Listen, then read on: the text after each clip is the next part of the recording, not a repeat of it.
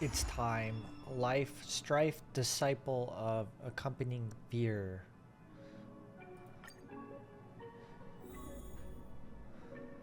A mysterious celestial body entangled three paths appeared in front of the Memo Keeper's mere Amphorius, the eternal land, and the next stop for the Trailblaze.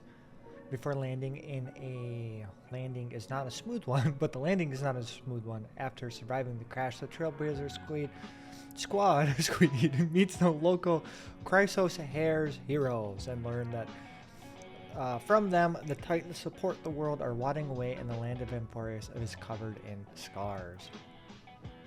In Akama, the final holy city, two members of the squad undergo a great trial to gain the trust of Aglaia, the leader of the Chrysos heirs. Facing the threat from beyond the fog, everyone decides to band together to defeat the strife titan Nikador. In order to destroy Nikador's true form, the god plans to infiltrate Castrum Crimnos in the past to discover the truth. At the end of the Abyss of Fate, the Trailblazer communes with the Time Titan Oryx and somehow receives a gaze from Fuli. With the help of their new friend Meme, everyone pieces together Nikador's divinity and obtains the Titan core flame in the final battle. At least the young hero Finon faces his own trials in the holy vortex of Genesis. Story recap is ended. Yes, let's go now into 3.1. This haven of memories. Every touch, every moment is like a thorned rose. Thank you, Acheron, for that. Oh my gosh. Okay, so we have Castris. I almost said Castris. I love her so much. Tribi, Aglaia, Danhong, and Mighty. Hi, Aglaia.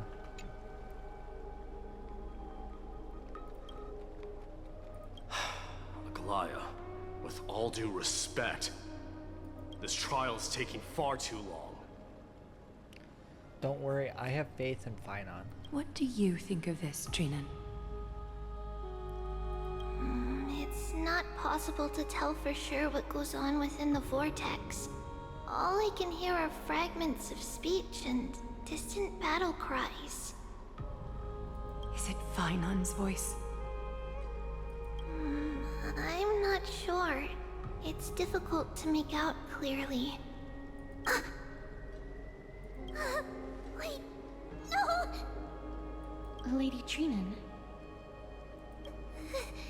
Snowy's voice. I can't hear him anymore. There's this unlike existence in the trial. It's burning him up. It has come to this, after all. What now? Get ready, my Demos. What's going on? We need to stop the trial now.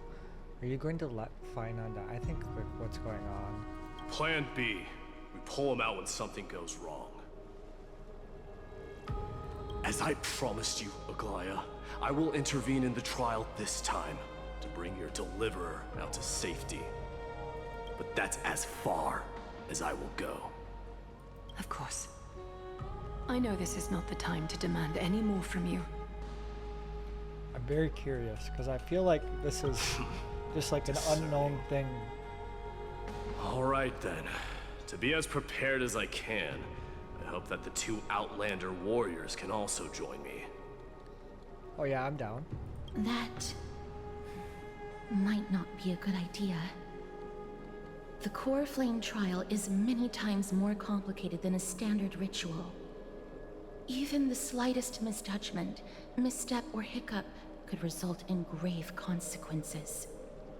Our two distinguished guests are not obliged to risk their lives for the flame chase journey. Let me join you instead, Lord Mighty. No way am I getting involved. I like the, it's fine, we got this.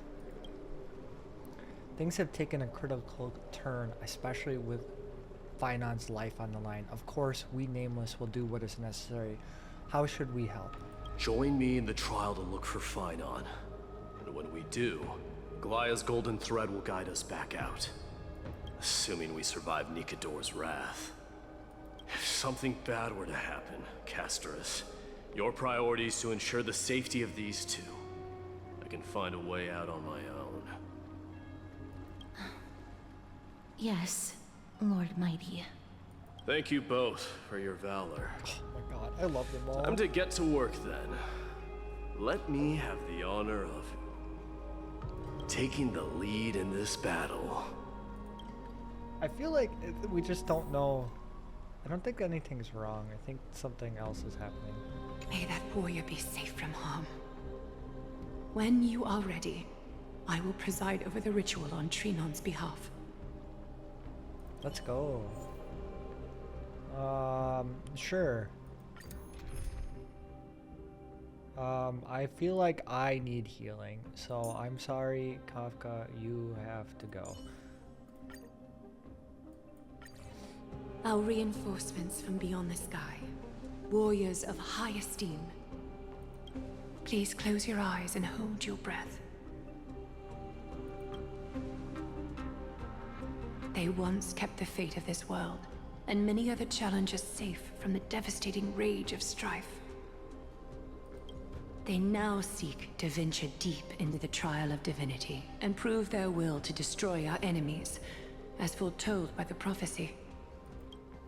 When the hammer of strife strikes the anvil of the warrior, the heat and impact will leave behind scars, and between them, a demigod shall rise.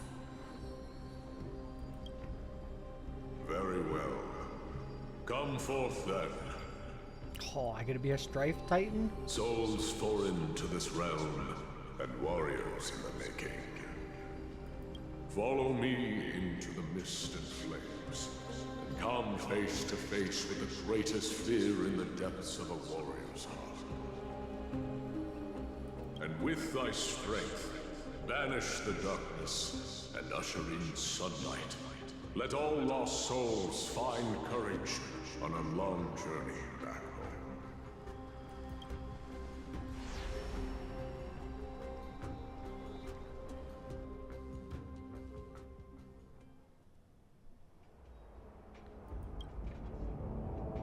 It's burning up.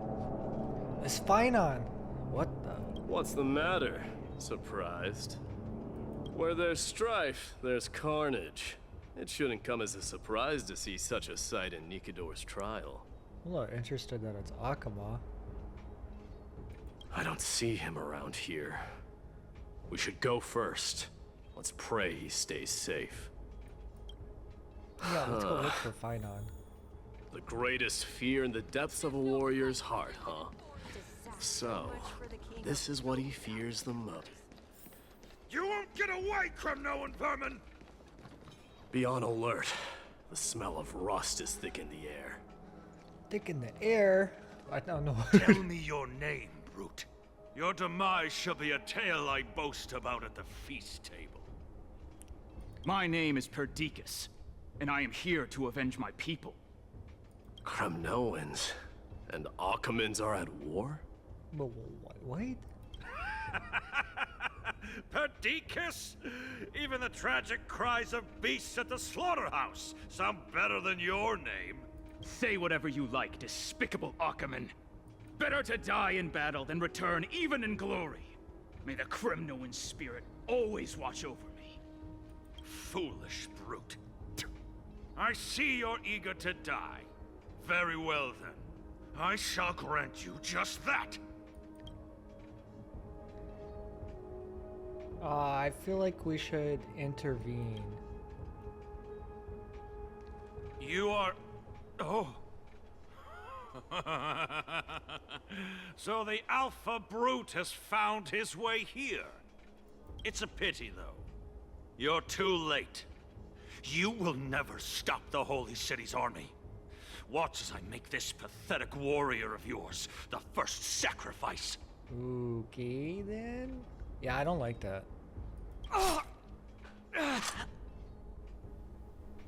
Minimos, my king, avenge me. Okay. You're next.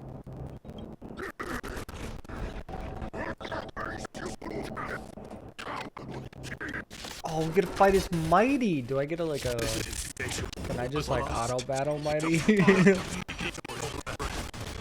He's got 8k. He lost half of his HP.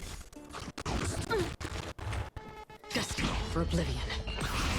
I weep for the departed. It too shall fall. Thanks, Mighty. You were a lot of help. Absurd. I know this, Akumen.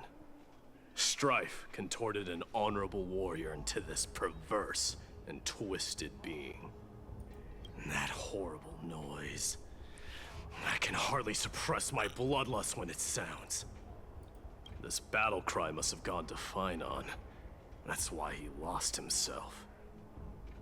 I still don't What a think that's the useless case. fool. Who is he? It's nothing. It's nothing. Let's go. Oh yeah, I don't have to speak for Mighty. That voice is Cartonis? Not you too, Cartonis.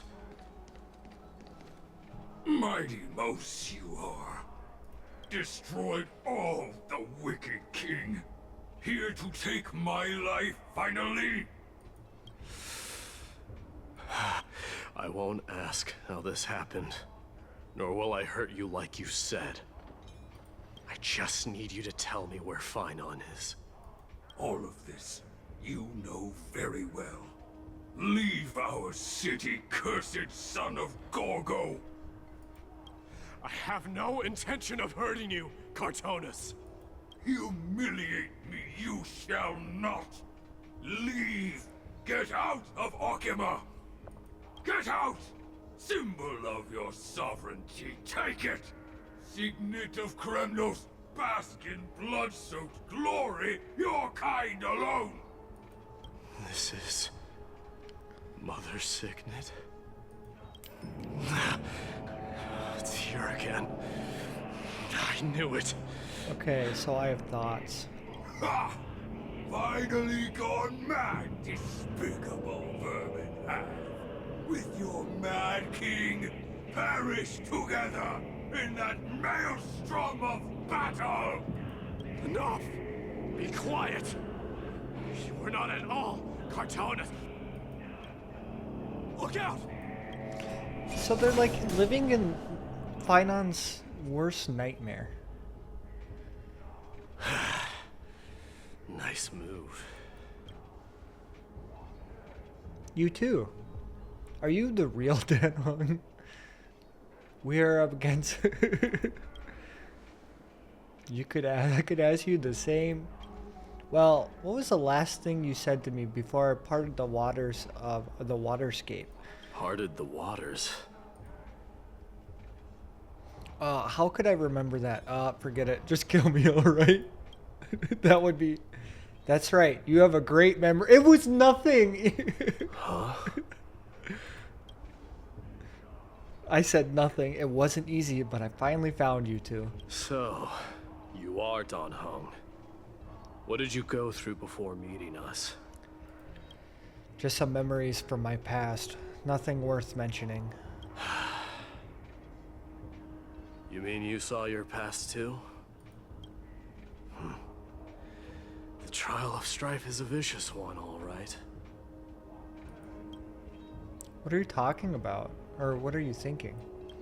This might not be a single person's trial, but an arena for every challenger to engage their own delusions in a bloody battle.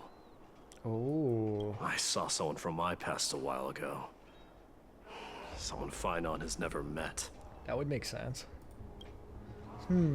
That doesn't exactly sound like a bad thing. At least it means that we'll all be able to find Finon here. We can only... Oh, wait. We can only hope this battlefield is nowhere as extensive as I imagine it to be. Let's first follow the sounds of battle to their source. The battle cries seem to be getting a lot louder. I have a feeling someone is manipulating the battlefield. Someone who might not be Finon. I agree. It's Nikador. It's Nikador!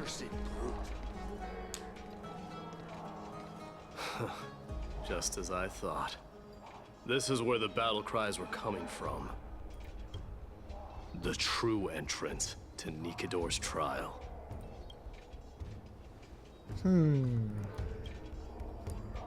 What's wrong with you two? I've met this warrior before. It's Gainas, an incarnation of Nikador.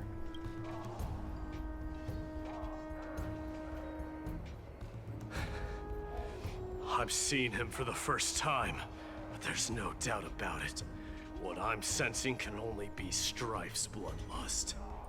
The one manipulating this battlefield is Nikador themselves. Mightimus, you are a keen warrior indeed. You know me? You know me? The blasphemous prince. Of course I know you. And I happen to know that you're here for the soul of that white-haired warrior. Great. Let's cut to the chase then. Hand over that poor excuse for a sword master, so we can be done with this farce. If only it were so simple. No. No.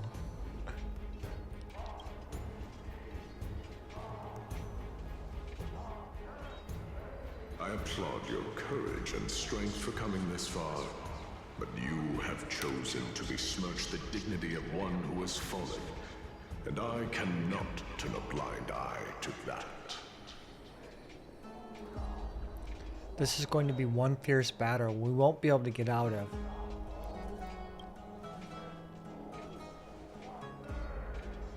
One who has fallen? Finon failed the trial? He faced the greatest fear in the depths of his heart, and fought with exceptional valor, though he eventually succumbed to the brutal onslaughts. I have since brought him to the rear battleground, and granted him glory worthy of his courage, tenacity, and sacrifice. You wish to take him away? Sure. Pick up a spear and prove that your resolve can rival his. Of course, cowards who hope to avoid bloodshed are better off disappearing from my sight this instant. Oh, okay, okay. He wants it. Your opinions are of no interest to me, Mad King. If it's a fight you're looking for, then you will get one, Titan. I will put you to rest once more with my curse of immortality.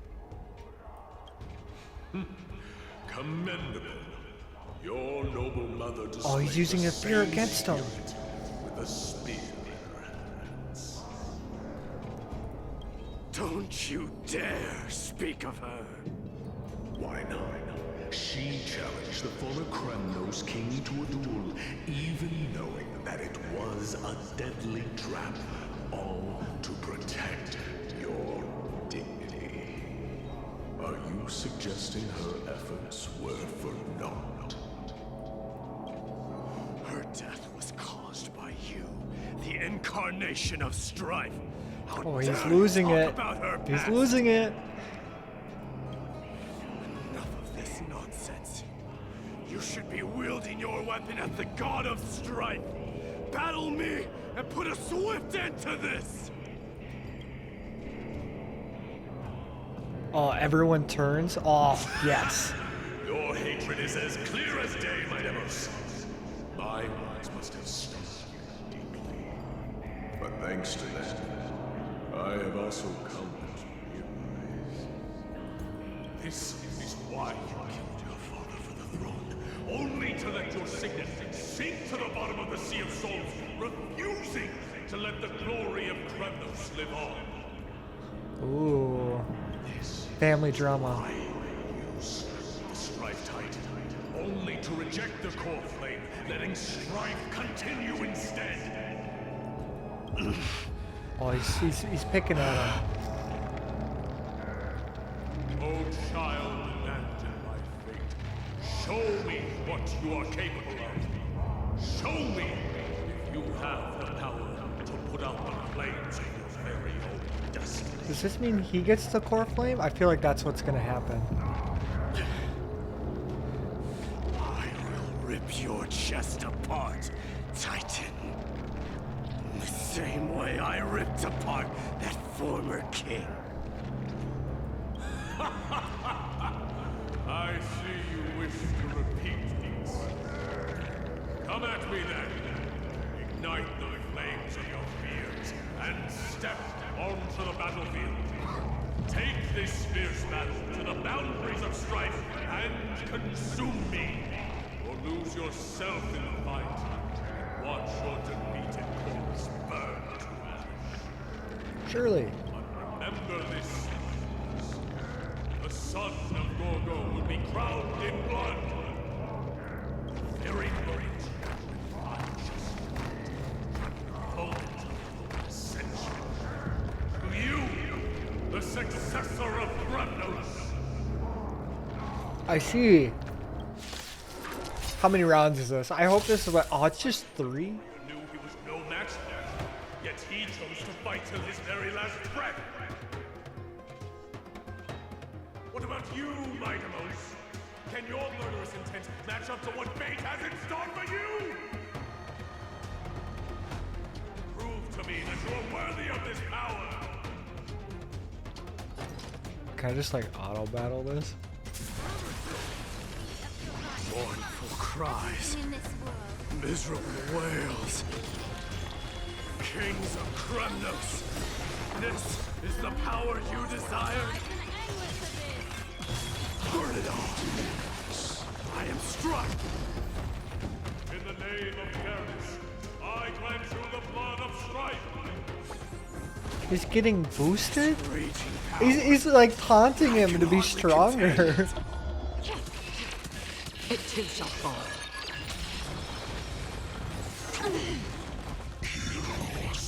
Yeah. Burn it all. Now accept your punishment. Still waters of oblivion. Oh my god, it's so good. Ill fate descends. Familiar. Time to cleanse the filth. Everything in this world is bleeding. Forever doomed. In fear, you shall abandon your mortal body, King of Kremnos. How noisy. I got an achievement. Oh no. For the departed. Reinforcements. Oh goodbye. Reinforcements. Forever doomed. Now accept your punishment.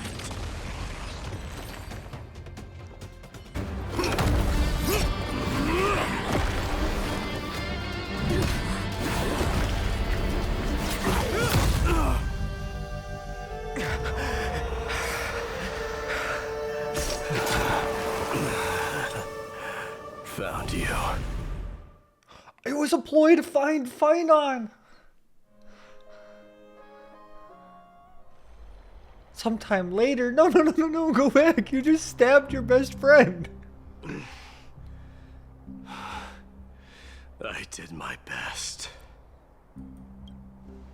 The core flame trial is indeed no place for the weak. Let's just hope that Finon gets through his. There's no need to worry. His soul is in a stable condition. With ample rest for both body and mind, he'll be up and about in no time. The greatest fear in the depths of his heart. Lord Finon must have been forced to relive his past during the trial, and revisit his homeland that had fallen to the Black Tide. In all likelihood. Is the Black Tide really that scary? Since coming to Amphorius, we have heard many talking about the Black Tide. Could you tell us more about it? It is one of the culprits that drives the people of Amphorius to madness. It was during the Era Bellica that this unspeakable thing first appeared, like a plague, alongside the 3 Titans of Calamity. Nobody knows where it came from or how it came to be, What we do know, however, is that it is steadily encroaching upon what little remains of this tranquil land, much like a rising sea closing in on an island from all sides. It is for this very reason that it became known as the Black Tide. Those who succumb to it lose their reason and humanity, becoming vicious, mindless monsters. Mortals are not the only ones susceptible to its influence. Even gods and titans cannot escape from it. According to Naias, Nikador, though one of the embodiments of Calamity, also bears the responsibility of fending off the Black Tide.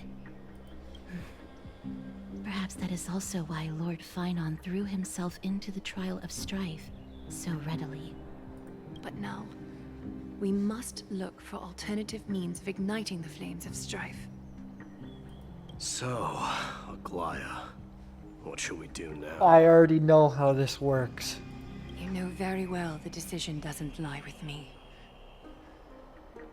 As the successor to Krymnos, Mighty, you know better than anyone that if it was simply about emerging triumphant on the battlefield of strife, you and your people could manage it with ease.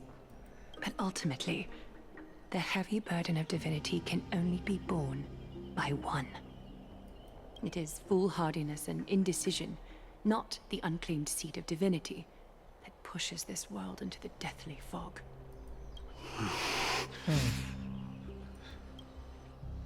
I feel like that means like one of us is gonna have to do it, or like when I say us, like one of the Trailblazers or Mighty's gonna have to do it, and then Finon's gonna have to redeem himself with another core flame. Just my thoughts. There's a get this spirit teeth out of here. An unspeakable thing of unknown origin. What comes to your mind when you think of these words together? An Aeon, a Stellaron, a Leviathan, a cosmic mecha octopus? Oh my god, I think it's Stellaron. That's right. If you think about the various characteristics of Amphorius, an isolated world of internal night, being eroded by an unknown power, we couldn't discount that possibility. It has been bothering me for a while now. Everything we have seen thus far suggests that Amphorius wasn't always isolated from the rest of the universe, but the birth of the Titans or the encroaching Black Tide, none of these things can be explained by natural progression of civilization. There must be other reasons for the current state of isolation. It's just, if the cancer of all worlds is truly the culprit, then we shall have observed a certain phenomenon, explicit or otherwise. By now, that isn't the case. The voice of the Stellaron hunters? The Antimatter Legion? That's what I was thinking too, from past experience. The Stellaron within you should be able to resonate with other Stellarons, but we haven't encountered anything like that here. There are several other unanswered questions too. My gut feeling is that things here are not as simple as they seem. Furthermore, what happened in Penacony also proved that the appear of a world may not necessarily be due to the influence of just one path. Knows what the Trailblaze can even tackle 10 paths as it must. It could be an all-star cast. Who knows? Maybe Acavelli was behind it all? Not even the history of fictionologists would dare to spin a tale like that. For now, let's just take things as they come. The Black Tide could be a good starting point since Nikador has fallen. Those who are suppressed by them will no doubt begin a counterattack now. It seems our trailblazing expedition is growing in significance. Mighty's POV at the same time on the other side of the Memorial Palace. Don't worry, Dee. This isn't the first time he's been like this. A long time ago? I'm not worrying about him. Oh, alright. You're a little quiet, though. I'm sorry. That was rude of me. What I meant was, I know that man can pull through for sure. It's All right. Being straightforward suits you better. Actually, there's something we're curious about. What did you see in Nikador's trial? Something that terrifies me. What scares Mighty? Isn't that ironic? There shouldn't even be a word for fear in the Kremnoan language. Do you think you stand a chance against that thing that terrifies you? Is this also part of your grand scheme? What do you mean? It's not Mighty, is it? Or Tribi. It's the trickster person. Aglaya knew that Phynon might fall. And she expected me to take his place. That was the plan all along, wasn't it? Oh, never mind. Yes. Looks like you know everything. I have no intention of condemning you for it. The Flame Chase journey is not a game, and I have long understood this. The downfall of Strife, and the ever-growing threat that the Black Tide poses. If Circes and Ornyx are also impacted, ramifications will be dire.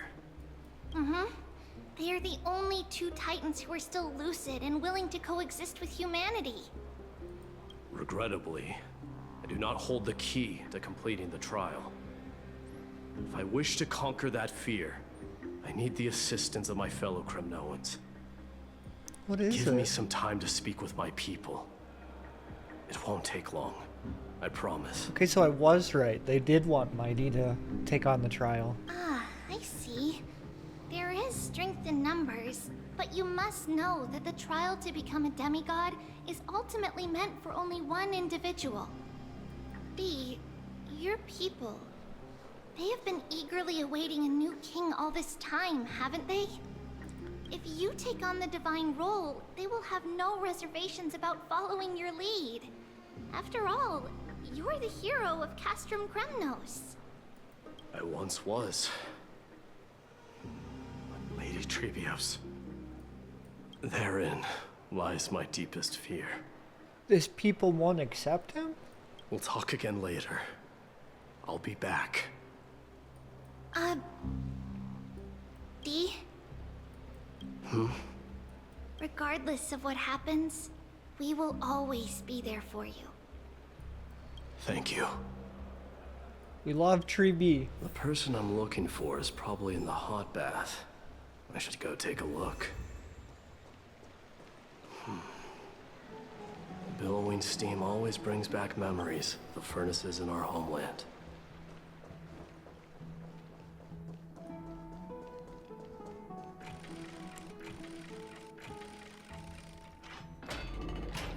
Children left unattended by their parents?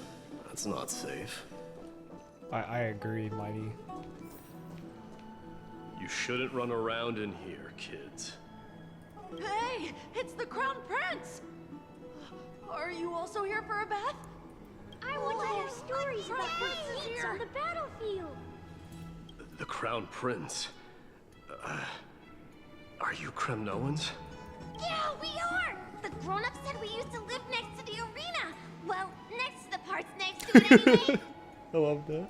My dad is a centurion with the Hydra Lancers, and my mom is the bravest warrior in the God Shield Brigade. We used to get tons of silver coins from Mr. Crateros.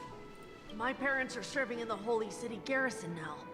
As warriors of Kremnos, they're braver than any Achaemen. Why are you kids here alone? Where are the grown-ups? Mom and Dad were asleep, so we snuck out to play hide and seek with Mr. Crateros.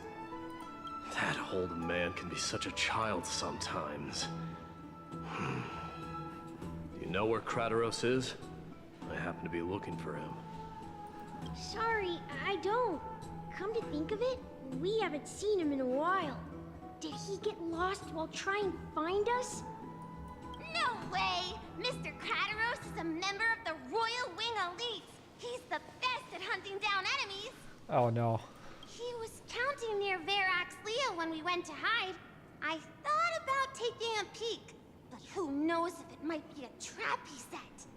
It was prudent of you to be cautious.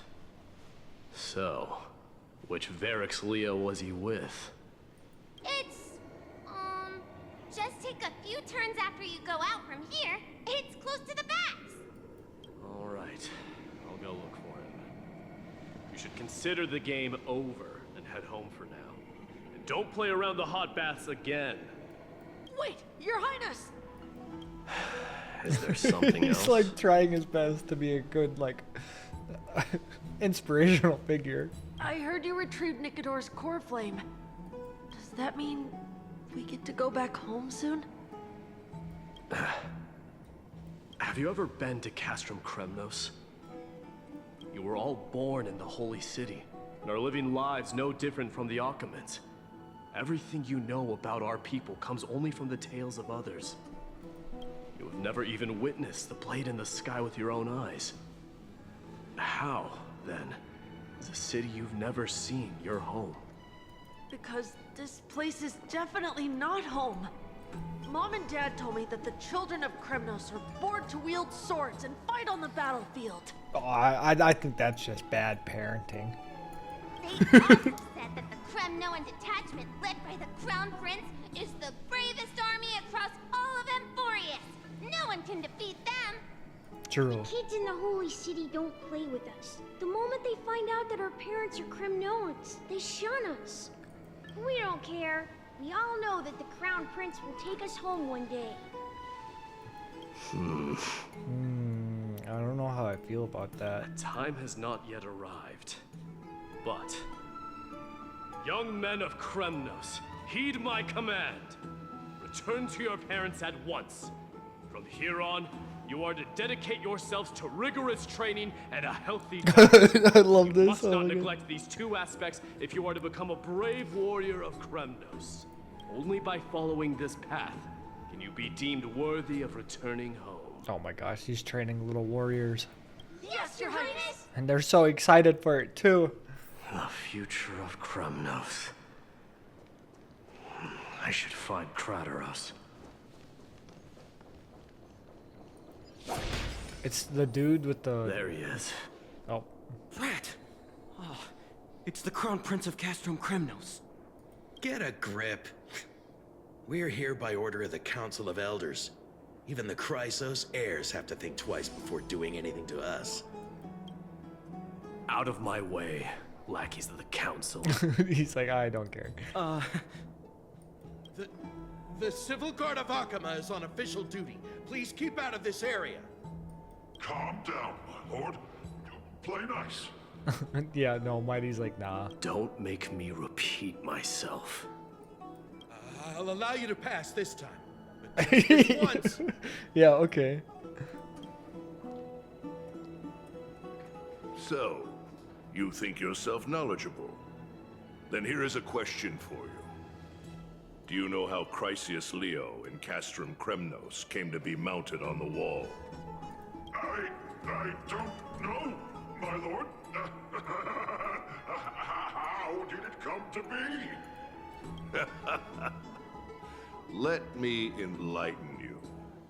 A long time ago, the founder of Castrum Kremnos led a group of warriors to hunt down a lion on the outskirts of the city of Tritos. That vicious beast had been a menace for years, and the bones in its den were stacked even higher than the peaks around Akama. But do you know what happened? Nary a moment had passed after the beast's head peeked out of its den, when the Kremnoan warriors surged forward and brought it down within the blink of an eye, shattering its knees with a single strike. And then... And then what? Why are you red-faced already? We haven't even gotten to the best part yet. Because Mighty's behind you? It's your storytelling, my lord. You're weaving such a captivating tale that it got my blood pumping. Please, go on. Well, if it isn't Lord Mighty. It's been a while. Oh, What in Akama is happening? To what do I owe the pleasure, son of Gorgo? Kratoros. Oh, My esteemed teacher. mentor. Let's talk somewhere else, Mighty Mos. I'm tired of speaking with this silly lion. Yeah. What about the Council's Are informants? you implying that he's lying too? Those two hyenas are nothing but scavengers of rotten meat. They couldn't bite even if they tried. They can follow us if they want to. Let's go.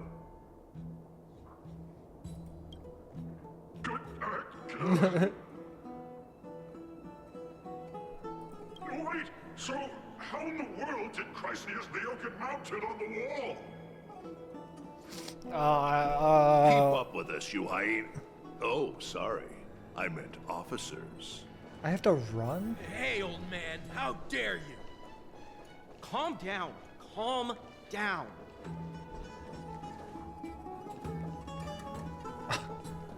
Something is ironic about having to follow an old man running around. It's like a Don't child. fall behind now. Unless you want to upset our friends here.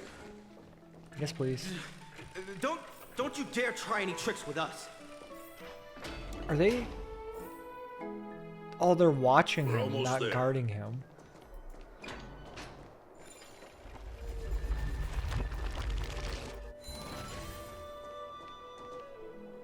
Why have you stopped?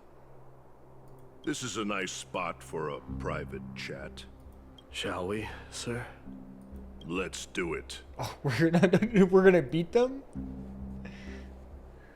Oh, okay. What are you up to? Someone help! Some privacy at last. So, tell me, why have you come to seek this old man's counsel?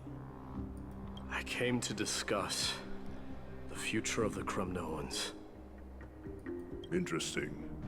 I heard the core flame of the Lance of Fury has been restored, though not by your hand. And you're even considering giving up Nikador's divine power. Is this true? Technically, yes. Those rumors are not entirely groundless. In other words, you did entertain the thought of giving up the throne of Kremnos and forsaking your people. The divine power is not equivalent to the throne. The path of strife is also not our people's only way. Enough with the word games. You, of all people, should understand the plight of the Kremnoans. Think about all the warriors of the Kremnoan detachment who left their homeland with you. Think about their children. Only the yearning for our former glory days has kept us going all this time. If they ever learn that the Crown Prince they look up to so much is actually toying with the notion of stepping down, think of the disgrace it would bring upon your departed mother, Mighty Mos. Oh no, they're using his mom against him again. You best remember that she died for you because of Europon's schemes, to restore the glory of Kremnos. Since you've brought that up, tell me, who is responsible for my father's death? Are you trying to shame me, Mighty Mos? I may be old, but I haven't become so decrepit that I've forgotten it all. Of course I remember that Europon died when the Kremnoan detachment surrounded him. You drove the spear into his chest with your very own hands. Why is this bold? That was merely the final outcome. Do you still not see it? What led my parents and our people to their downfall is none other than the strife we speak of. The quest for glory. The tenet of valorous death before glorious return. This is the creed of every Kremnoan, no matter whether these beliefs are justified or not.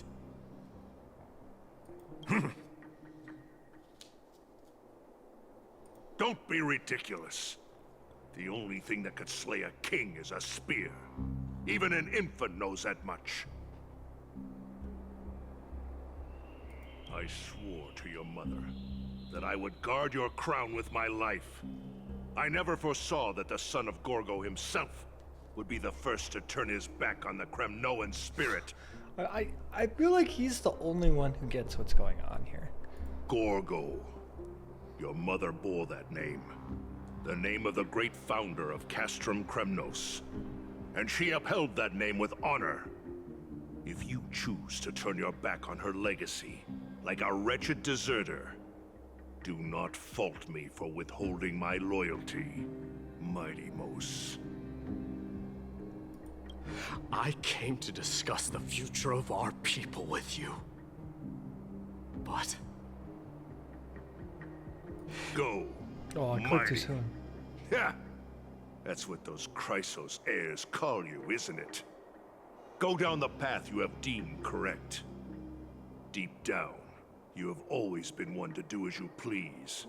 And I am well aware that no one can deter you once you've made up your mind. But don't you ever dream of renouncing the traditions of Kremnos.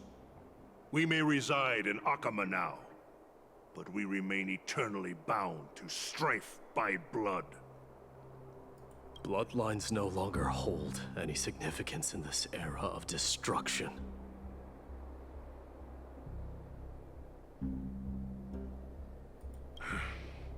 My young lord, always bear this in mind. Never reveal your vulnerabilities to anyone. A lion should never dwell amidst its prey. Especially when it wields power enough to dominate the entire hunting ground. Euripon, the boy did nothing wrong! This is murder! Do not sully the noble name of Kremnos with the blood of an innocent child. You mustn't reveal your weaknesses to the enemy. Enough!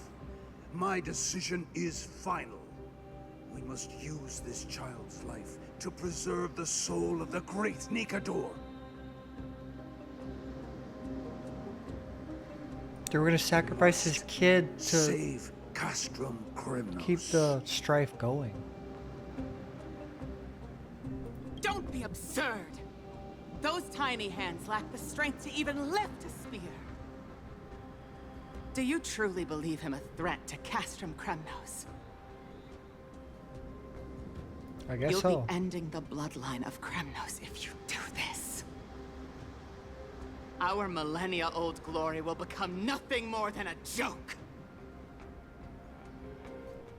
Have you forgotten that we Kremnoans place no value in bloodlines?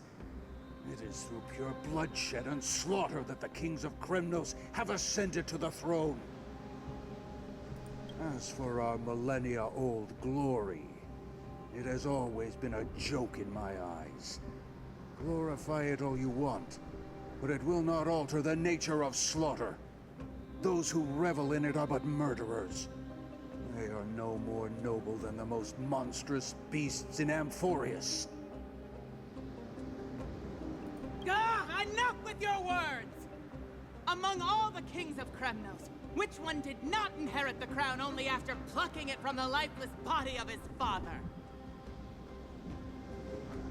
But listen to yourself now. Do you truly believe you can cleanse the blood from your hands through mere words alone? Nay, quite the contrary. I will end this cycle of bloodshed. Starting with this child. With these blood-stained hands, I will end it all. Your failure is inevitable, Euripon. You are just a coward who can only raise his blade against his own child! A beast that murders his own kin. Royal Wing Elites and Emperors of Kremnos!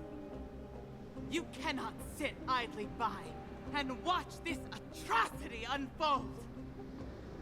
If you consider yourselves the honorable sons and daughters of Gorgo, then take up your spears! and join me in putting an end to this bloody charade! Does anyone else have any objections? If so, come forward with your spear and prove your mettle. Understood. Magistrate? 5, 4, 3. No one dare stand by my side. Cowards! Has that crown stripped you of your courage? 2.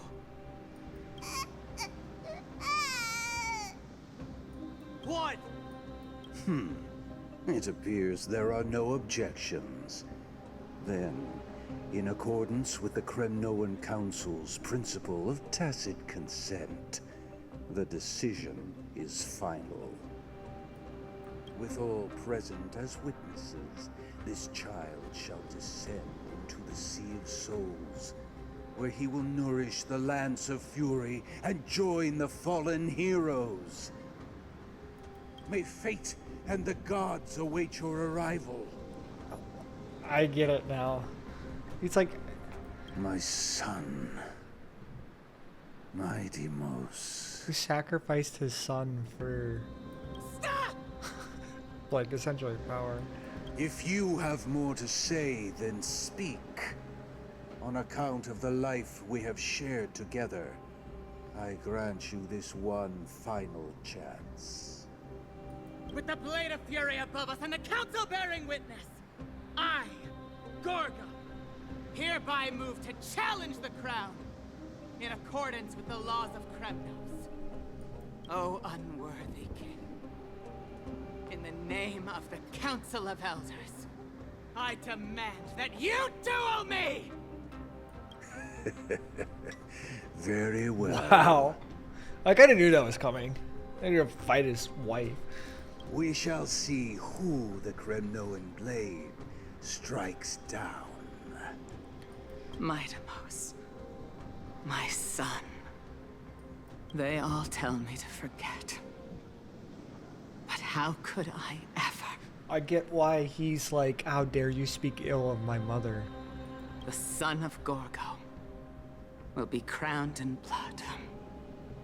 If there is no Kremnos without the crown, then I shall seize the crown and smash it to pieces. The mother roared in anger. The armies remained in silence. Only the cries and the waves of the Sea of Souls echoed. I think it's my POV. Ever since the battle with Nikador, you haven't slept so soundly in ages.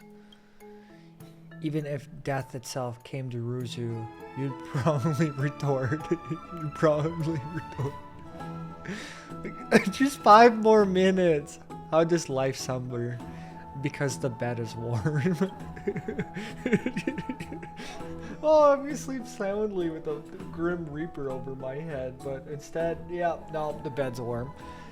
Yet a chill from the River of Souls wafted by, the sensation of hauntedly familiar. Could death truly be at your door?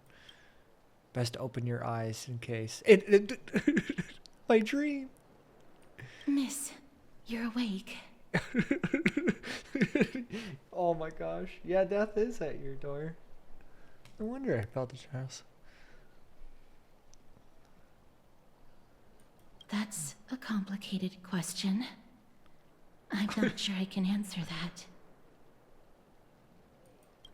Those eyes. Oh my gosh. Apologize for arriving uninvited. I saw that you were still asleep, so I took the liberty of waiting nearby. I bring a message from Lady Aglaya. She has prepared a gift for you and Dan Heng, and wishes to present it to you in person. A gift? Gimme, gimme? What are we waiting for? Let's go. I'm glad you're in good spirits. All right, let's set off. Okay, yeah, I'm right behind you. You can always wake me up, by the way. The nameless echo recollection. Switch POVs. Yeah. We're following Castris.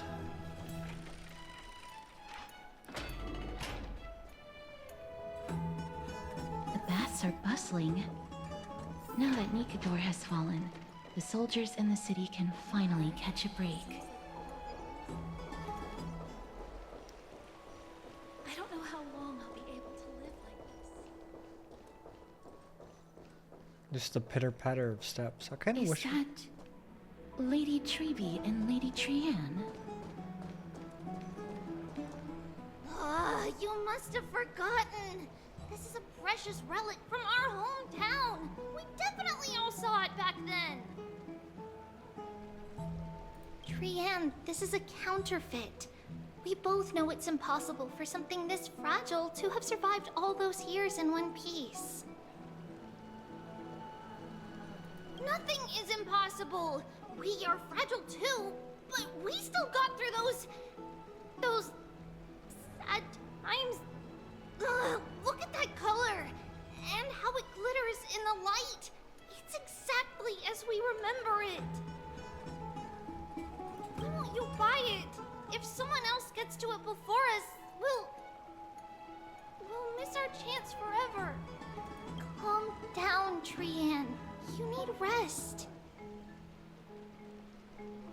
Please, there's no need to fret. If you need more time to make a decision, I can put this aside for you until tomorrow. Or until you're ready? No, it's all right. Trianne is just... she'll come to her senses tomorrow. We'll be off first. Trianne is just... what? Trianne is super mad, that's what! Trianne's super mad! You've forgotten all about Mama! Mama gave us something just like this before! Trianne... The children are fighting. See you tomorrow? I hope you two patch things up soon. See you tomorrow. May the winds of fortune bless you.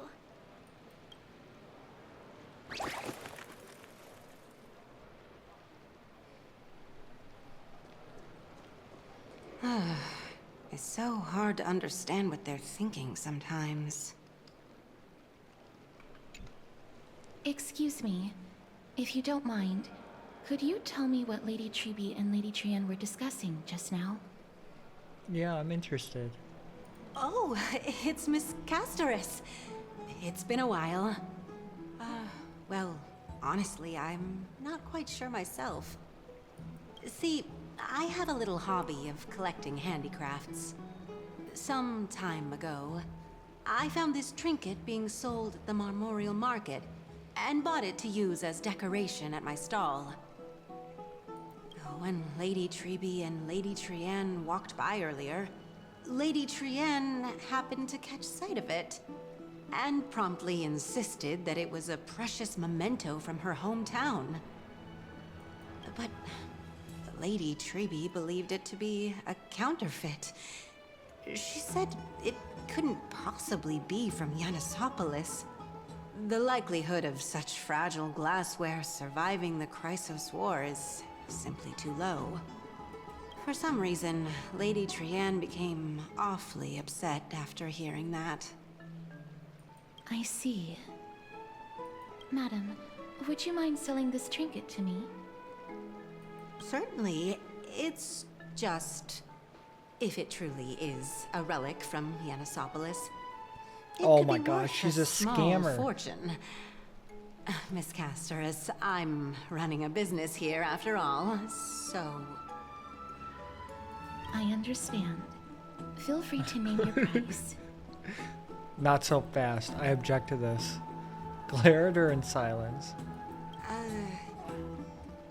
I suppose I can sell it to you at cost as a sign of goodwill, Miss Castoris. Just promise to support my business in the future. Much appreciated. Not like she is the Grim Reaper or anything. We're lucky that she has a good heart. I'm not one to venture out often, and while I have some savings, it takes a lot out of me to even talk to people, let alone haggle. Oh, she's me for Had real. it been another merchant, I would have been set back plenty. Oh, she's so The mean. authenticity of the piece isn't important. What matters is that it holds special meaning for Lady Trian and reminds her of her hometown. I've long wished to show my gratitude for Lady Trian's care, but I haven't been able to come up with any ideas for a suitable gift. This chance encounter today feels like divine intervention. Perhaps this is the gift I've been searching for. Still, this trinket is admittedly rather fragile. I will have to make some adjustments and stitch it onto wool felt to protect it. That way, no matter how much Lady Trian runs around, it won't break easily. Oh, she's so thoughtful. Alright, back to business after that little detour. Is that a butterfly? Let's keep moving. Don't stray far now. We've already kept Lady Aglaya waiting long enough. No. I won't. I'm touching you. I'm not touching you.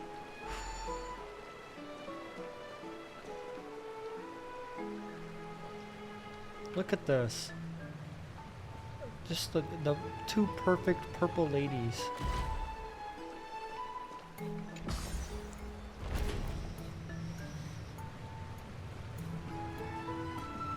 you looking at my shoes?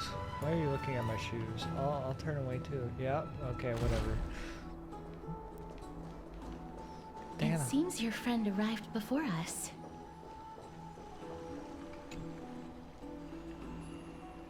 You're finally here. Welcome, Cass. And you as well, trailblazer from beyond the sky. You're up early. I didn't expect you to call me that. Your companion here kindly explained the meaning behind the name to me earlier. Through him, I've come to understand that you and your friends walk the paths of Kefali and Yanis in places beyond the sky. Addressing you appropriately is the least I can do, as a show of respect. She's so kind. For all that has happened. Thank you. It was never our intention to drag you two into the battle against Nikador and jeopardize your safety. To express our gratitude for your kind, trailblazing endeavors, we would like to present you with the highest honor of Akima. Did you just want to string me up like an hour ago? This is the dew of divine blood, brewed from crops nourished by the blood of the Titans. It is said that only 12 bottles existed. The last 3 bottles are now being kept in the treasure vault of Akima. Okay, this is a worthy gift. Back in the days of prosperity, cities fortunate enough to acquire it regarded it as one of the greatest treasures ever. Unsealing it during a ceremony held in honor of 2 cities' diplomatic ties was the highest form of respect one could show the other. And now, in keeping with tradition, Akima dedicates this drink to our esteemed guests from beyond the sky in appreciation of what you have done for us. My hand is trembling. I'm not drinking it yet. Oh my god. My hand is trembling under the weight of this gift. This precious gift isn't simply a token of gratitude, though, is it, Lady Aglaya? Very perceptive, Mr. Dunhung. Your heroic deeds have proven that you come in good faith. With the dew of divine blood as testament, we wish to forge an alliance with the Trailblazers. Let's go! Let's go! We did it! With all due respect, won't forging an alliance with the Chrysos heir embroil us in the conflicts with Akima? I'm sure you can understand where our misgivings come from, Lady Aglaya. Right, we need to think about this first. But my gift! Wow, you seriously took a liking to that gift? Yeah, did you? It was so cool! Having said that, Lady Aglaya, please don't misunderstand. We will still do what we can to assist you in the flame chase journey. It's just I've heard the friction between the Chrysos heirs and the Council of Alchema. As an outsider, we're wary of getting caught up in this conflict. Wow! Gray and Danny have sharp eyes indeed. You'd make outstanding members of the Twilight Courtyard. No need to worry, by the way. I can tell from Lady Aglaya's tone of voice and micro-expressions that she's being genuine. I don't know who this is, but I love you. You're pink-haired Barbara. Not only are you guests from beyond the sky, but you've also done so much for Akuma. You're practically heroes to us all. Lady Aglaya would never subject you to Aquila's judgment. Are you? Hyacinth, thank you for taking care of the wounded of the past few days. Hyacinth. Oh, it's no trouble at all.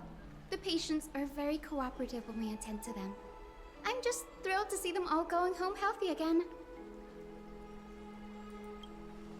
Oh, it's Cassie! Oh, I've missed you. Cassie? I love how they all have nicknames for each other. Who is this? Gray and Danny? Cassie? Agli? Miss Hyacinth, about that nickname, could you... Oh, don't be shy.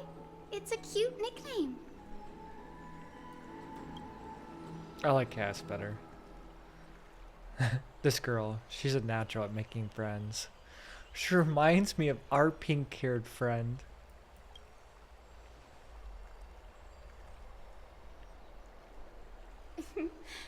As an acolyte of Aquila, I'm here to bring healing light to the world. Plus, I've heard you're also children of the distant skies. Fate must have brought us together. I guess so. Can we be friends? I'd love to hear your tales of the sky. And oh, it's a rare occasion that Akuma presents such an invaluable gift to guests. Lady Aglaya, may I have the honor of tasting it too? Oh my gosh, she came here to steal my gift! Of course you may. Esteemed guests of Akuma, please believe me when I say that this gift carries no hidden agendas. As for the matter of the Alliance, you need not give me an answer here and now. Well, if you insist, oh, she's here help.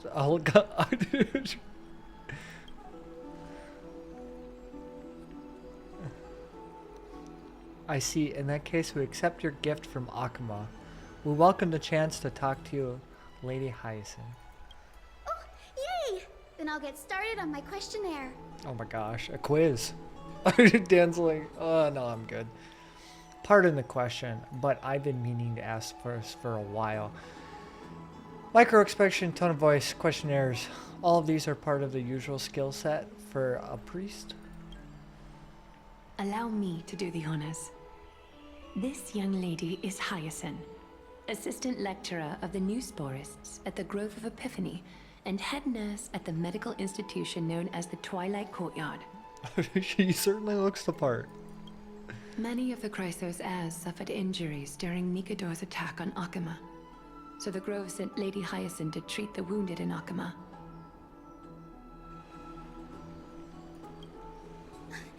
But what I'm really good at is helping people sort out what ails their mind and spirit. If you're ever feeling troubled, come find me. A little sunbathing in the courtyard will chase all your worries away.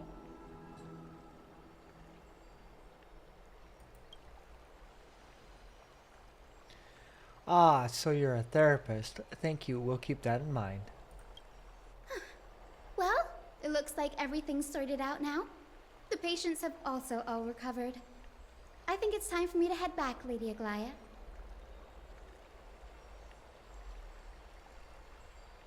I would love to keep you in Akuma for a few more days, but I would hate to provoke the ire of the Grove. As it happens, Akuma intends to send a messenger to the Grove for updates about the research on the Black Tide. We also want to communicate our desire to discuss the retrieval of Circe's core flame at the earliest convenience. sounds pretty serious. Lady Aglaya, you can't be asking me to... No need to fret. We won't put you on the spot. Trianne will be going there as the diplomatic messenger of Akama, and Castris will be accompanying her. I happen to have a few questions for Professor Anaxa as well, regarding the missing Titan Thanatos. Anaxa is a professor?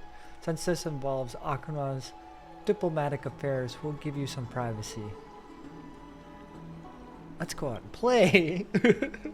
If you're not keen on just sitting around, Miss Trailblazer, why not go with him? The Grove is a picturesque place, perfect for sightseeing. Oh, I'm so down. Also, please say Trailblazer like that again. That's a wonderful suggestion. Come visit the Grove, Gray. I'd be delighted to show you around. Sounds good. Sounds good. Getting more insight into the customs and geography of the different regions of Amphoris is also part of trailblazing. In that case, do bring this spindle along with you. This tool, called the weft, is used to spin thread and has been passed down in my family through generations. Though it doesn't see much practical use nowadays, it's become a symbol of great significance. In this respect, it is the perfect token to represent my will. If you encounter trouble at the Grove, just take this out and show it to them. A-okay with me. While you're in the Grove, the golden thread of the weft can also render all things around you visible, regardless of whether they're corporeal or not, allowing you to see things as I would. Castris knows this too. Okay. Make good use of it. Trianne is already waiting for you at the outskirts of Okima, so I won't keep you any longer. May your journey be smooth. Thanks, Mom. Dew of Divine Blood. It's a rare fine wine. Okay. A weft. Okay. I'm here for it. Oh, just go talk to you. I'm glad to be in your company again, miss. I am glad too. Let's go. Oh, I came here with a colleague from the Twilight Courtyard. I've asked her to pack her luggage in advance, so she's already waiting for us by the city gates. Let's go meet up with her. Oh, but who's your friend? Who's your friend? Who's your friend? Look, there she is. And Lady Trianne. But who's that they're looking at? Did something happen, Clementine? Oh, that's a serious injury. Oh, no. Miss Hyacinth, this man was discovered by Trianne! Trianne was in a bad mood this morning, so we went to the outskirts of Akama for some fresh air. But then we found him collapsed on the roadside. Trianne knows the city has good doctors, so Trianne brought our new friend into the city to look for a doctor. I was waiting here for Miss Hyacinth when I bumped into Lady Trianne.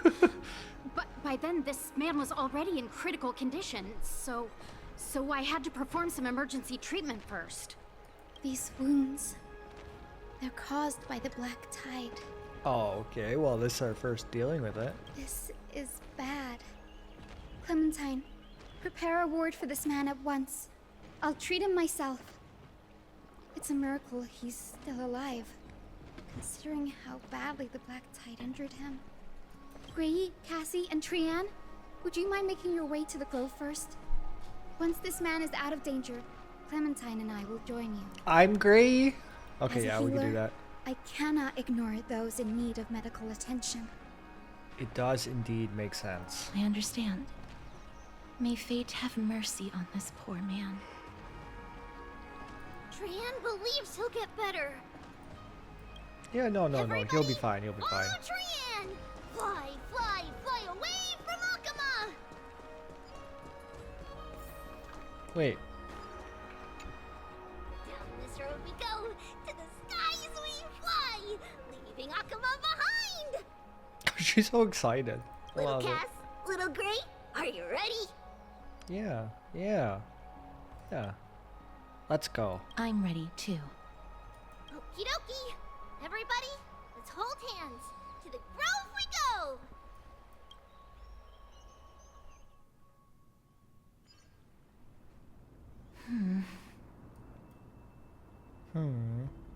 It's harder than I thought to sew gemstones onto Wolfeld.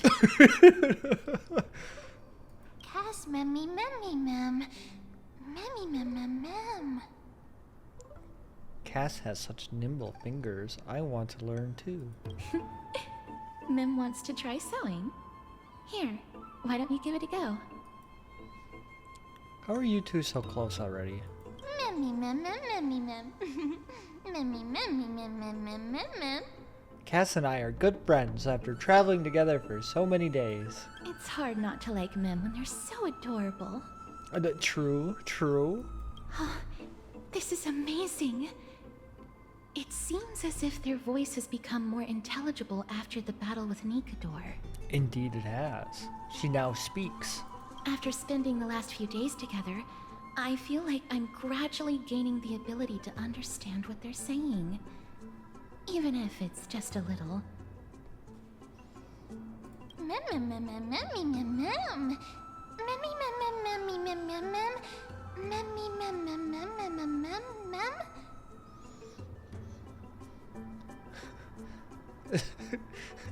It shows that I'm learning new things. Once I turn the memory of poking Wolfelt, will I grow hands that are able to that are as pretty as Cass's hands? Scary, don't teach her how to sew, Cass. Memmy,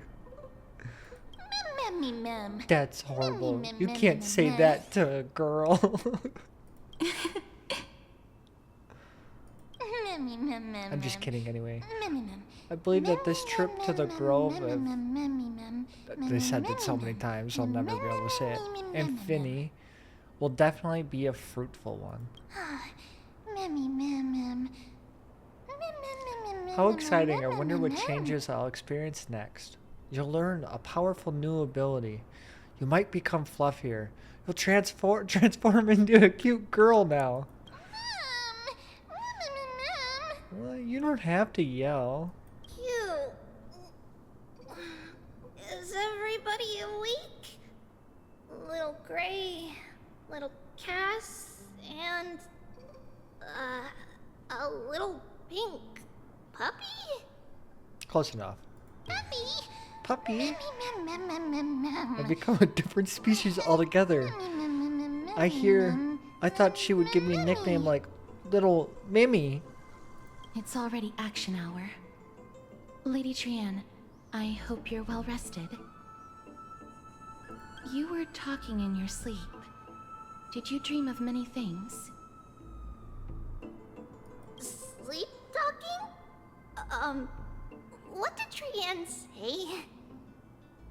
No, terrified. Something like, Mommy, doll with sword. Let's fight together. We'll be brave. Ugh, it's so embarrassing. Please don't make fun of Trian. I'm not making fun of you, I swear. Of course not. She thinks it's precious. Wasn't Lady Trian's mother also the Holy Maiden of Yanisopolis? Uh-huh. Mama was the strongest holy maiden in all of our history. She also gave us the prophecy of deliverance. And she had red hair that looked like a cute red mushroom. Just like your hair? But Trian can't remember what Mama looked like anymore. Not even in the dream just now. Oh, it's sad. Memmy, mem. Memmy, mem, mem, memmy, mem, mem. In that case, Stella and I will lend Trinian a hand. So what's your superpower? But you don't have hands, only paws. Memmy, mem, mem. Memmy, Think about it. memmy, There are so many memories scattered all over this world. Sure, at least one contains an image of Trian's mom. If I keep on the lookout while we're searching for memories along the way, then Stella can go boom! And not only will Trian be able to remember her mama looks like, she'll be able to talk with her, right? Trian thinks that's a great idea. Can the pink puppy help Trian out? Only if you promise to stop calling me a pink puppy.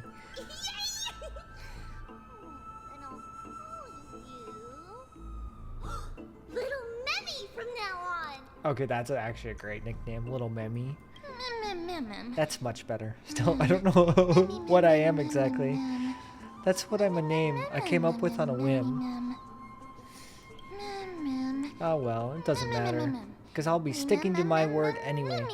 Now that Trian has cheered up, shall we get going?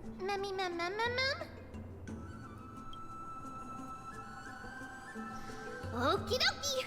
Trian remembers that we need to help Aggie ask the big tree whether Cersei's would be willing to visit Akama. If we follow this woven trail and keep going upward, we'll reach the grove in no time.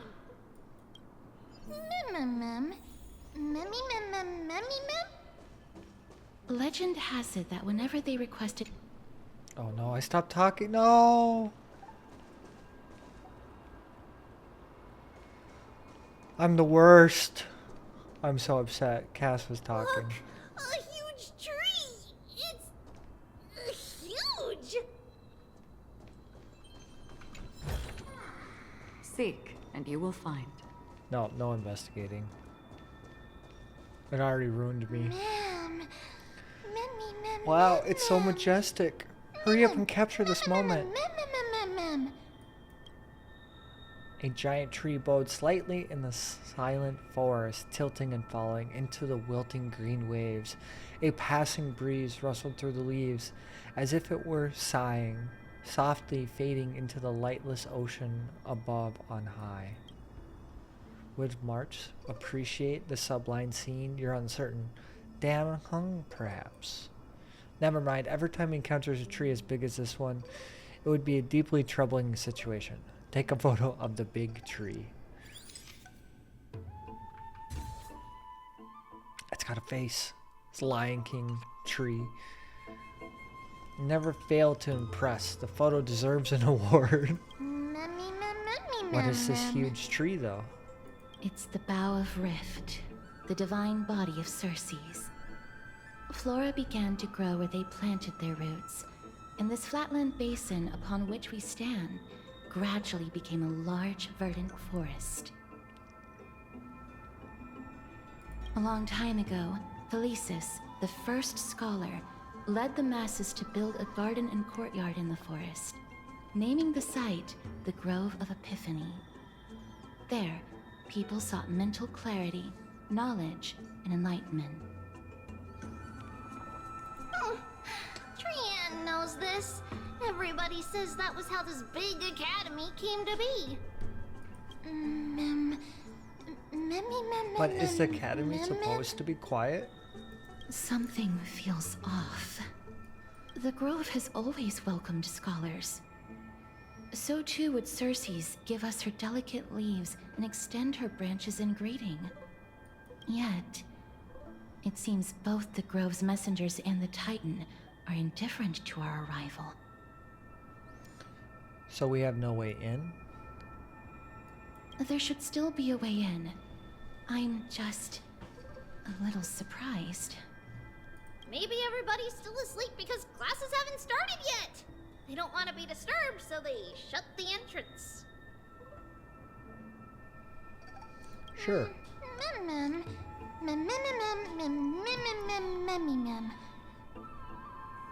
For now, let's look around and see and find out what happened. This place is too quiet. Trian found it! Everybody, fly across the entrance on the other side. Where could it be? You just said you found it. I'll move slower so I don't miscut or voice lines anymore.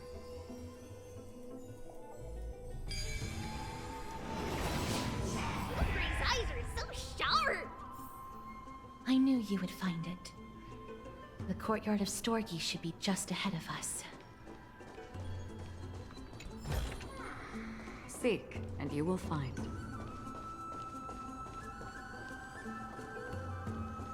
I'm afraid to hit anything.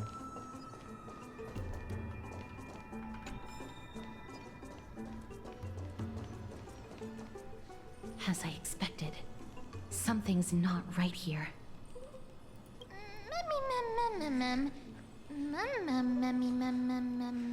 Even though we're not scholars, someone should have come forward to receive us by now. Not to mention that this whole place is also eerily quiet. Maybe Aglaya didn't give them a heads up. Maybe something happened. That's possible. Hello? Is anyone there? Oh. She's so proud of herself for that. No one's here. Whoa, that scared me. What should we do now? I have an idea. Lady Trienne, could you lend me that golden spindle? Do you remember? Lady Aglaya said this. While you're in the grove, the golden thread of the weft can also render all things around you visible, regardless of whether they're corporeal or not. They're hiding from us. This is achievable because the grove is not only where the roots of Circes are, but also where the chrysalis of gold manifests. Oh, Nestia, with the weft as my vow, I beseech you, entwine my body with your golden thread and affection. Whoa, that scared me too. Is that some is it some sort of ritualistic prayer? Oh, who came up with this? Well, these lines are documented in the Handbook of Nestia's Priests. So, if I'm not mistaken, we should be able to draw power out of this butterfly exuvia with the golden thread. There isn't a reaction. Did it not work? But that shouldn't be.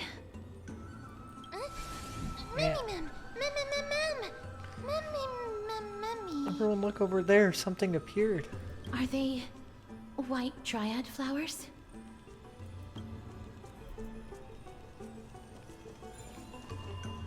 Wait, what?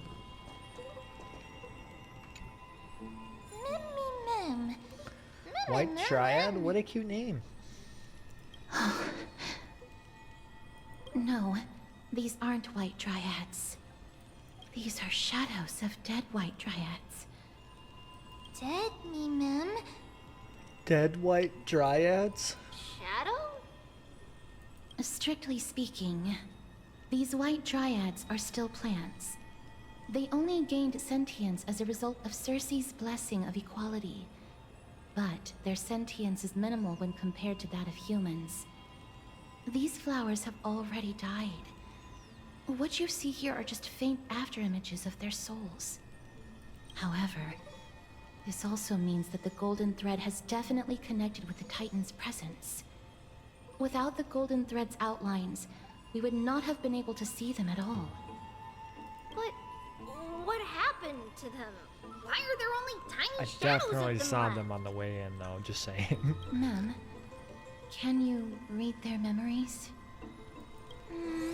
Let me try. Let me try. She can talk. She's getting better at talking. Mammy, mem.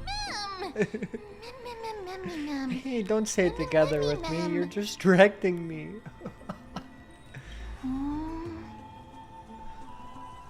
Black cloak,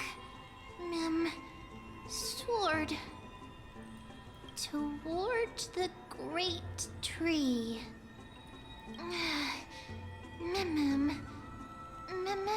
Their memories are too faint for me to see anything. I can only vaguely make out their words. I have a bad feeling about this. The deathly fog of Thanatos is fast approaching. Oh! Trienne will be on high alert!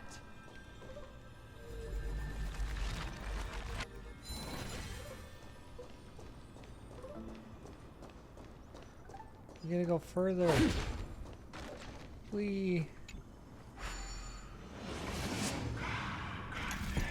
Do I have to rotate it? Is this one I have to rotate? Like multiple? No. The smell of death is becoming more and more intense. There, Oh. on the steps. Oh. Wait a minute.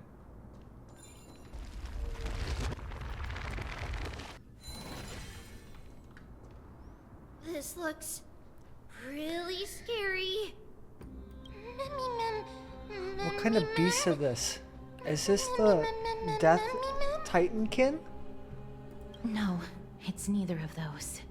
Those look like those things that we fight when I was on the Perda ship. This is a creation of the Black Tide. Such creatures are formed when living beings are corrupted and turned into deformed hollow husks of their former selves. Everybody, stay alert. Regardless of what has happened to the Grove, the fact that we're seeing the remains of a Black Tide creation here definitely doesn't bode well. Should we inform Aggie about this? Mem. Wait, Memmy mem. the black thing seems to be moving.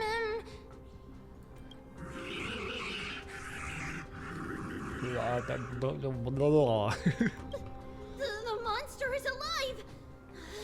Trienne will protect everybody! Trienne, please hide behind us. Miss, let's do this. Trienne's gonna protect us, but then we're gonna fight. Wait a minute, is she on my team? As expected. Oh no, The I words was... black, sword, and cloak. They're talking about the Black Tide. I thought Cass was gonna be on my team. Time to say bye. Boom. I weep for the departed. What was that noise? It too shall fall.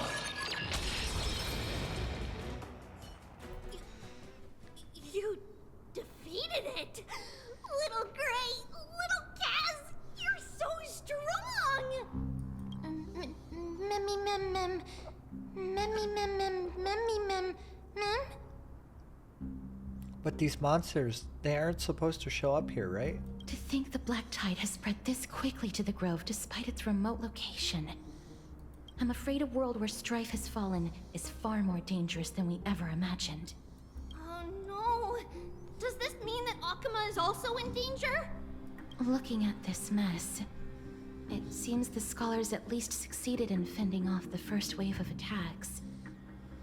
But at what price?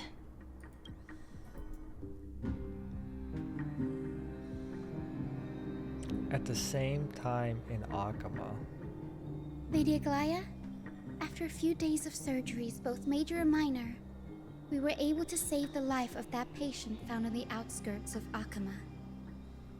Thank you again, Hyacinth, for your hard work. The scarring of his organs was especially severe, a result of the Black Tide's corruption. It's a miracle he's even survived. I can't say for sure when he'll regain consciousness. Don't stress yourself out over this. You've already done everything in your power to save him. There's no need to hurry to the Grove either. You deserve a good rest now.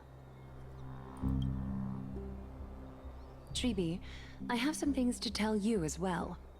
There's something strange about where that patient came from. He is not Akumen. The way the stitches on his clothes are hidden is quite unique. Such craftsmanship is undeniably from the Grove. The Grove? You mean... Now that I think about it, Castris and the rest should have arrived at the Grove by now. Trienne just got in contact. Oh, they can to communicate in their heads. The Black Tide has invaded the Grove. We haven't detected any survivors, even with the help of the Golden Thread. What should we do, Aggie? The Black Tide is posing an even greater risk to us now. I did not expect the Grove to be the first to be impacted, though. Can they tell where the core flame is right now? We see it. The core flame is still there, But what? Yeah, what? But they can't say for sure whether the Titan has also been corrupted by the Black Tide. I'm sure it has.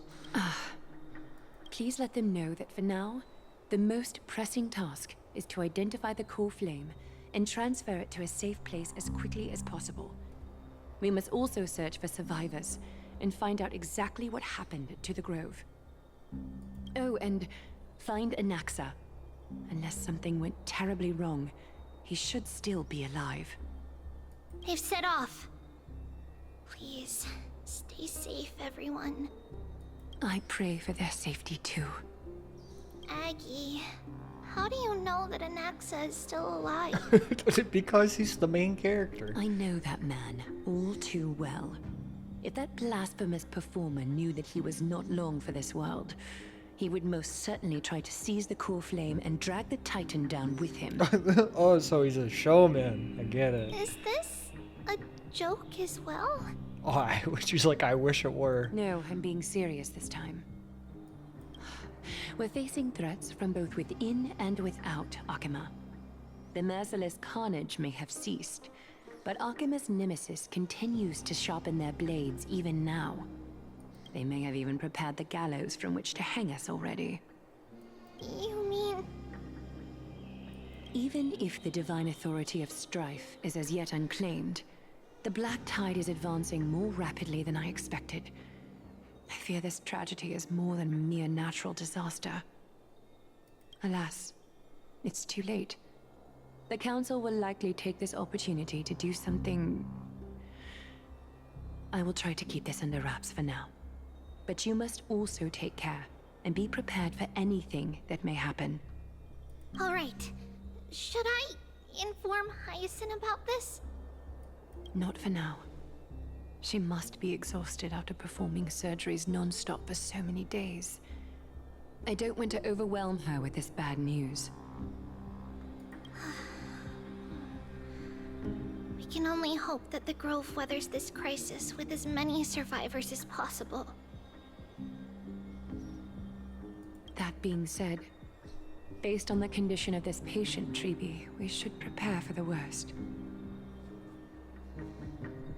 It's likely he is the only one who managed to escape from the Grove against all odds. Everything will be fine. The people at the Grove are really smart. They'll definitely be able to chase away the Black Tide. I love Trian. Aglaya said that Anaxa is still alive. If that's true, then we should hope everyone else is too. Who is Anaxa anyway? Why does everyone seem to have some kind of trust in him? How should I put it? Lady Aglaya doesn't trust Anaxa at all, I'm afraid. He sounds like a big shot. That makes complete sense. Were you in a similar situation before, friend? Believe me, she is far nicer to the two of you than she is to Anaxa. Despite being a Chrysosaur, Anaxa resolutely believes that Titans and prophecies are a load of nonsense. During our regular citizens' assemblies, he always votes to oppose the Flame Chase journey.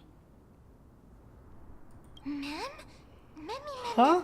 And he's still able to conduct research here? Didn't you say that the Grove is this academy that was established around a Titan? Trian knows the answer to that. Everybody says that Circes, who symbolizes reason, is the most tolerant of novel ideas. Apart from Kefali, they're the Titan who treats us the best. Well, it looks like Circes must really be open-minded if they're accepting of even this kind of novel idea. Yes, that is how we formed an agreement with these Titans who bear no harm toward humanity. If they agree to support us on our Flame Chase journey, we will wait till the final moments of the journey to restore their core flames. With the exception of Voronix, that is.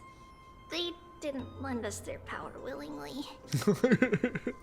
I don't think Ornyx was as reluctant to help us as you put it, or they wouldn't have deemed Stella worthy and allowed me to journey alongside all of you. That is true. It's also fortunate that these gods weren't corrupted by the Black Tide and did not descend into madness. Trian believes Circe's will be alright. After all, everybody says that the people of the Grove are really smart. So, Little Gray and Little Cass, just leave the task of finding Anacta and everyone else to Trian. It's easy for Trian to look for people because we can fly. Good idea. In I that can case, fly. please bring the weft along with you, Lady Trian. The golden thread will be much more effective from up above. Please promise us that you'll take care of yourself. Okie doke. If Trian gets in trouble, we'll look for all of you. In return, if you get in trouble, remember to call for Trian, okay? We'll come right over and open the gate for you. That's the other thing I wish to mention. Do not open the gate unless you have no other choice, Lady Trian. Your body is not in good shape at the moment. Okay. We will keep that in mind. Trian was just trying to help. Of course, we know that. After all, Lady Trian is a demigod, the most powerful among all of us here. Cass is like talking her up, and I don't believe all it. those brave heroes in the tales you've heard. They would always save their strength until the very last moment. That way, they could ensure that nothing went wrong with their plans. Isn't that right? Mm-hmm. In that case, brave Trian shall clear the way for all of you. Little Trian is so motivated. I mustn't fall behind. I'll use something to help all of the friends that only I have. Ornyx's power. I wonder if I'll find any So memories. many monsters.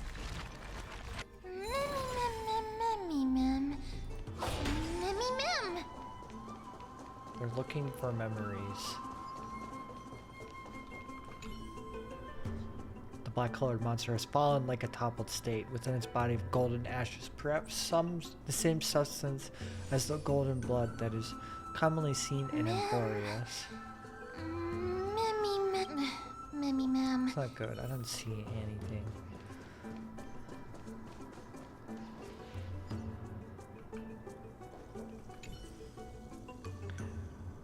Despicable twisted form that was once a living soul monitored pain, but now it can only turn ahead as others until its soul drifts out of its shell.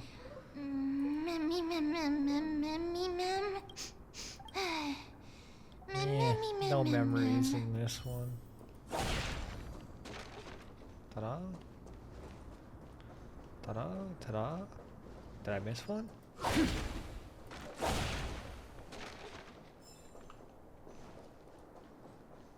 I'm like, what are you? Are you a bug? It's a bug. I got the bug. I'm not trying to find bugs, but I found a bug. Only 19 more to go. Where is... I can investigate. I'm so close to the optional objective.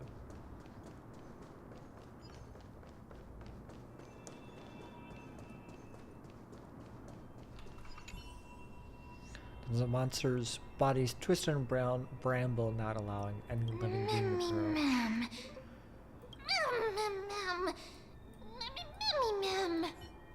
No memories. I really tried my hardest. Why couldn't I see even a sliver of a memory? It could be because when a life is devoured by the Black Tide, it loses its soul.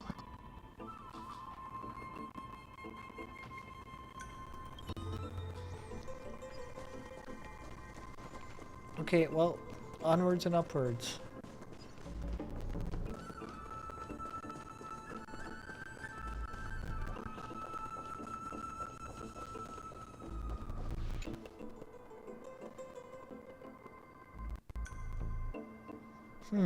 It's locked.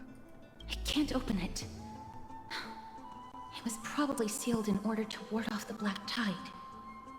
There's no keyhole on this door. Yes. Most of the doors on Amphorius are sealed using the power of Yanis. Since the door is a creation of the three Titans of Fate, maybe the Eyes of Ornyx will help me find a way to open it. Are you serious? Just a mere door, and your first instinct is to call on the gods? Oh, this has to be an Nexa. Before you try unlocking the door, perhaps you should first find a way to clear the fog that clouds your vision. You scare me. Are you the echoes of a memory? My name is Anaxagoras, one of the 7 sages of the Grove of Epiphany, and the founder of the New Sporists. Before we go any further, rule number 1. Oh, he's so full of himself. I'm gonna stick with Anexa. And now you can tell me. Rule number 2. Never interrupt me. Silence is golden. What a difficult person.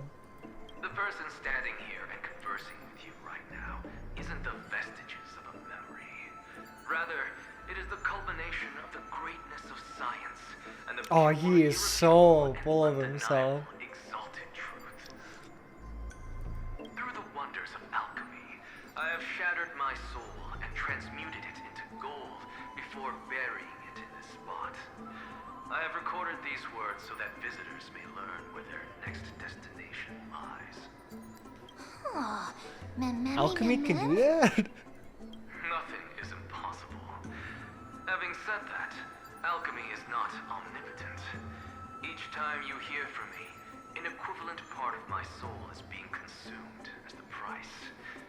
In other words, this voice isn't created He's like out of thin air. putting pieces of himself as messengers. But how is that you can respond to me?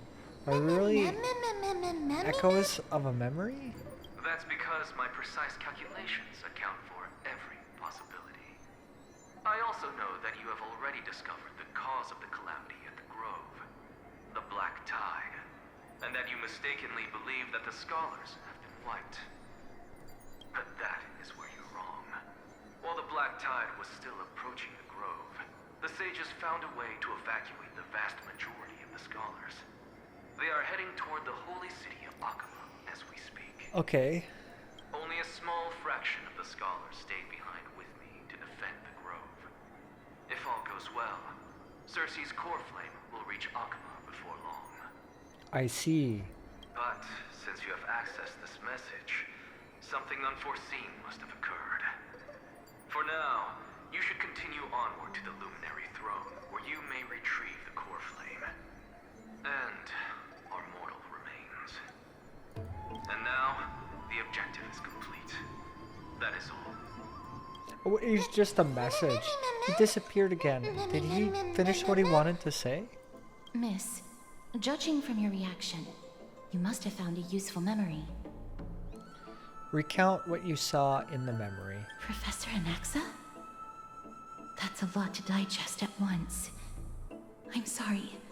Please give me some time.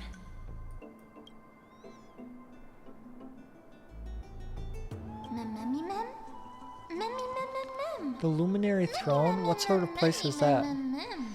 Why would there be a throne in an academy? It is located at the top of the giant tree and is where Circe's core flame is kept. According to Anaxa, the core flame should still be there. But making our way there won't be as simple as the professor made it sound. Oh, but on the bright side, it sounds like a place that's easy to defend and difficult to attack. If that's really the case, I think that everyone, including Anexia, will definitely be alright. Right. Let's see whether he left any similar directions for us along the way.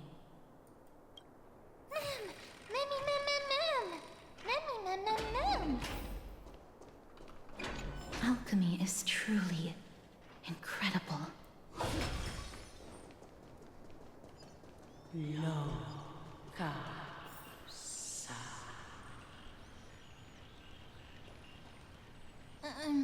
Huh? Mem. There's no one here. Did I imagine the singing? No, you didn't imagine it. I heard it as well. I'm afraid that someone's probably nearby, as we are unable to ascertain whether they are friend or foe. We better remain cautious. Giants raise their glasses in a toast behind the 12 constellations. It's that voice again. It's time. It's coming from... I have no clue where it's coming from. There's too much echo in this library. That's why you're supposed to keep quiet in the library. I know. Also, I'm not even the one singing. Found it. The voice is coming from over there. White Dryads? Shadow of Dead White Dryads? Just like before? No. It seems to be coming from somewhere even further that way. Let's go check it out.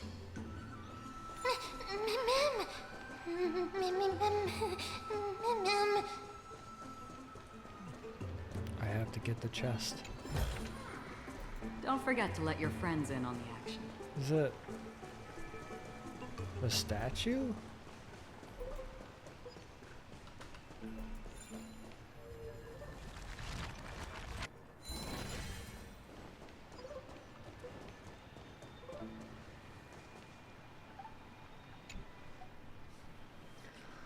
The statue resembling an old man draped in robes, seated in deep meditation. Resembling an old man draped in robes, seated in deep, capable of singing.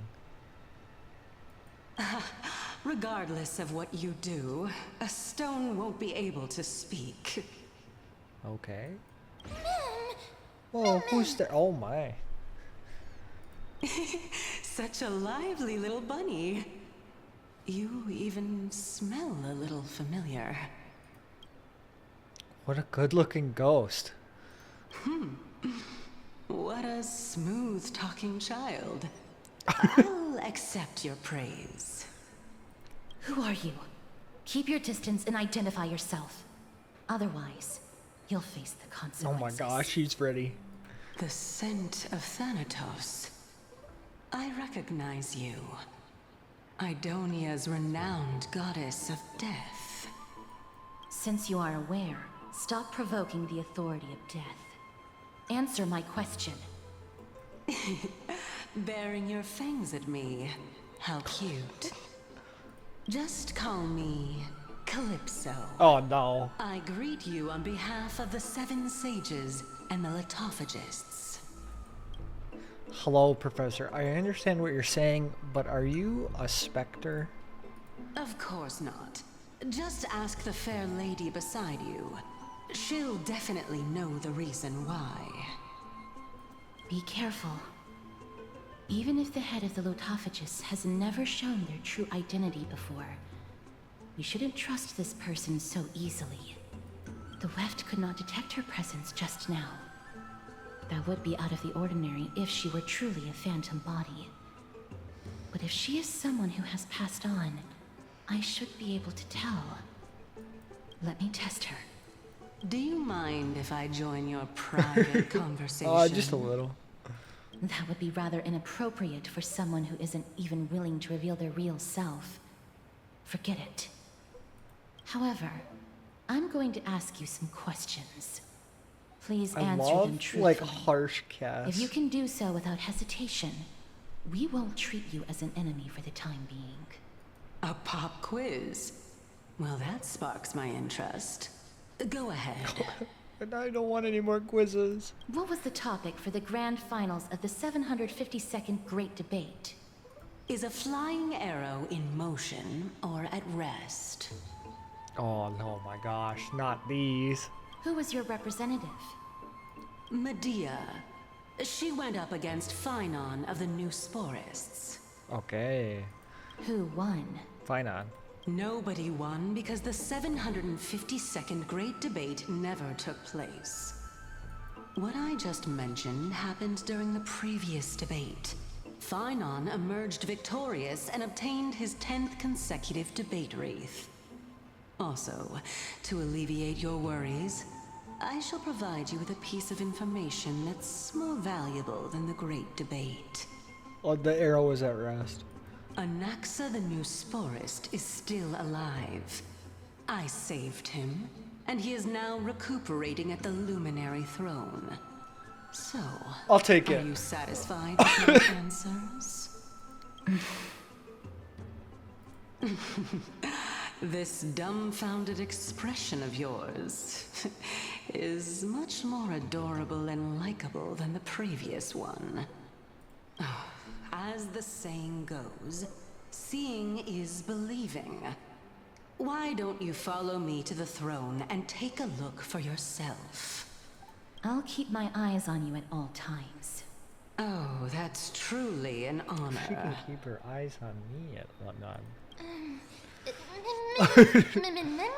With that, the discussion is over.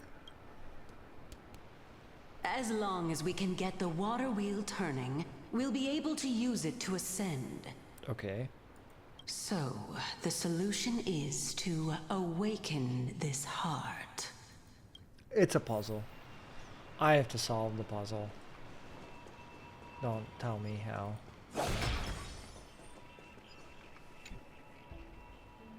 The giant water wheel. It looks like it can turn, and it can actually turn. If the water wheel could turn right now, it surely would. It would be a sure win. It's a pity that it can't be turned for a time being. The answer is water. Without it, the water wheel cannot turn. Why did you suddenly freeze? Do you have another way to make the water wheel turn? It's simple. We just have to turn it. Can you really do it? The pure white girl gazes at you with subtle expression, with the pink creature's large eyes held a hint of curiosity, and the ghostly woman appeared unwilling to open her eyes. With your broad draw, there's no turning back. You decide to proceed. Come up with a relatively normal idea. Come up with a trailblazing type of idea.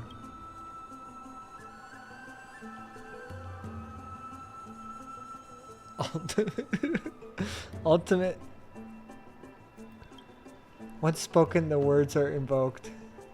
That the Kremnos would say the word joke doesn't exist in the Trailblazing dictionary. To avoid the guilty conscience, think it over carefully. Don't let your partners down. Okay, I love that.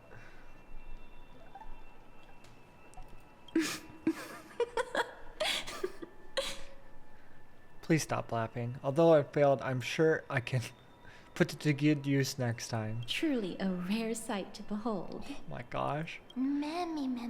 This This is indeed an incredibly precious memory. Oh my god. Oh my god. That is indeed a precious memory. Okay, so we gotta not do that. I have to go this way. I'm just gonna grab this. Wait. Oh, I just will collect. Yeah, thank you. Oh.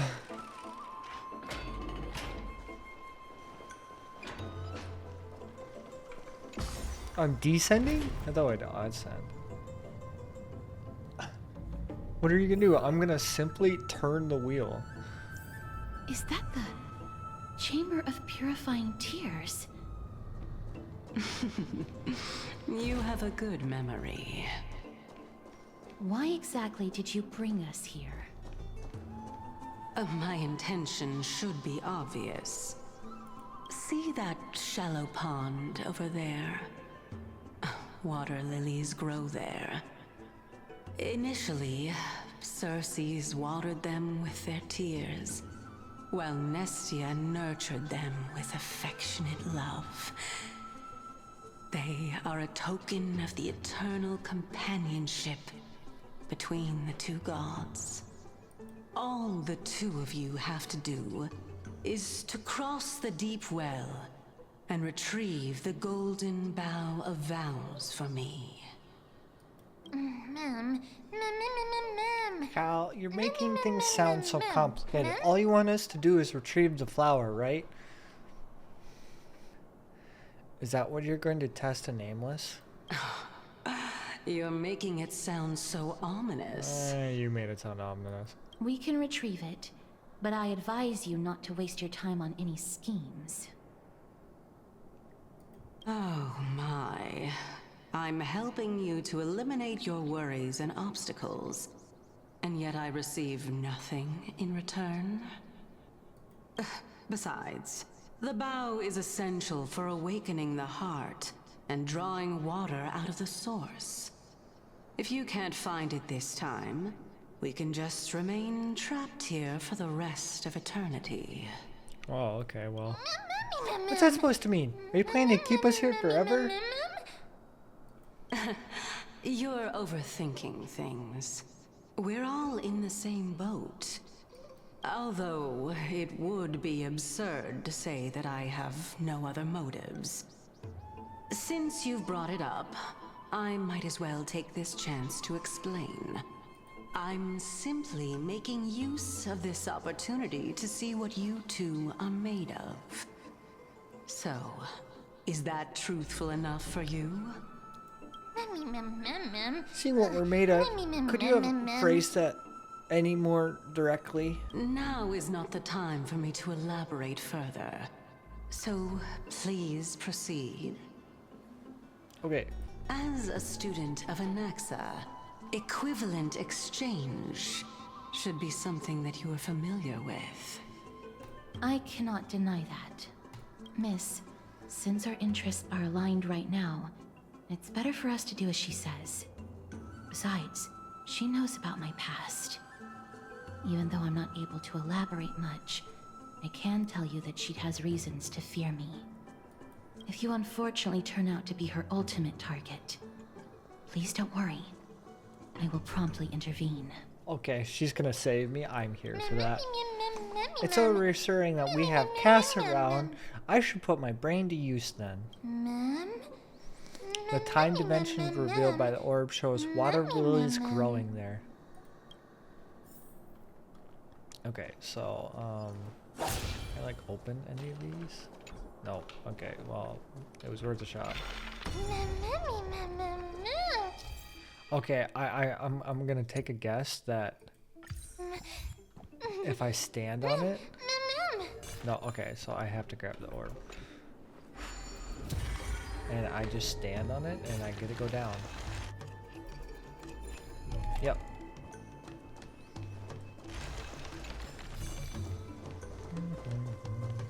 Stream 4. I guess.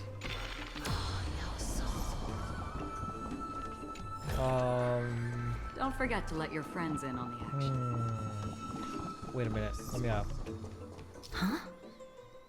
There are Ichor vessels stored here.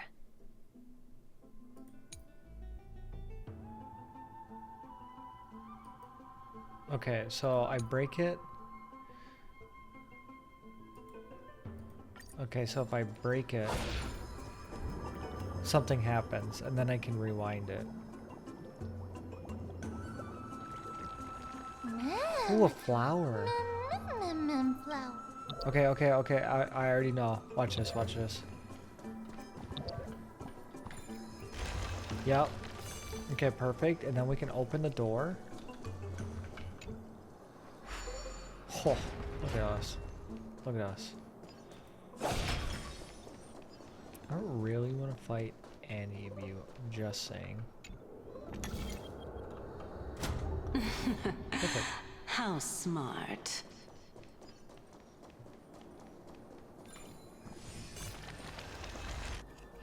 Wait, is it really that easy? It's that easy. Let's hope that this is not a trap set by her. I'm sure it is. Seek, and you... So this is the Golden Bough of Vows. I hope that the Titan will not take their anger out on us. So what does this do simply provoking Titan? So lustrous and beautiful. It's even more magnificent than before. Cal. Don't suddenly appear out of nowhere and scare me like that. My tiny heart can't take it. This is already the second time. Understood. My apologies, Pink Bunny. Pink Bunny, this time? I'm truly an all-encompassing species. Is this the legendary Golden Bough of Vows? We'll know once we test it.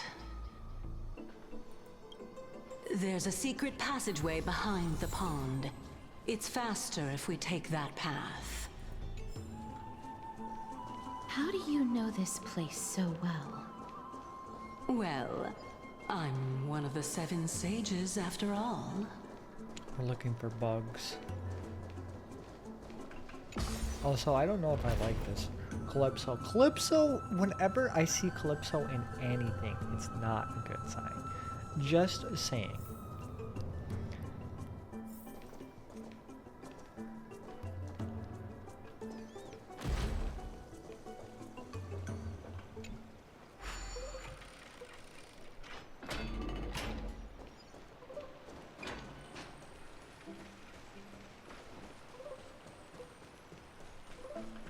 Can't run over people. There's a bug. Let me catch the bug first. He's in the way. Thank you. No more exams. You were right. We're here. Could you kindly pluck a petal for me and place it into the pool? Remove a petal from the golden route of vows. Now, can our little goddess perform that again? Huh? That being the oath of Nestia's priests. Right. Got it. O Nestia, with the weft as my vow, I beseech you, entwine my body with your golden thread and affection. Ma'am, me lit up. How dazzling. It's just an ancient promise between the Titan and humans. So, what do you think? It really is the Golden Bough of Vows. And I did not set any traps for you, right? Indeed. That is indeed true. Why are these red now? You look like a sad, lost puppy. Even if this is indeed a scheme to get you to lower your guard, you don't have any other choice but to play along, do you? Sadly. Therefore, why don't we just put everything aside and work together? We can always determine who's right and who's wrong once we overcome this. Yes, I agree. Great. Then, let's ride the water wheel. However, giving us half-truths is not the right attitude for cooperation. That's true. Furthermore, according to the principle of equivalent exchange, since we have passed your so-called trial, isn't it time for you to make your intentions clear to us? Ah. I really can't bear to look at your sad expressions. Although you only cleared a simple trial, I'm willing to make an exception and treat you with sincerity. I'll allow each of you to ask a question. But not the little bunny. So, ask away. The bunny doesn't get to ask? How cruel. What's with this unfair treatment? Is it because I'm too smart and you're afraid a question I ask will turn Amphorius upside down? Well, in that case, miss, please go ahead. Oh, no, don't spark with that. What is your true identity? Why don't you show your true appearance? What is the purpose in testing us? Why do you say that our fates are intertwined? Oh, straight to the point. The Titans have cast a net over this place because of the Black Tide. If we want to escape, I'll require your help to reclaim my true form. Oh, it answers all of the questions. Well, it's your turn now, little goddess of death. My question is, was your previous answer the whole truth and nothing but the truth? There's no point in making this unnecessarily complicated. That applies to you as well. However, we do not harbor any hostility. We merely want to avoid any potential harm to us. Lady Calypso, if you want us to work together more effectively, I advise you to answer my question honestly. All right. I was completely truthful in my response just now. I have not deceived you, nor will I. With all due respect, omitting facts can also be considered deceit. Is that so? Regardless, I still stand by my previous response. Then please lead the way. After all, facts speak for themselves. The truth will come to light once we arrive at the Luminary Throne. All right, all right. I originally thought that you were just a beautiful flower planted in the mortal realm by the hand of Shadow. But now, I see you have some prickly thorns, too. Ho ho ho. I'll just consider that a compliment. I love nasty cats. Indeed. It's like a I'm rose. complimenting your charming naivete. All right, go ride the water wheel. I'll wait for you up there. I feel like I could have just walked on. Come on.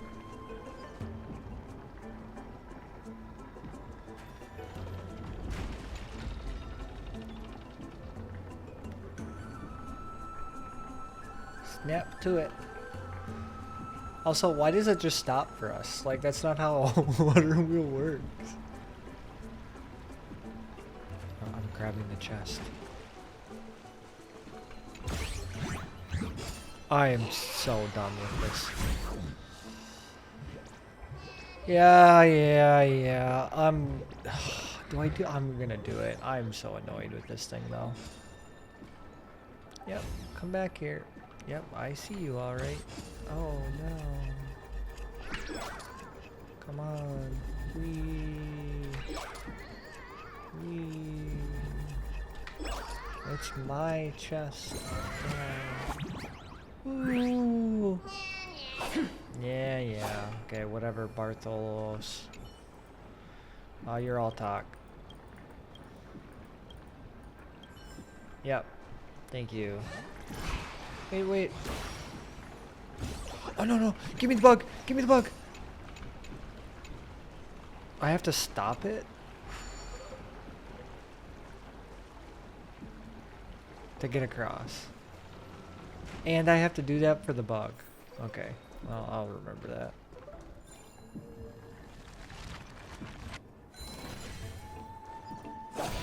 Speaking of which, don't you also have a red-haired companion? Roxanne, how much do you know about us?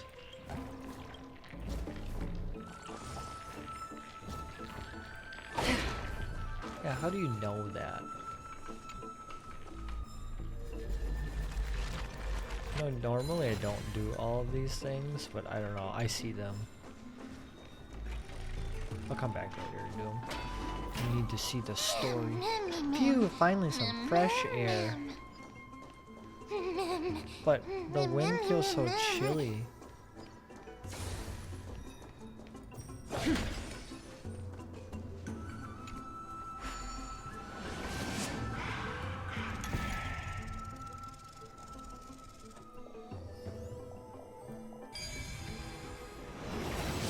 It's Trian! Hi, Trian. Life is a puzzle in and of itself. Whoa! It's little Gray, little Cass, and the pink puppy! It's little Mim. Forget it. I'll just be a puppy. Be forgiven. Be forgiven. Lady Trianne, are you all right? Were you hurt? No, Trianne flew high up into the air so the monsters couldn't reach us. All that matters is that you're alright. Oh, also, the spindle that Aggie gave us is so powerful that Trianne seems to have found Nax. He's near the treetop. Even though our perception of him is very weak, it's not like the White Dryads from before. But since Trianne was alone and afraid that it might be dangerous, we did not fly there to take a look. It seems like Lady Trianne did not forget our promise. Anaxa is indeed still alive, and he's at the Luminary Throne right now. It seems like Lady Calypso did not lie regarding this. Huh? Calypso? Who's that? She seems to be the head of the La Tafa Taco La. Yeah. Oh, so you found a survivor! But the golden thread doesn't seem to be able to sense the person you're talking about. Mim! Come on and meet our companion. Where'd she go off to? Coming and going without a trace. She's such a strange person. Oh! Actually, Trianne also found this. Could this be related to the person you're talking about? This is a piece of burnt cloth. Yup! Trianne found it on a branch not long ago. Trianne even used the golden thread to search around and found that the entire grove is giving off a similar aura.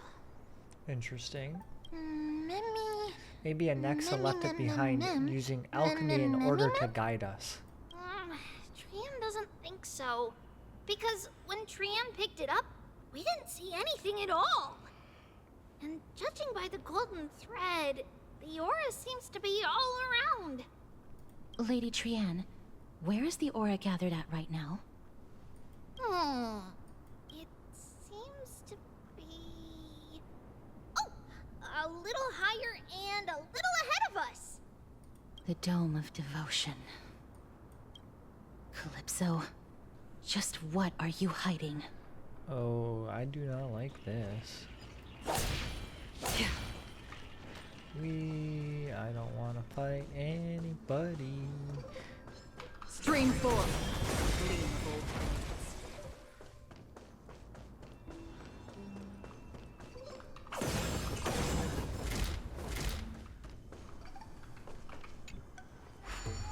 Oh my, how high does this go?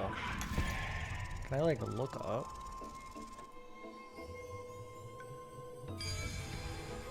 I'm like... The golden thread is vibrating more and more violently!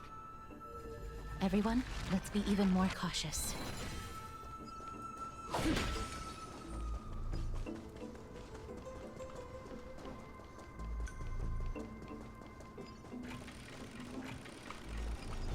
Let me in. Let me in. There's no one... Hold on. The butterfly of divine mind is gone?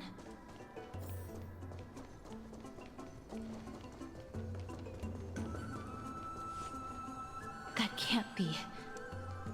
Was it for fending off the black tide? Or perhaps... What exactly is this butterfly of divine mind? Is it a very powerful guardian monster? No. How should I put it? It's considered a safeguard for the Titan's core flame. This butterfly is created from Nestia's remaining divine mind and bears the responsibility of guarding the core flame.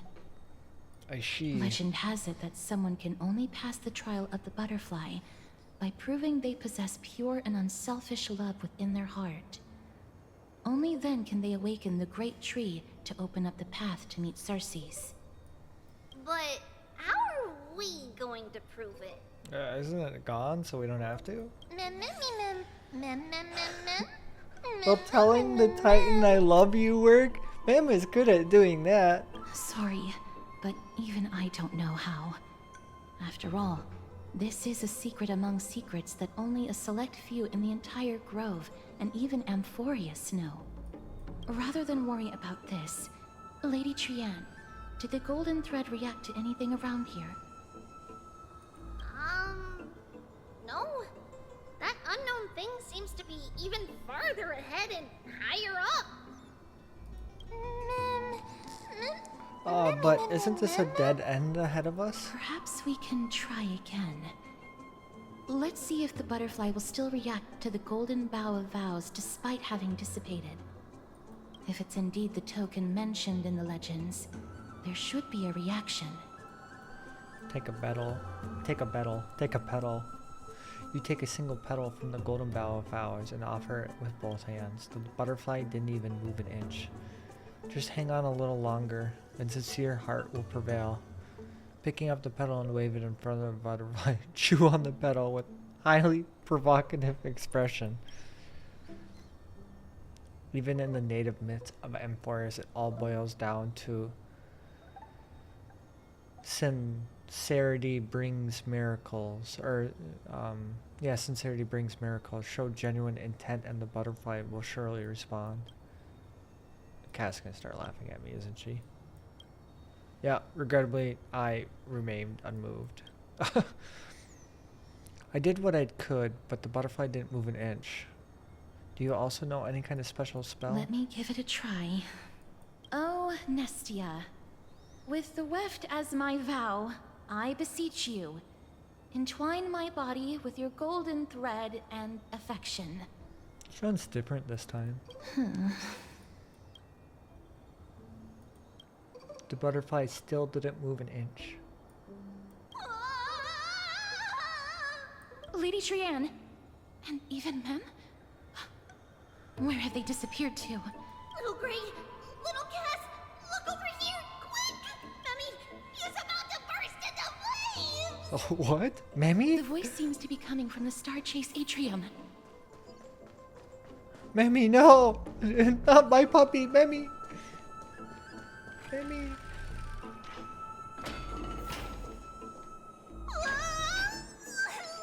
Little Gray, little Cass, it's bad. It's very bad. Don't worry, friend, I'm fine. I just feel a little warm. Would it be best if you could get me from being a snack of these little things? Oh, they're starving. Sorry, I should have called you guys little things. Calm down, we'll be right there. Lady Trian, what exactly happened just now? Trian and Memmy were looking around to see if there were any mechanisms nearby. But just as they went to take a closer look at that big piece of amber, they were surrounded! I see. Let's get a move on. The orbs belonging to Ornyx's priests should be nearby. Hopefully they'll be of some use. Mem. I'll leave it in your capable hands. Before I'm cooked, let me first thinking how to apologize. Literally and figuratively cooked. Oh my gosh. I think what we want to do is do the... Oh, we can't. We gotta change first. Okay. Mem's in the water! It feels so much cooler now. Mem's underwater.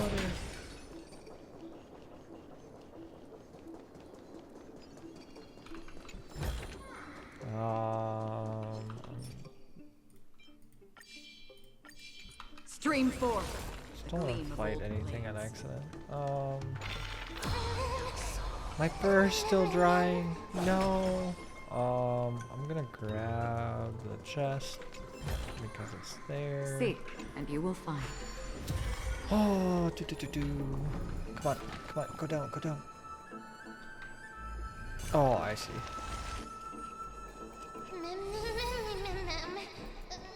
So warm. Much comfort. Oh. Hiding he was. Say bye. Say bye to breathing. Up your body and mine. Relax. Beneath the waters lies an endless abyss. I weep for the departed. It too shall fall. Thank you. Another blood debt repaid. Is this really just gonna...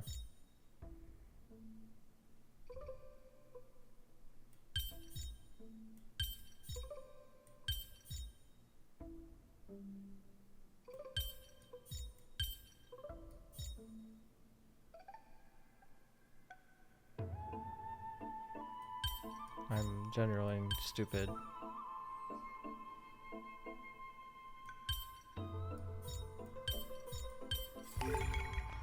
Is this just a chest? I thought it would be a bridge, to be honest. Oh, I didn't. No, okay, that's perfect. That's what I wanted.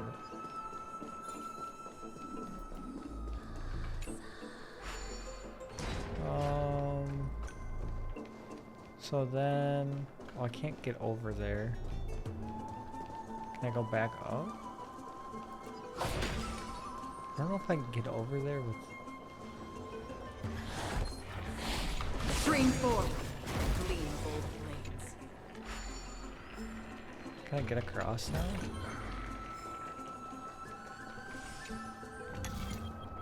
It's connected! Let's hurry! Memmy is already bouncing around due to the heat! No, Memmy will be fine.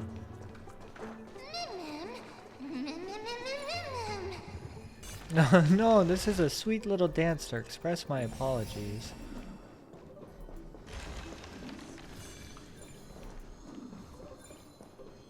Can I not walk across the flower?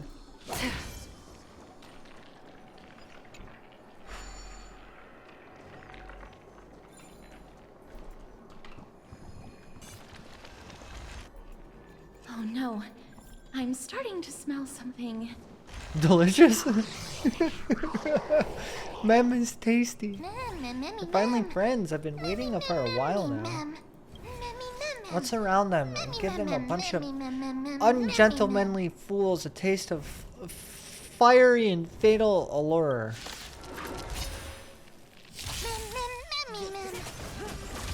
It's burning hot right now. It feels like a received medium well. No, perhaps I'm on the verge of becoming well done.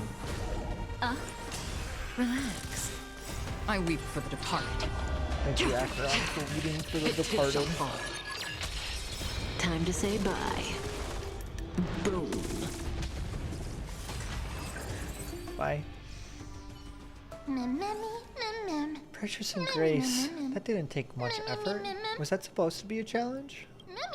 Just kidding. I just wanted to marvel at how the I almost said the Traveler. The Trailblazer and Cass always manage to resolve crisis so effortlessly. Actually, there's 4 of us. Oh, sorry. I forgot about Trian. It's alright. Trian only just flew down. I'm glad that everyone is alright. Speaking of which, this piece of amber is... a remnant of Nestia's core flame. To get to the throne at the treetop, gather the embers before you with the golden bough of vows, and present it to the divine butterfly. Whoa, where did you come from? You finally appeared.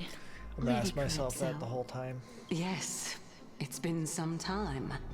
The battle just now was a true delight, and I feel quite elated.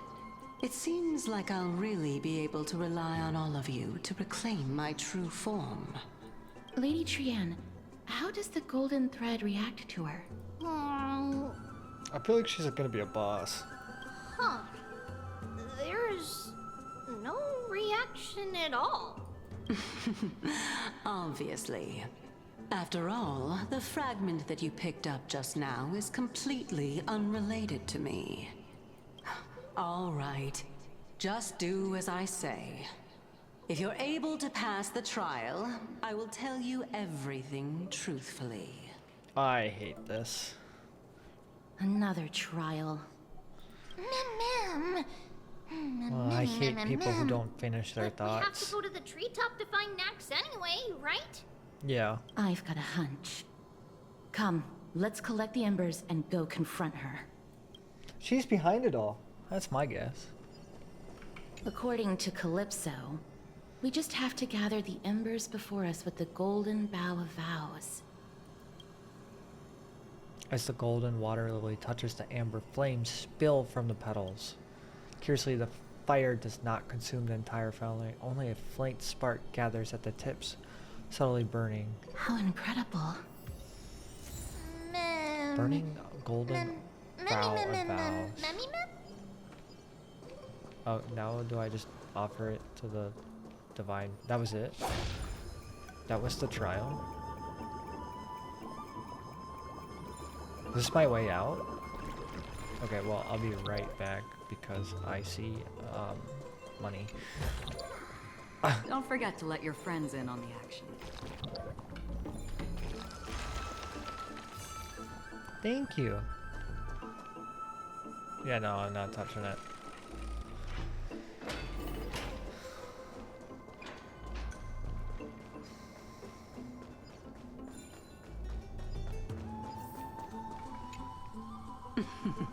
It seems like you managed to gather the embers.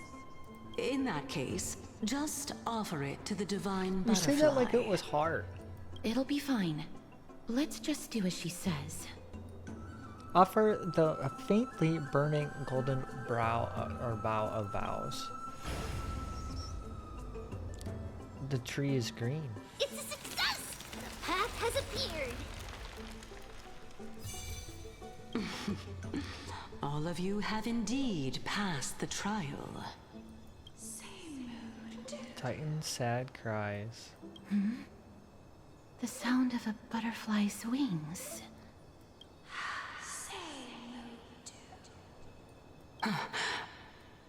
I'll be back shortly. Of course, our promise still stands. Is she... maybe she... But now, it's time for me to sacrifice myself. I feel like she's like the Titan's keeper. If the West Wind ever ends, let that be the place where we reunite. Farewell, my love. Lady Calypso, this is... It's nothing much. Thank you so much for your help. Now, it's time for me to fulfill my part of the promise.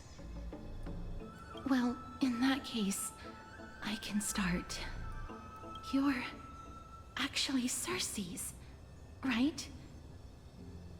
Yes, yeah, so I got... she is the Titan. Ma'am. Oh my. The children of humanity have passed the final trial at last. I was wondering when you were planning to expose me. How did you know? She knew all along. The riddle-like trials, your distrustful yet sincere character, referring to Nestia as your love, and... the head of the Litophagus is actually called Medea, and not Calypso. Since you knew from the start that I was not who I said I was, why did you wait until now to expose me? Because I did not believe that Cersei's would walk this world in a human form. I was also afraid that the Titans were under the control of the Black Tide, and would do us harm. Also, to make a claim, one must have evidence. This is the precious knowledge that I acquired during my time at the Grove. Excellent.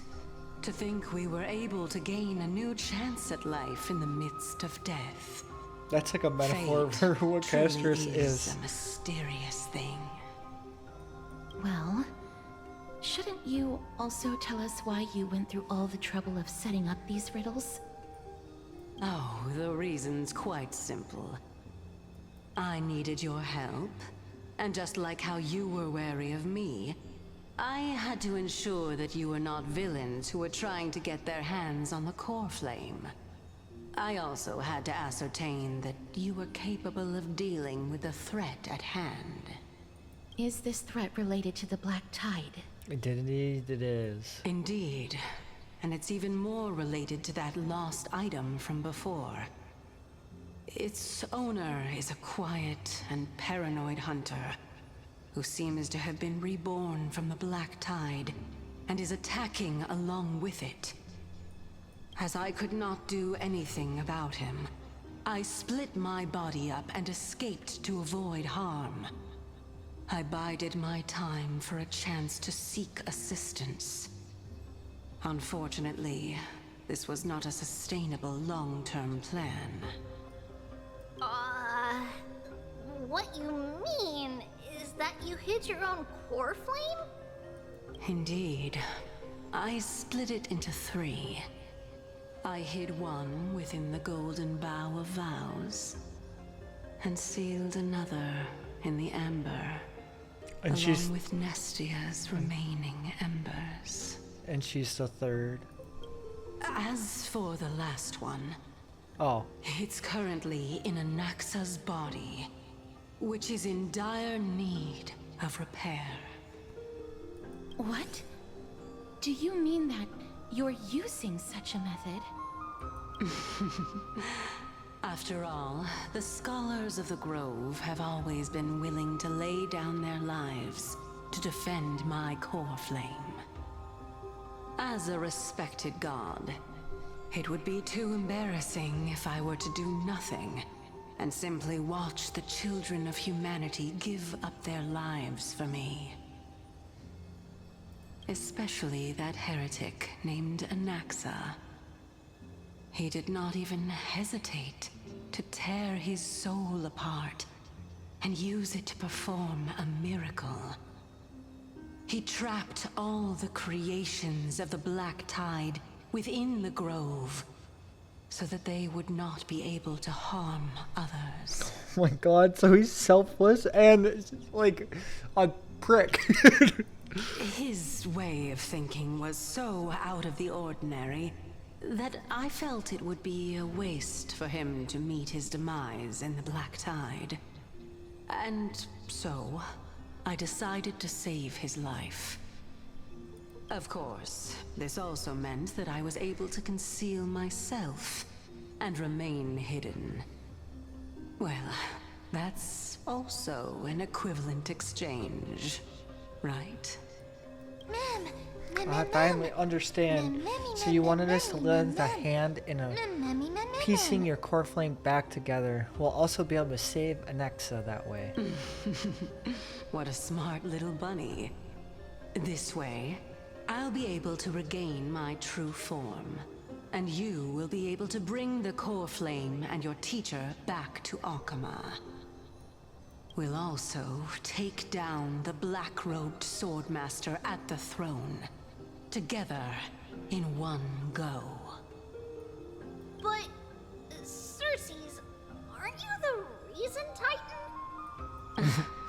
Even if I do not have the authority of strife, I'm still a god. I just approve. need you to buy me some time against the warrior's blade. Once the core flame is reformed, I'll be able to show my hand. I'm ready for this. Leave it to me. Buying time is my specialty. Excellent. Then just continue climbing to reach my throne. Turn the Golden Bough of Vows into firewood to reignite the core flame of reason.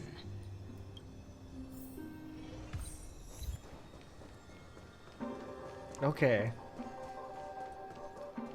I'll leave it to you, children of humanity. May you be blessed with good fortune. This is going to be... It seems like a fierce battle will be inevitable. I agree. Trian will protect everyone. Trian will protect everyone.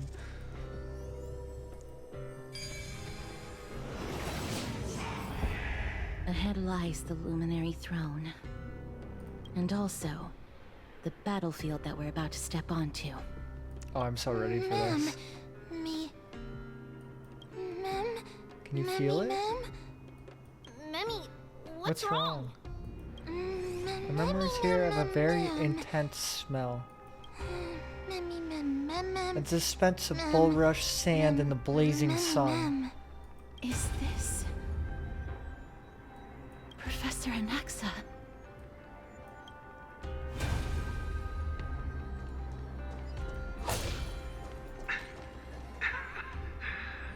My eyes can no longer see. No matter. All I have to do is to place this body for the sake of Emphorius. Die with me, Titan. This is so, like, beautiful, by the way.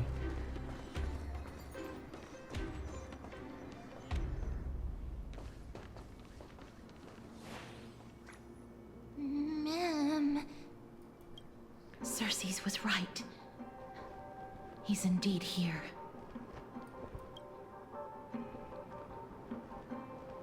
Who is this black-robed guy?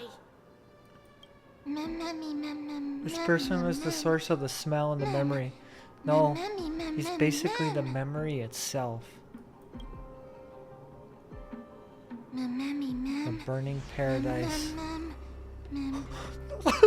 No! Carnage, death, and destruction.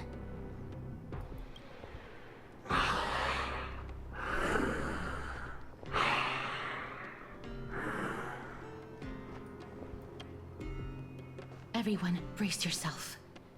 This must be the hunter reborn from the black tide that Cersei's was talking about. No! The black sword and cloak.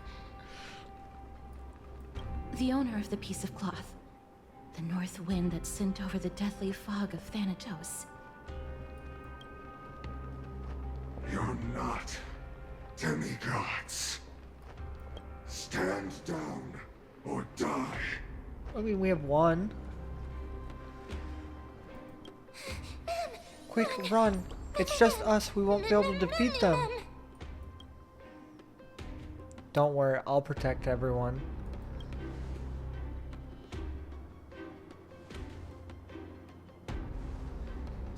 Trian will protect everyone. Also protect everyone.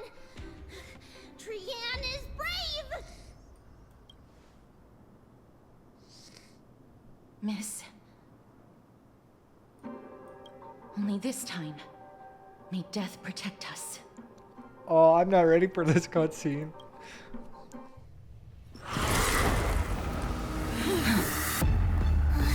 Be careful. One slash. Two slashes. I can hold her?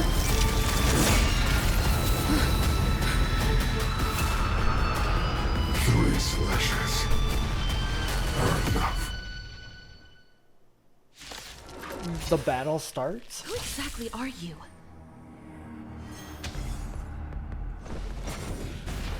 It didn't hurt. Oh, wow. Just in time.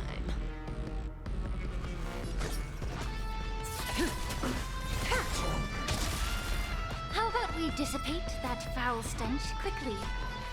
Be of your body and mind. Relax. I weep for the departed. It too shall fall.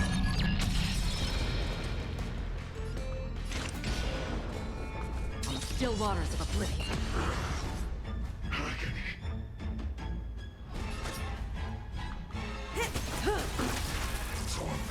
So powerful. Cersei's was right. Time to say bye. Boom. May the foul stench dissipate quickly. Stand still. The truth burns clear as a flame. Everything in this world It's bleeding. Destiny isn't chosen. I weep for the departed. It too shall fall. Destined for oblivion. Say bye to breathing.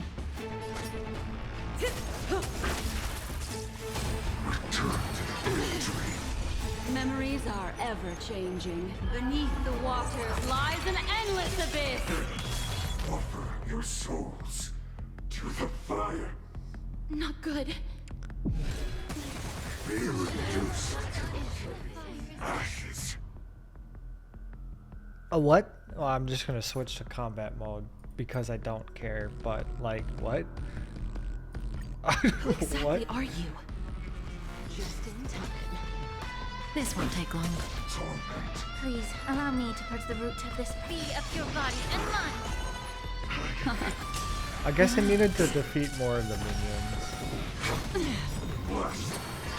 Attribution will find you. which is fine. I wasn't really paying attention. I just kind of like figured it would just work. It too shall fall. On the still waters of oblivion. Allow me to purge the root of the problem. Time to cleanse the filth. What do you... Stand still. Familiar.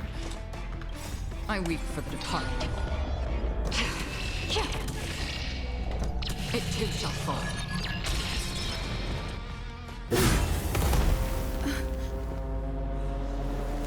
In that case.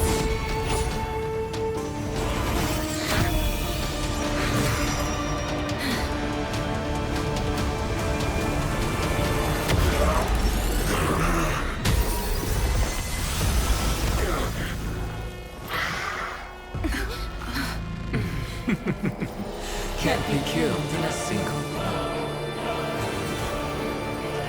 You are indeed no ordinary human. Round two? Round two? How annoying. Since the ambush failed, it'll be difficult to find another opportunity. What a pity. I'm confused. Professor Anaxa? No. It's Cersei's. You're finally here. I missed you so much. I don't know. Why do I feel like this is a bad thing? Boom. Bee of your body and mind. Destiny isn't chosen. Relax. I weep for the departed. It too shall fall.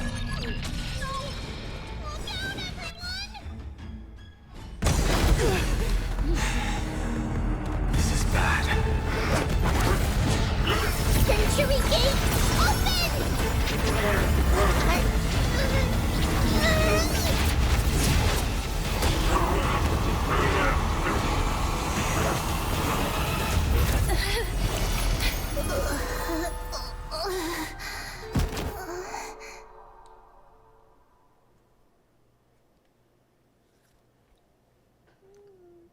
Okay. Shortly after in Akama. Phew. That was a close call. Thank goodness that we returned to Akama unharmed. Akama. I never want to leave the Holy City again. Little Cass, my head, it still hurts. Sorry, I know you told me not to open the gate. Please don't blame yourself, Lady Trian. If it weren't for you, we would have already met our end at the Grove. I feel awful. I need to go back to get some rest. Lady Trian, you haven't been well since you woke up. Are you sure you can make it back on your own? All this noise and commotion. Akama hasn't changed a bit, has it?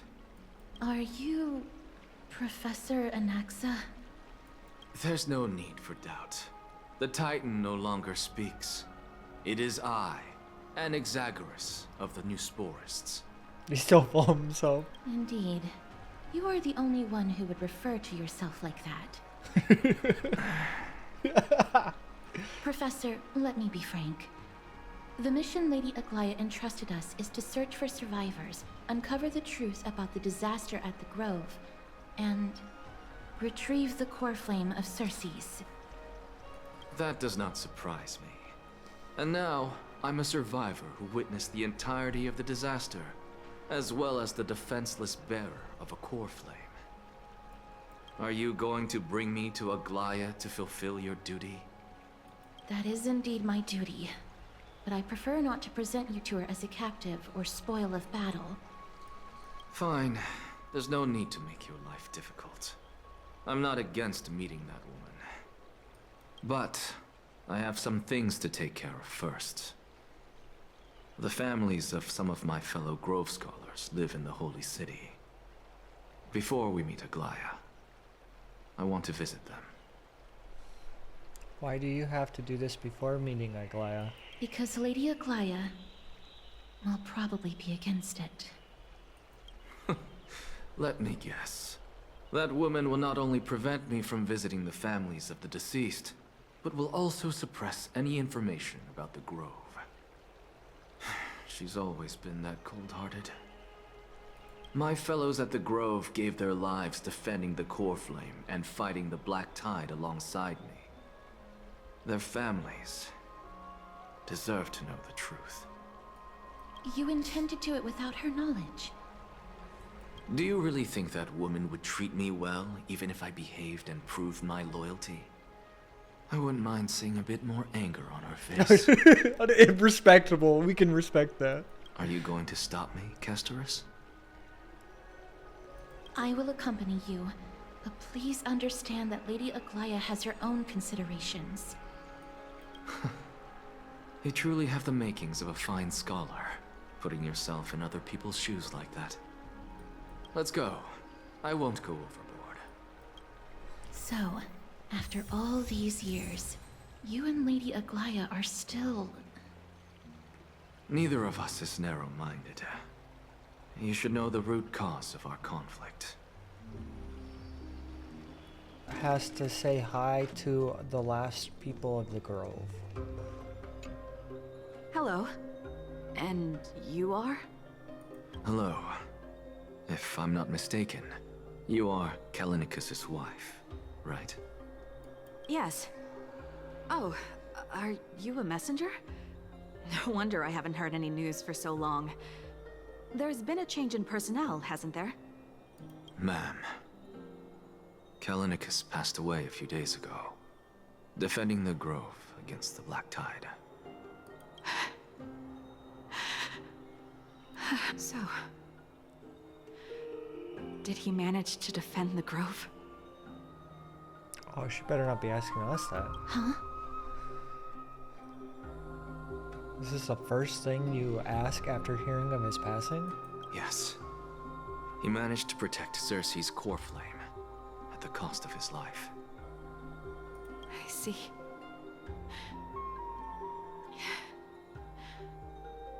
I'll select some of his possessions and pick a nice resting place for him.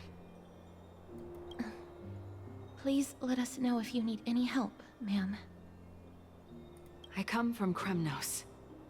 Death and sacrifice are things I've learned to face with composure. You know, Callinicus, even though he was a scholar, he'd always ask me to teach him how to fight whenever he came back. Isn't it funny that a Chrysos heir like him wants to learn from an ordinary person like me? I've been prepared for this for a long time. In times like these, any ordinary goodbye might just turn out to be a final farewell. I'm really sorry. There's There's nothing to be sorry for. I was once a warrior. And I'll find my way back to the battlefield someday. With the coming coronation of the new King of Kremnos, I'll take up my lance against the creatures of the Black Tide and seek vengeance for my husband. Well, she's certainly determined, that's for sure. Old man with a slender frame. Oh, hello, young ones. Is there anything I can help you with? Are you the father of Keinani and Artakama? Ah, yes. Did my daughters cause trouble at school again? Alas, forgive this old brain of mine. Both of my daughters graduated long ago, and they are now scholars at the Grove. As I get older, memories from years past tend to blend together. What's the matter, young one? Why so quiet? Did my daughters really get into some trouble? If they refuse to apologize, just let me know. Their old dad can still talk some sense into them. What should we do? I really can't tell him. Don't ask me. I'm getting all teary-eyed as well. Mr. Fabio. The Black Tide took Keinani and Artakama. What? They fought until their last breath against the Black Tide to defend the Grove. As the Chrysos heir stationed at the Grove, I failed to protect them. Mr. Fabio, if you're upset... Don't put it that way. Even if my Artakama wasn't one of the Chrysos heirs mentioned in the prophecy, she was still a heroine, wasn't she? Well, that's rough. That's just a tearjerker. you're laughing. Yeah, it's one of those uncomfortable laughs. I'm like, ah. What's wrong? I'm busy. There's a lot going on in the city, and I've got my hands full. Mister, we're sorry to bother you, but... No, wait, Lady Castors, did Lady Aglaia send you because of some mistake I made at work? Oh no. Keep your cool, Titus. I'm Anaxagoras from the Grove of Epiphany, and a colleague of your father, old Titus. A few days ago, your father passed away. Wait, what? My old man died? That's no shocker. At his age, he was due for the River of Souls any time. How can you say that? He's your... Just up and left me behind. That old man. I've been telling him for ages to stay in the Holy City and enjoy his retirement. But no, he just had to go off to that grove and mess around with those scholars. Still wouldn't budge after all those arguments. That stubborn old thing. I already got him a retirement home and was waiting for him to come around.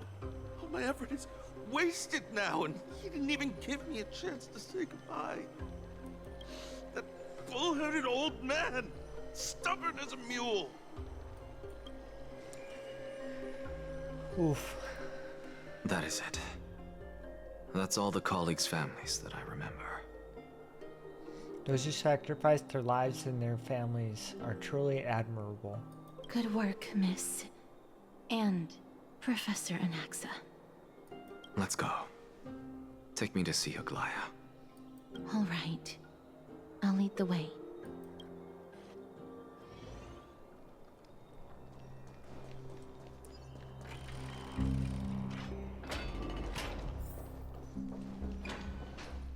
thought that was a bug. He's carefully not the spirit thief.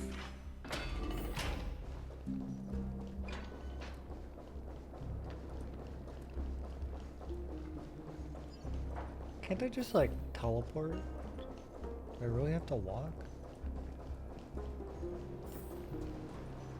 I'm coming, Aggie. I'm coming, Aggie. I'm even running as fast as I can. Thank you for the I have to wait for the thing. No. Oh my god. Aggie can wait, I guess.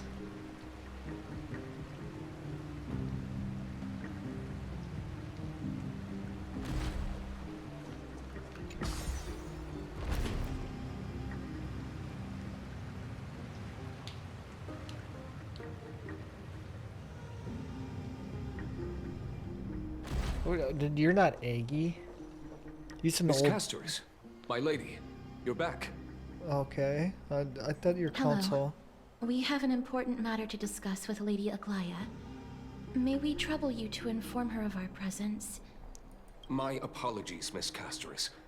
Lady Aglaya has just informed me that she has no time to receive anyone at the moment. Yeah, I think the console's involved. That's just great. She refuses to even see me. Answer me this, friend. Did Aglaya order you to take me directly to prison? Who are you? Please don't jest. It's possible that she really is busy. Let's wait here a moment, and I'll try to contact her using the slate. I feel like the console's involved. I don't like this. I'm gonna say Traveler, Trailblazer, and company are grove circumstances we are now fully cognizant, and their most diligent efforts will harvest the deepest gratitude indeed. No words could adequately convey the depth of our appreciation. Alas, the Holy City faces sun-dried complications and manifold duties command our attention. I lost where I was.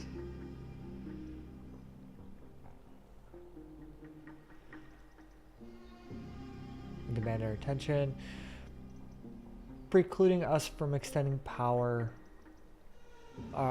proper welcome. To this oversight we express our sincere regret. Furthermore, following thy arduous voyage, rest must be prioritized.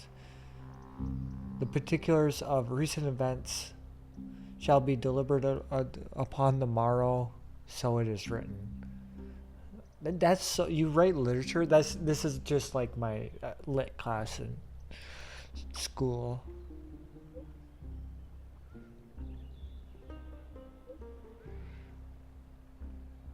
That elegant style must be the Garnet Maker.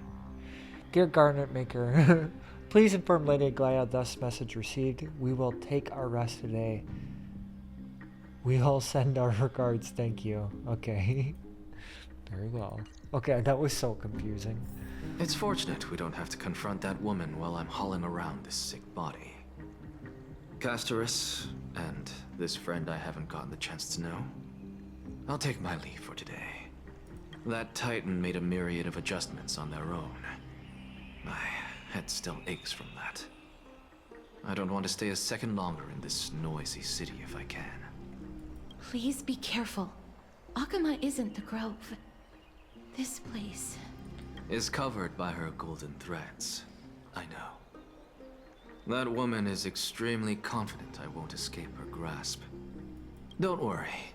As I said before, I'll mind my behavior. Be a good boy. Be a good boy, Anexia. Miss, so many unexpected things happened on our journey to the Grove. We truly had no intention of putting you in danger, let alone face the Black Tide head on. Trouble is my old friend by now. We made it back alive, so much for the Black Tide. The Black Tide is not just an enemy of Akama, but all of Amphorius. Even back when the forces of strife coveted the Holy City, their warriors still undeniably halted the Black Tide outside Castrum Kremnos. Nigador's core flame now sits vacant, and the Black Tide has returned. The Grove is an academic city with the best understanding of the Black Tide. It shouldn't have fallen so easily, and yet it was taken overnight, leaving the city in blood and tears, haunted by the spirits of departed heroes. The trial of strife is imminent. I pray Mighty will be able to steel his resolve soon. And the black-robed swordmaster? Lady Trebe once traveled across thousands of cities in Amphorius to repel the Black Tide. But even they have no recollection of this powerful enemy in all their journeys. Perhaps the fall of strife has triggered even more terrifying events in unseen places. As for me, I detected a strong stench of death from that entity. But it wasn't because it had a connection with Thanatos. I'm afraid it's purely because it has sent countless others to their deaths. Terrifying. Speaking of Thanatos, Miss, there is something else I wish to verify with you. Oh no. What is it? You must have an idea of the curse I bear by now. I was born as the shadow of death, a poison shunned by all living beings. Yet when you caught me in the grove, I'm curious why you weren't affected by my power, Miss. I had totally forgotten about that until you brought it up. Maybe it just hasn't taken effect yet? I'm used to it. I'm just special like that. Now that you mention it, I think the same thing happened in the Vortex.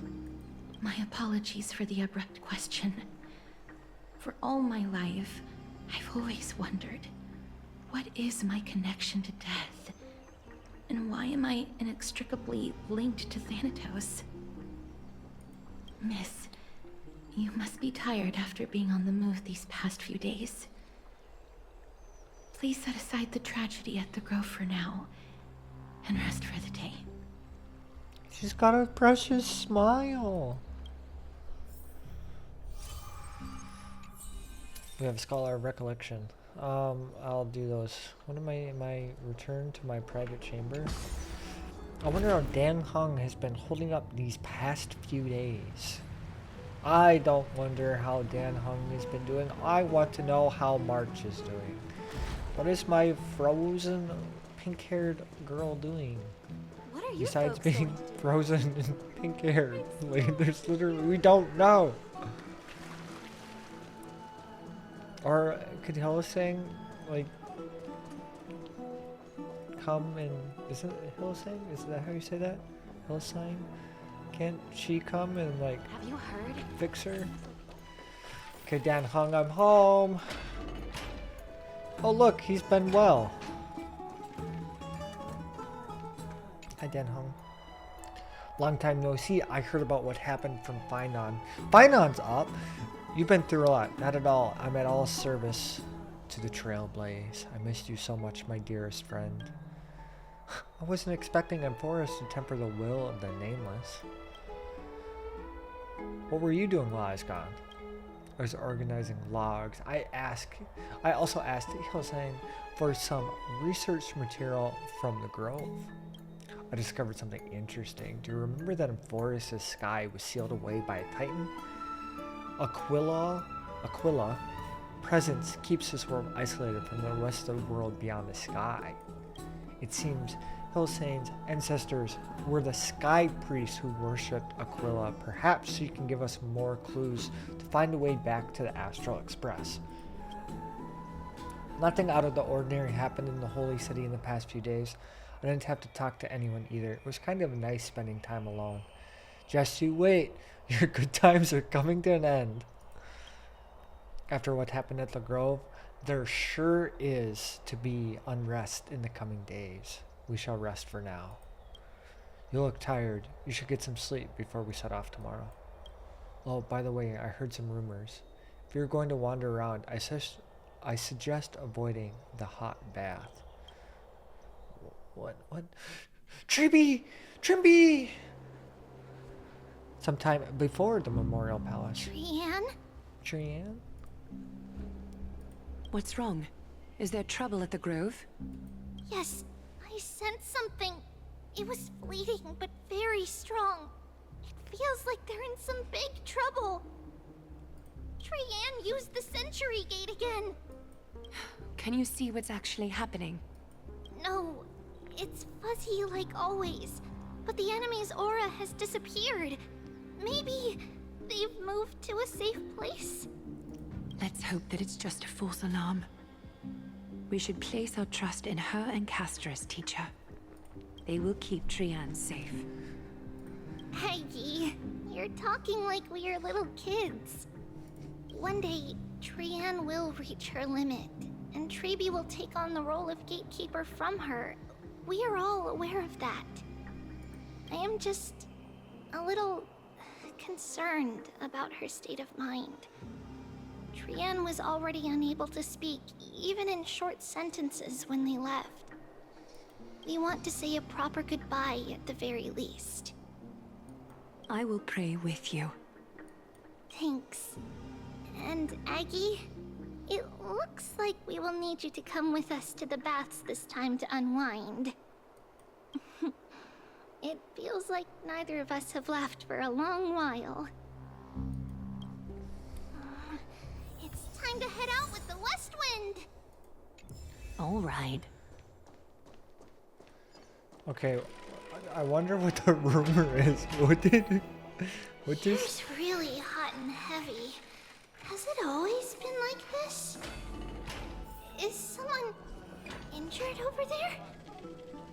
Everyone's complaining about what's hot, so it's not Trimby's fault. What happened here? Watch out! Watch out! For the Cremnoan! Cremnoan? This is their doing? You think it's the kids? Aggie, now's not the time to dwell on that. Let's help the injured people first. Excuse me, coming through. Oh, you two are here as well. That's a relief. Even the Twilight Courtyard is involved? What in the world happened here? I actually just came to relax. But as soon as I got here, I saw all these people lying on the ground. I've examined them, and they don't seem to be seriously ill. It feels like they've just spent too much time in the hot water. Multiple individuals fainting simultaneously from the hot pool steam? Where is the manager of the baths? He disappeared, and no one knows where he's gone to. Some people have been saying that the Cremnoans are behind this. Sabotage. They did. Let these people rest. The two of you, please come with me. Have you thought of something, Aggie? Yes. While their intentions elude me, it's time to bring this farce to a close. Is it the old console? I just want to be right one of these times. It's gonna be the console really one of these times. Oh, it's mighty. This... Wait, it's a core flame? Snowy! Even Snowy! The culprit is Mightimos. Oh, okay. Dee, what did you do to everybody? It's just another duel where I claimed victory. Duel? As I expected. Oh my gosh. On the surface, these two are the mightiest warriors in the Holy City, but they're still impulsive youths at heart. Impulsive lovers. Speak up, Mighty. Tell us exactly what kind of foolishness you and Finan indulged in this time. Yeah, mighty. Some time ago. Do we get Finan's point of view? How's your recovery coming along, friend? Winning, losing are part of a warrior's life. Don't let it get to you. Why don't you take a bath to recharge, buddy?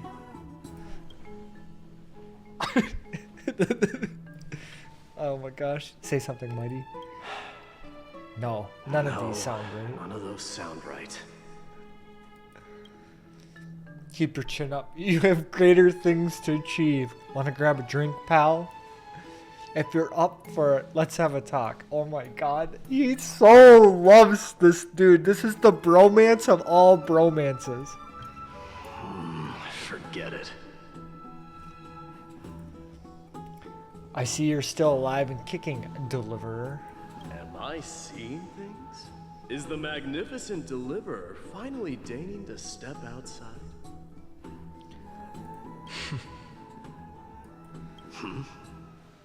What kind of response is that?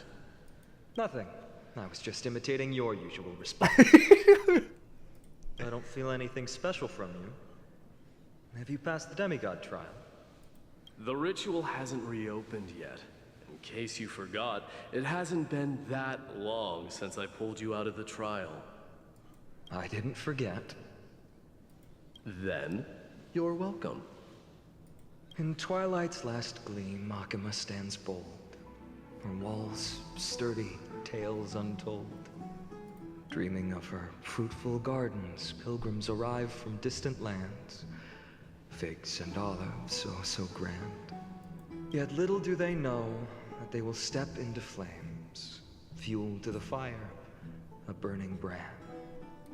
What are you playing at this time? I just felt like reciting a few lines of poetry. Surely the Crown Prince of Kremnos knows how to appreciate poetry, right? Maybe? Kremnoans steer clear of such weak literature. But my library doesn't lack collections of this kind. These lines express the poet's yearning for their home, just as Akuma is distant from many people's homes. I know how to interpret poetry, Haikis. There's no point in pretending to be profound, my friend. Thank you for helping me out when I was in a tight spot, but it seems to me that you aren't prepared for the trial either. Don't compare your situation with mine. My people are still relying on me. I can't ascend to godhood on my own without first resolving their issues. So, are you suggesting that you, the mighty Mightimos, and the heir to the throne of Kremnos, wish to defy tradition that has endured among your people for millennia? They're just like picking at each other. Still thinking about what I should do. Never mind. It's probably not my place to offer you counsel. An idea does strike me, though. Go ahead. Let's see what terrible ideas you've come up with this time. Maybe we both need to relieve some stress. Come, Mightimos, let's recommence our previous competition. This time, we'll see who can stay in the super hot bath for longer. Oh my gosh. That's it. That's it. They just want to see who's gonna be in the bath. Are you chickening out? The phrase chickening out does not exist in the Kremnoan language. I just find this situation absurd, that's all. All-knowing historian, are you not aware that we Kremnoans use boiling water from sword forging for our baths? Looks like I'll have to teach you some royal etiquette today. So they endangered everyone. And thus, an unprecedented sauna battle commences! With unparalleled resolve, the two warriors' determination even alters the very hue of the steam. Flames intertwine with scalding vapor, reaching toward the heavens, shrouding the sky and the sun. The spectacle is so magnificent that none dare gaze upon it directly. Since we can't see what's happening in the competition, why don't I regale you Oh with my a tale of kings to They're pass the too time? hot. We can't show you. Do you recall the legend of the Gorgo lion mentioned by a certain veteran? The central figure, the main character? Was not Okay, the I'm over the butterfly. An oryx Oryx stood as its formidable rival. Long before the dawn of Era Chrysia, the two beasts started their timeless battle on the plains of Tritos. The lion regarded the Oryx as its food, while the Oryx perceived the lion as a scornful, oppressive, and challenging barrier that it swore to topple with its antlers.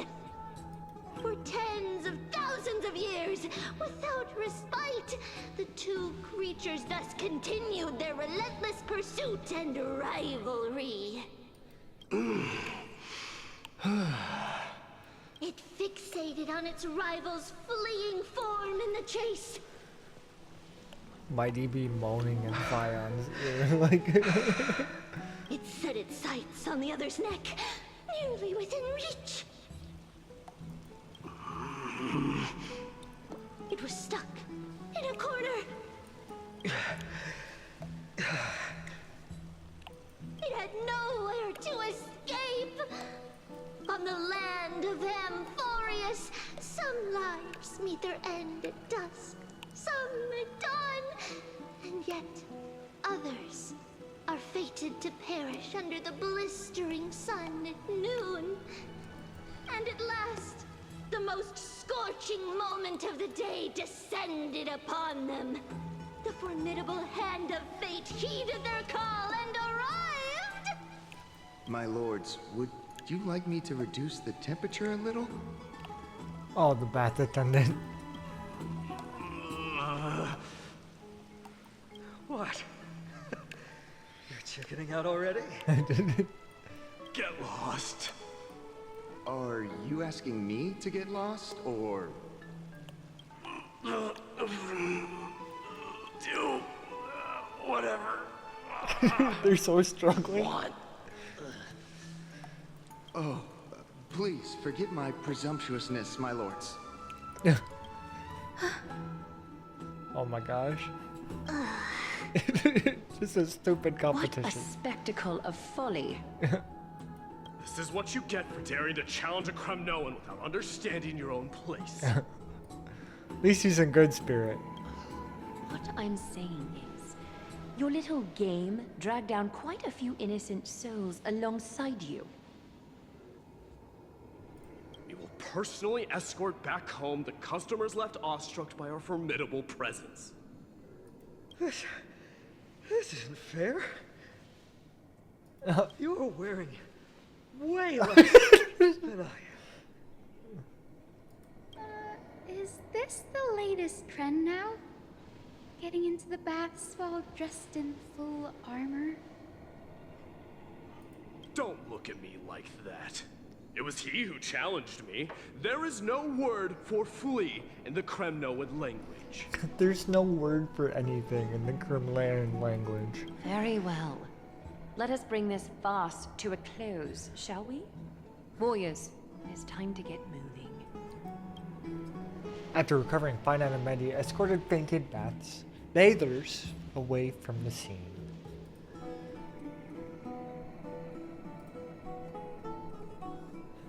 This time Paimon narrowly triumphed with a staggering 27-25 victory in terms of the number of troops safely escorted. Alas, the flame chase journey is destined to be a lengthy one, replete with obstacles.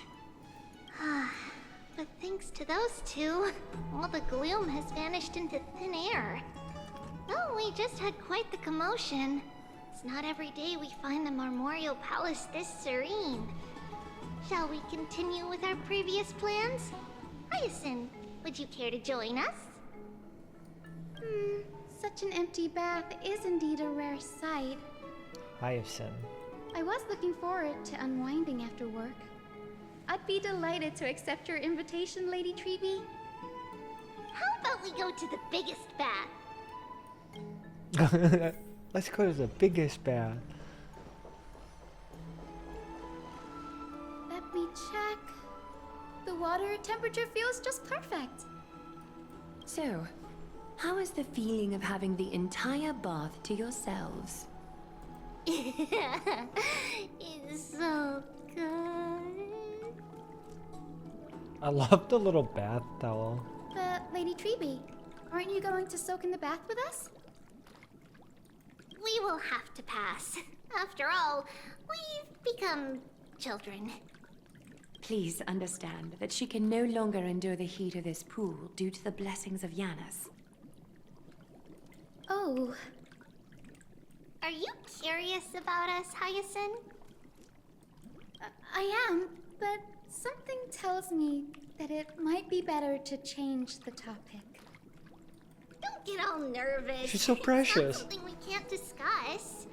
The truth is, a long, long time ago, we were a mature adult just like Aggie. Then, because of reasons, we inherited Janus's divinity and gained the power of passage. And in return, the price we had to pay was the splitting of our soul. Each opening of the Century Gate intensifies the strain on Treby and the others. They are gradually regressing towards infancy, both in body and mind. We don't know what awaits us at the end either, but anyway, that's why we've turned into children. In that case, They made a movie about we this. opened that giant sentry gate above Akama during the battle against Nikador. Well, there's no way around it. We all know that the flame chase journey won't be a smooth ride. Maybe we can find a way to fix it. The primary research focus of Noosporists is the soul. We explore its depletion and methods to restore dispersed souls. As long as research continues, there might be a breakthrough that can help. Oh, I hope We so. will do everything we can. So your first reaction is in fact denial. You're indeed an Access student. I look forward to your good news, Hyacinth. Oh my gosh.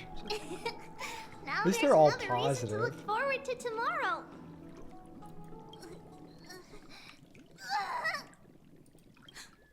Lady Treby, what's wrong? Something's off. It's that strong feeling again. Is it Trian?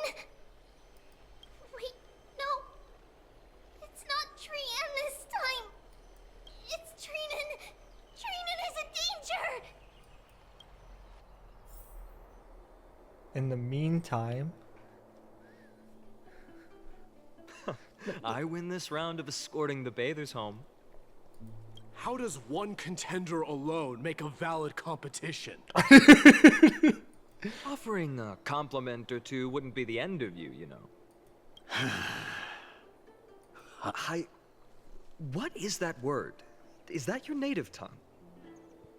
It means hyena. I'm likening you to a weak hyena. By the way, you emphasized the completely wrong syllable. he's me for real. Though we've been acquainted for some time, I have rarely heard you talk in the ancient tongue of Kremnos. It's because I'm not exactly a master at it either. I can listen and read just fine, but when it comes to writing... You can write? Oh my god. He's like, I'm gonna You kill speak you. as if you don't have a brain. Yep, I am fighting on for real. That was in jest.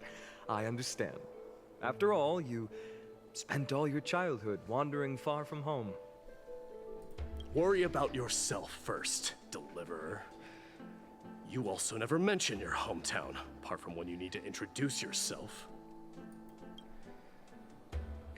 Well, it's because there isn't much to say.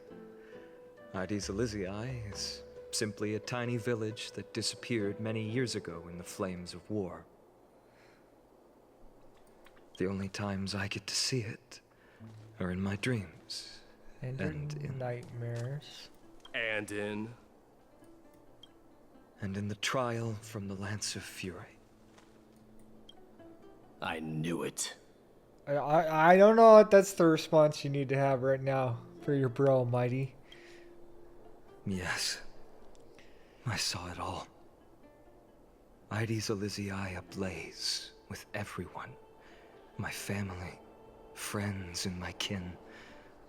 Lying in a sea of flames. blood-red half-sun hung in the sky, just like on that day. And before my eyes, that murderer killed Cyrene. Cyrene? Oh, Cyrene is Alicia. Oh, I'm gonna be so sad. Cyrene. But I saw its form this time. A black cloak, an eerie mask, and a broken giant sword that carried an ominous aura. I fought it in the trial. But even though I've been fighting, improving, and resolutely getting stronger all this time, I still couldn't defeat it. You were blinded by hatred and almost lost yourself in that trial.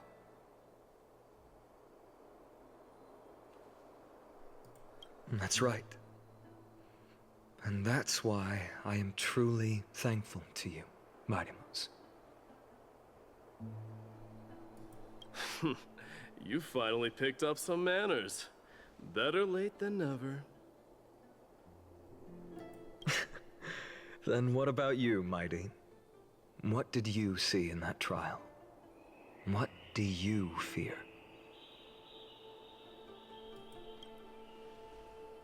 There is no word for fear in the Kremnoan language. Yeah, shut up, Mighty. I'm getting the feeling that your language has no words at all. Yeah. But to answer your question, I saw Akuma in the trial. As well as... my old comrades. I was like, you can't leave me on back-to-back cliffhangers like that. Hephaestion. Perdiccas. Ionius. Ptolemy. And Possesta. Ever since I returned from the Sea of Souls, these 5 have been by my side.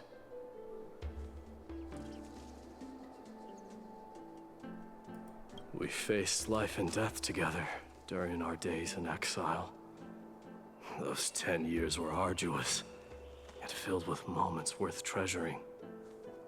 Each night, we would gather by the campfire, savoring honey brews and singing our hearts out. The wind in the wilds of Amphorius smelled like rust. Hephaestion would always tease me about adding goat milk to the honey brew, claiming I ruined the blood-red color of the drink. He had a scrawny figure, but was a relentless force on the battlefield, dispatching foes without so much as a blink. Perdiccas was an expert in concocting medicines, delving into all those strange folk remedies. Leonius was a swift runner and our most reliable messenger. Ptolemy was a real bookworm, always spouting off in chapters and verses. When we left Kremnos, he made off with a stack of ancient tomes from the Grand Library. Not like it mattered, as my family owns the library. And then there was Possesta. He was the silent type, but a truly masterful musician. This is the first time I've heard you mention these 5. And their names. They died on the battlefield before the Kremnoan detachment managed to join Akuma. Perdiccas was the first to go. He was shot in the stomach by a poisonous arrow from the people of Ladon in the 2nd month of cultivation. In the end, his remedies mended all but himself. Mightymouse, do not mourn. I have achieved honor by bestowing a noble death upon the enemy. Leonius died in the 5th winter. Idonia's snowstorm lasted 3 full months. On the night of the fiercest storm, our foes launched their assault. Idonia. Is that the city Castorus used to live in? Yes. Most zealots were as fearless as Kremnoans in the face of death, but they lacked respect for honor. They cornered us in a bottomless swamp. Leonius covered for our retreat. They cut his legs off. He vanished into the mire of a foreign land, his body never to be recovered. This is perfect. Mighty Mos, I can finally deliver the news of you ascending the throne to the Netherrealm. 20 dusks later, we finally breached the walls of Idonia and entertained the usurper's plea for peace. However, the rebels refused to surrender and set up an ambush within the city. Ptolemy and his cavalry met their end before they could even relish our triumph. Those obelisks that collapsed after being set on fire became their final resting place.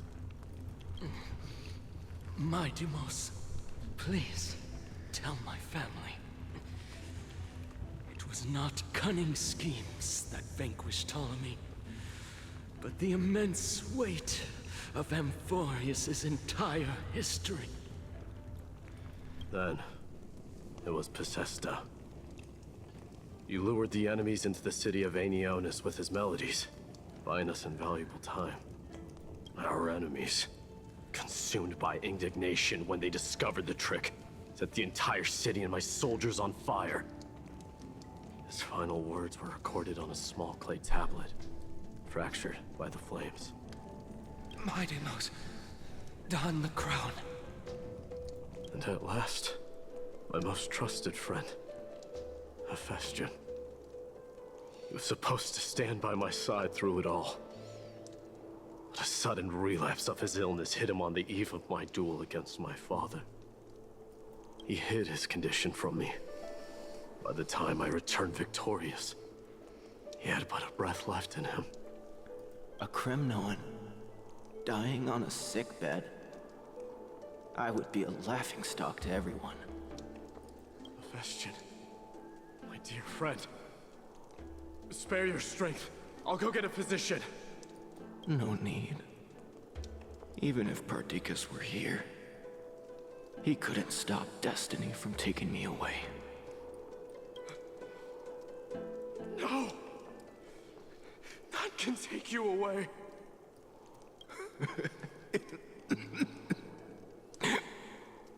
Mighty Mos, our king, do not shed tears for me. It's not befitting of your status. Farewell, my dear friend. You must lead us back home. What a grave trial indeed. Now I understand why you see immortality as a defect, or even a curse. My father threw me into the Sea of Souls to break the wheel of karma. But little did he realize it would grant me an immortal body and summon a fated revenge on his head. Following his demise, I considered leading my people back to our homeland. Kremnos had already turned it into a wasteland. Only darkness and insanity thrived there. Against the dissent of many, Krateros included, I made the Kremnoan detachment stay in Akama. But I know that their glory will never be doused out. The instant of strife shall inevitably arrive. If you take over Nikedor, then you must begin the journey back to your homeland.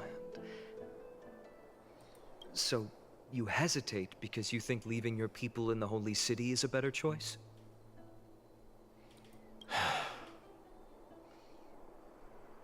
I don't know. But I have never been crowned. And those 5 were never endowed with any titles. None is aware of their glory.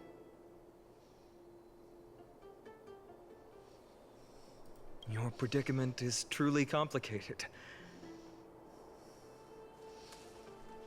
I don't know how I can give you any useful advice. Maybe you could seek counsel from more people, such as the Grand Craftsman. Cartonis' people seem to have been through comparable dilemmas. And that teacher of yours, Crateros? Dee, we've got a big problem! Big problem! Lady Treby, what's making you so flustered? This is not good. Hurry up and go save Trina! She got abducted by Crateros! What? Crateros! What's going on?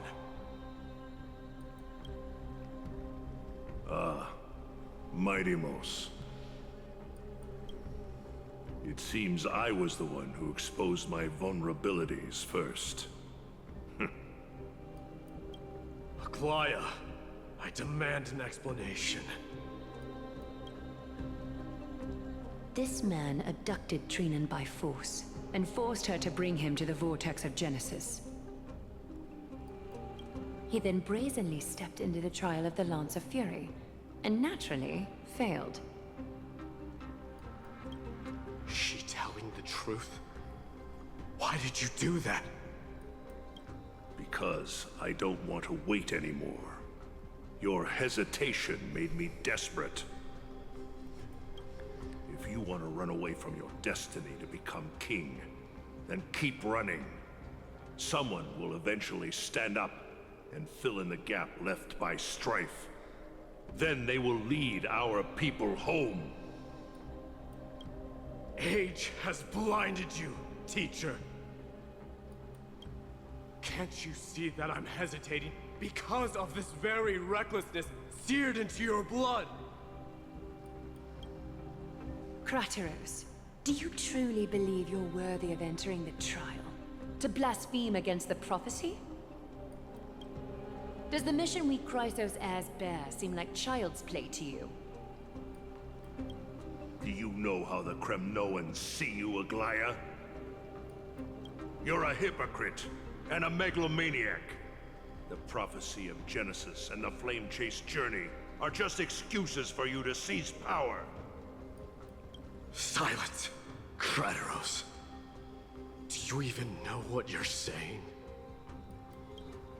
Are you defending this woman, Mighty-Mos?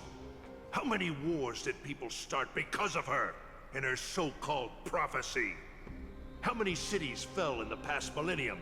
Their people massacring each other. Even if this so-called Genesis really exists, will there be a place for the Kremnoans in that new world?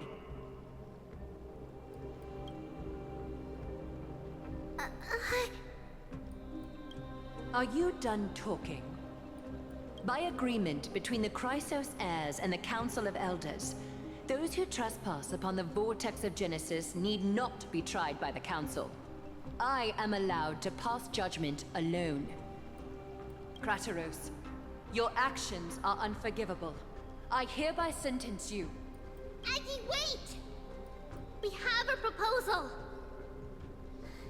Someone has to resolve this conflict between the cities. Lord Crateros did not use violence to harm us. We can sense that his anxiety stems from his concern for his people's future. Please, Aglaya, hear us out first. I'm listening. Okay, she's reasonable. I like it. I like it. I'm sorry, Lord Crateros. We were so preoccupied with deciphering the fragments of prophecy that we neglected those of you not favored by its message. Your accusations were harsh, but justified. We wish to earn your trust and those of the Kremnoans. I think the best way to do that is to take you to witness the source of the prophecy for yourself. How are you going to show me something that has no form? You've heard about that Outlander, right? She has somehow made a connection with Orynyx, and can completely replicate scenes from the past. We will ask for her aid. Tomorrow, at the Abyss of Fate in the Temple of Yanisopolis, we will show you everything from that distant memory, Krateros. A fair proposal. I accept. Until then, you will be stripped of your freedom. That is my one condition, and I will brook no argument. It is not the first time I've been made someone else's prisoner. Do as you please, demigod. Oh, I hate this man. Teacher, why did you do this? Forgive me, young master. But I just cannot wait any longer. Ever since your father died, our people and I have been waiting for a day to revive Kremnos. We placed all of our hopes in you, but never received an answer. This obsession for returning home has become a sickness for our people. Wise as you are, I refuse to believe that you can't see the truth. You have a clear head, which is why you're also incomparably alone. A smart person can only choose to tangle himself with the mundane of this world. If you're truly capable of leading our people beyond this blood-stained fate, then prove it to me once more, Mighty Mos. Just as you did back then. I don't care to prove this guy right or wrong. I just want him to get murked, dude. A fierce fighter. I wish that were me. I did not expect Let's such smash. heroism from a What? feeble Acheron. Fulfill your duty as the victor, warrior, and tell me your name. I seek an honorable death from you. As if you have any honor! Listen closely. I am the leader of the Kremnoan detachment, Mighty Mos. I'm here to finish you, Father. It is you, the beast spurned by all. So you did defy death. The prophecy was true. You will bring an end to my Kremnoan dynasty. Defy? You're wrong. Death fears me. It's the reason I have this body of steel. As for you, you already stand at death's door, Father. You were the one who threw me into the Sea of Souls. The one who tried in vain to enslave a Titan. And the one who desecrated the body of a god. Haikis! You're a weak king. So weak that even the lowliest hyena is a more noble existence. They love the word hyena. Now, fate's reckoning is upon you. Then swing your blade.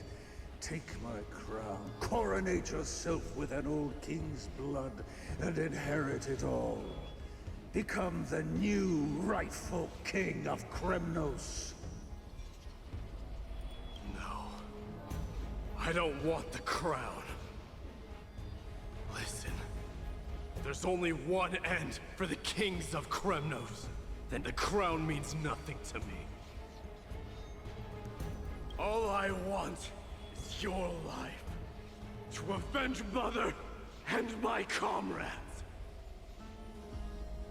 But the walls of Kremnos will not fall with me. Do you truly think you can escape fate's grasp, my son? You and I, we're both the same. We feast on strife and fear. Now, kill me! The son of Borgo is destined to be crowned in blood!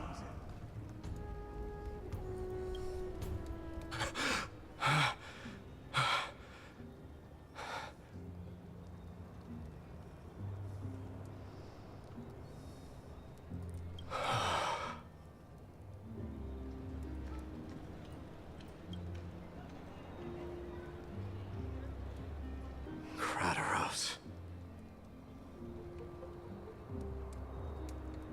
He said the Grand Craftsman Cartonus might have some suggestions. Might as well go see him. Grand Craftsman, how have you been? King of Kremnos it is. That you would come, I knew. You knew I was coming? Your matters, I've heard. The path forward you seek. Many questions you have. But before that, take this. This is Mom's signet. What's this? A signet ring for the King of Kremnos. Belonged to your mother. Recast and restore it. I did. What? Mother threw it into the Sea of Souls. A long time to fish out it took. Very fortunate we were. This dude fished out a ring. Don't ever tell you that your dude doesn't love you, okay? He fished out the ring must have taken to in find an such a ocean small for this signet ring man. in the Sea of Souls. I owe you one. Gratitude there is no need for. Repayment for saving me, this is. Questions you bring with you? Ask now. I love how he talks. Fate I've always denied. It's finally caught up to me. By all rights, I should accept Strife's authority. It would make everyone happy.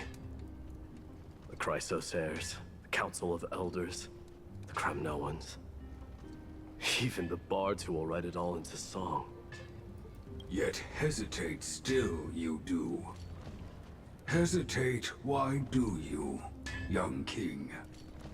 Because of my people. Be they men, women, the elderly or children. The hearts of all Kremnoans yearn for home. They've all been waiting for this day. For the day their king returns. Children of Strife would then be able to go home and embrace the old traditions. Never mind that most of them have only ever been heard in these so-called traditions in song. They would then gather around their king and throw themselves into battle. This is not a good thing, you believe.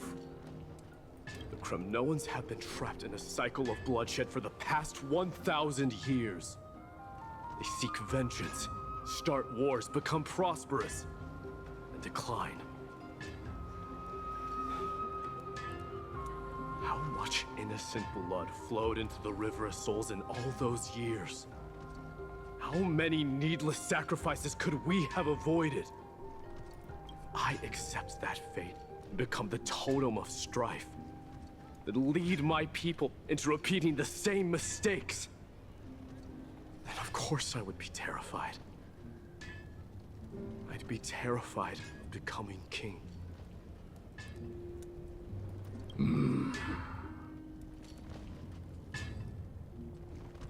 A different kind of Kremnoan you truly are.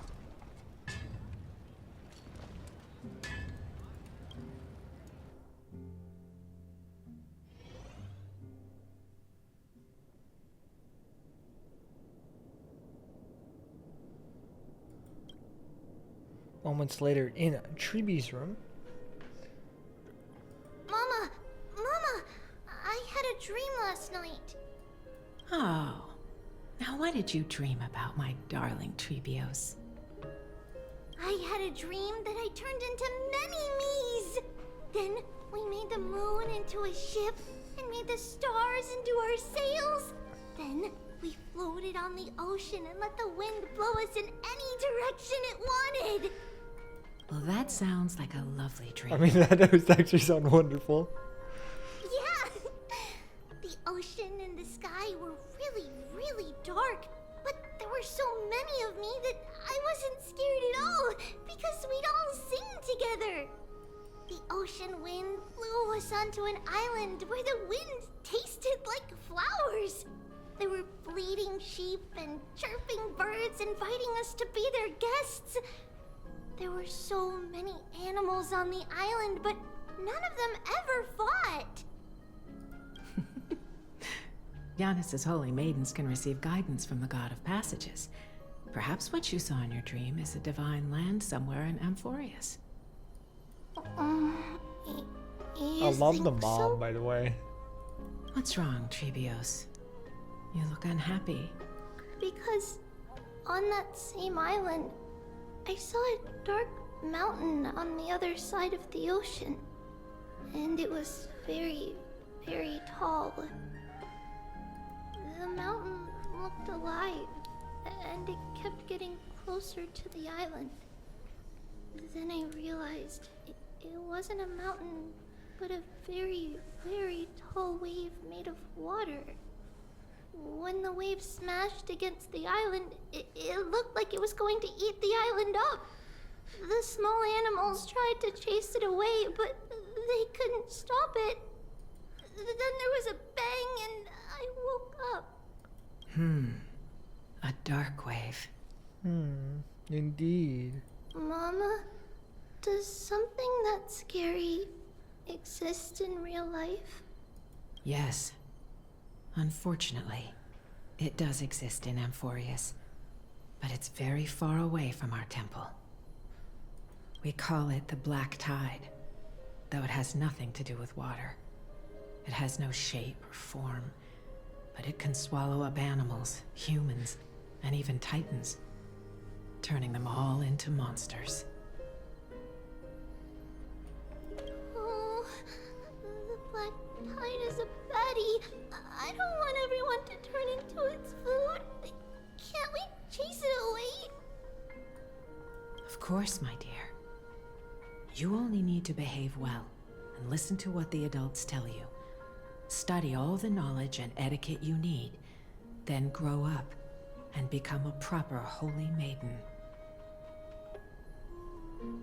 The divine Yanis will then give you guidance and help you light the way for the people. Wow, I'm gonna eat a lot and study a lot and become a holy maiden. Yeah, you do that, but- Trebios. Mama, you said the Black Tide can swallow up titans too. What do we do if even Yanis is eaten? If that happens, then the Holy Maiden will have to be the one to guide people on the right path. After all, we are the human avatars of the God of Passages, yeah? Yeah! She's so excited and precious. But one person alone is not enough. Once you're older, you'll make a lot of friends. You must do your best to unite them, because that's also our duty as priests. Friends? Are they also like me and Mama with pretty red hair? They might not, but they'll certainly be just as smart and kind as you. Mama? Oh no. Am I dreaming? Don't be silly, dear. Of course you're not dreaming. I've always been by your side. Oh no. What? Now be a good girl and call your friends over too.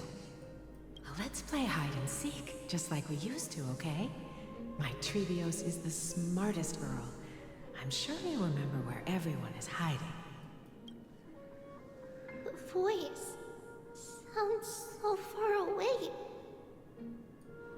I don't remember.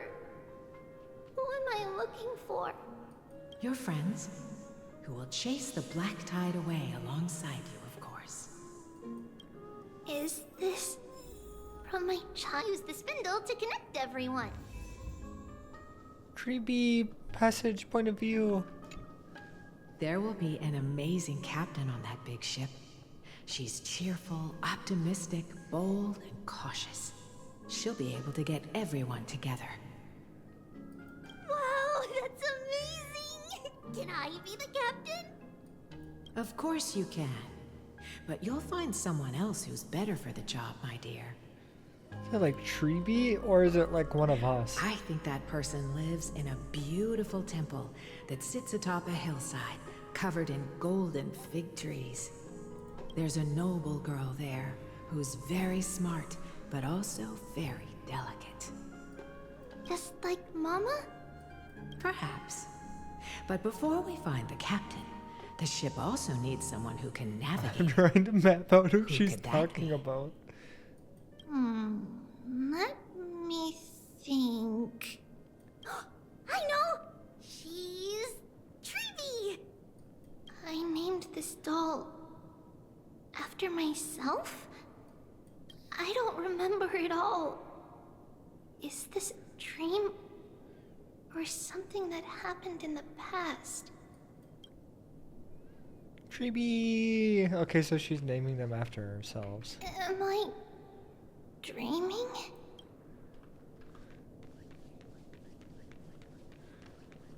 It's packed full. Mama must have left all of these for me. All the words are blurred out.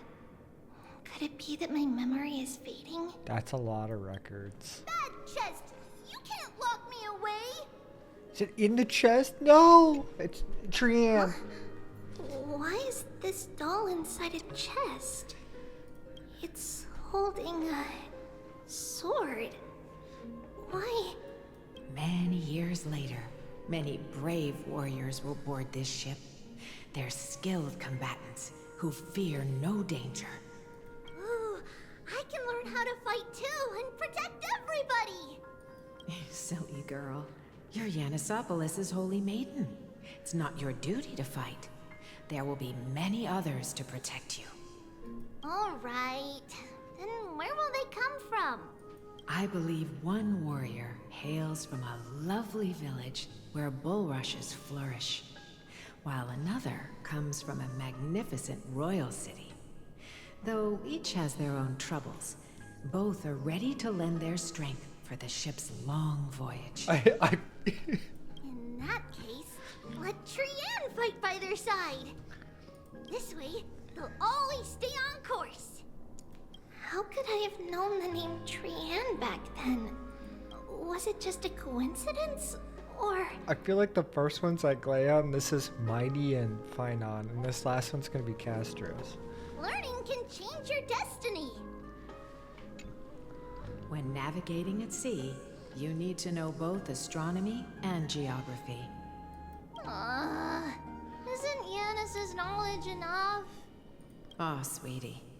The ocean isn't like the land. It's easy to get lost. That's why it's important to learn to recognize the miracle of Aquila. Aquila. Alright. Even though my brain is already super duper smart, I'll still try my very best. Super duper. Circe also favors children who try their best. They will send a wise scholar as everyone's teacher to help you reach your Maybe dreams. that's Anexia. I want to be a teacher too. Oh, wait. I'm super duper smart. So I want to be the teacher's teacher. Why not? But if you're going to be a teacher, you might need to tone down that hyper energy of yours. Then Trinan can do it. She's well behaved and would make a great teacher. Mama and the others always said that I had a great memory. But now, I can't even tell if this is a memory or a dream. Come, let's line them up. We're gonna line up Treeby, Trian, and Trinan. I don't remember the last one's name. Trinan. Now, Trebios, set them on this music box and let them compose a melody for our song. Music box? What's that? Sweetheart, are you still groggy from your nap? You invented it. I invented it. Oh, What does it this is do? amazing. Oh, my lovely Treeby. You're usually so bright. What's gotten into you today? Well, you might as well see for yourself. Put your good friends on it and see the wonders it can do. Put the dolls on. Place the dolls. It's rotating. And I can hear something. That's right. It's a music box. If you place the dolls in the right spots, it will start rotating and play beautiful music. Out of all your inventions, this one is my favorite. I don't remember. It's all right, my child. I'll sing along to the tune, and it will help jog your memories. Happiness abounded in this lush land by God's chosen. Giants raised their glasses in a toast, beheld by the 12 constellations. 3 carved the heavens and the earth. 3 wove the threads of fate. 3 molded life with their hands, and 3 guided calamity's gate. They declared the world too unstirring, hence wished endless laughter upon the living. Thus you and I were created, with words and song to weave, and love and intimacy to give. Thus creation was complete. Who then will bear the weight of humanity's souls, to lighten the steps of the living as a whole? O great Kefali, all-knowing Father of stature so tall, yet low does their gaze willingly fall. With light of dawn heavy upon their shoulders, golden blood spills unto the land, converging into a boiling river that flows to the heroic heirs of this world. Oh, ooh, spooky. What's going on? Oh, Yanis, please lend me your ears. In the black mist, as death and fate draw close. On the bloodied earth, the living dead, but ghosts. What is this world? It mirrors your maze-like fate. What is this world? A silent lament without a trace. What is the past? I don't like Wandering this. ghosts that linger. What is the future? Souls scattered by fate's finger. What is the start? A voyage born in solitude. What is the end? The spirit, lonely and subdued. Lonely and subdued. And subdued. And subdued. Subdued. Subdued. Subdued. Subdued. Subdued.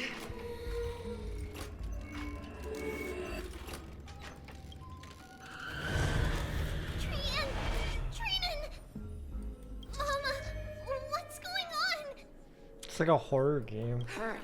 Run! Trivios, run! The black tide has arrived! Where can I go? What's this? Oh my gosh. This is so creepy. Why? Why are there dolls everywhere? This is the sacrifice of a holy maiden. You won't make it to the end. Only one person can. I know. Oh, so they know what happens. It's fine if we can't reach the end. Our minds are made up. Go. Bid your farewells, Trivians. Time is running out. Mama, are you going to leave me? My sweet girl. I will never leave you. But remember this, Trevios.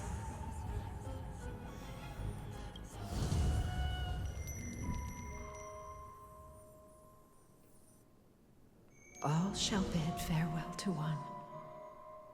And that person alone will witness the miracle. Since your mind is made up, then traverse the black tide and dispel the fog for Amphorius.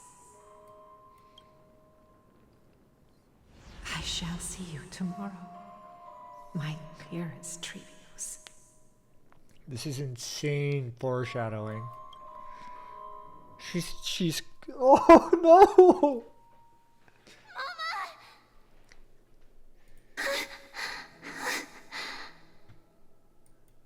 Are we still in a dream? Did you have a nightmare? Maybe. But it's been a long time since we had any dreams. It's not yet the entry hour. You still have plenty of time to rest. No. Yeah, my heart's racing too. It must be that reckless Kremnoan soldier who startled Trinan. And you as well. If you want, I can pierce through his chest with the golden thread right now. Aggie, cut it out with the scary talk. No. Let her go with it. I'm just kidding. If I were serious, I wouldn't have waited until now. Aggie. Do you want to talk about the dream? Keeping it bottled up is not good for your health. We had a dream about Mama. The dream itself was nothing. It's just the timing that feels a bit unsettling. You mean... It's Trian. Even if we refrain from ever using the power of the Century Gate again, her soul continues to slowly drift away from her body. There isn't much time left. Perhaps it wouldn't be such a bad idea to let her relinquish her role as the gatekeeper and live out her days as a carefree child. You have a point, Aggie, but our decision has already been made on that matter. I believe there's still another way. Souls will be spent until they dissolve into dust. Such is our fate. Oh no, I hate this talk. Oh my god, she's so cooked. If that body were a tree, then its trunk and branches would share the same fate, decaying at the same pace. Now, we are fragmented into numerous selves. Despite the absence of a trunk, we are offered another possibility. We can choose how our branches will perish in a way that is most beneficial to the Flame Chase journey. Compared with saying farewell to one person, watching many fade away before me is even more sorrowful. But advancing is the destined end of Yanis's trial. There's no retreat in our path. Don't feel sad about saying goodbye to us. We've already agreed on this, right? It won't be long before I forget what sorrow tastes like.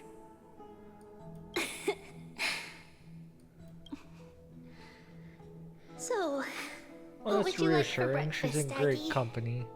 What? Where did that come from? After all this talking, we are feeling a bit hungry. Plus, it's nearly the entry hour now. Do you remember when we first met, Aggie? You were still a little one, and we caught you secretly eating oatmeal late at night. Oh my gosh, oh. While my emotions might be fading, those memories are still as vivid as ever, teacher. Please, let me do it. What would you like to eat? It's fine. Leave it to us. You should rest for now. It won't take long, and we'll call you when it's done. In that case, thank you. Then, see you tomorrow, Aggie.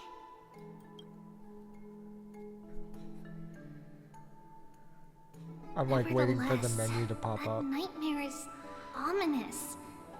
Memories are slipping away. Even the image of Mama. Just as expected, another trip must be made into the abyss of fate. Hopefully Orynyx will be willing to help us.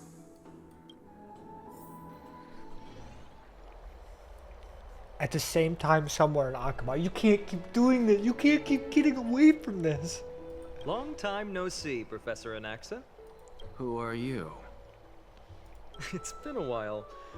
I'm the one who once overthrew the entire classroom in that spiritual physics lecture. Oh. Oh, it's you. No way. Do you really still remember that, Professor? Maybe. I remember that glib tongue of yours. What brings you here? Surely you're not here to reminisce. Maybe. I mean, good times.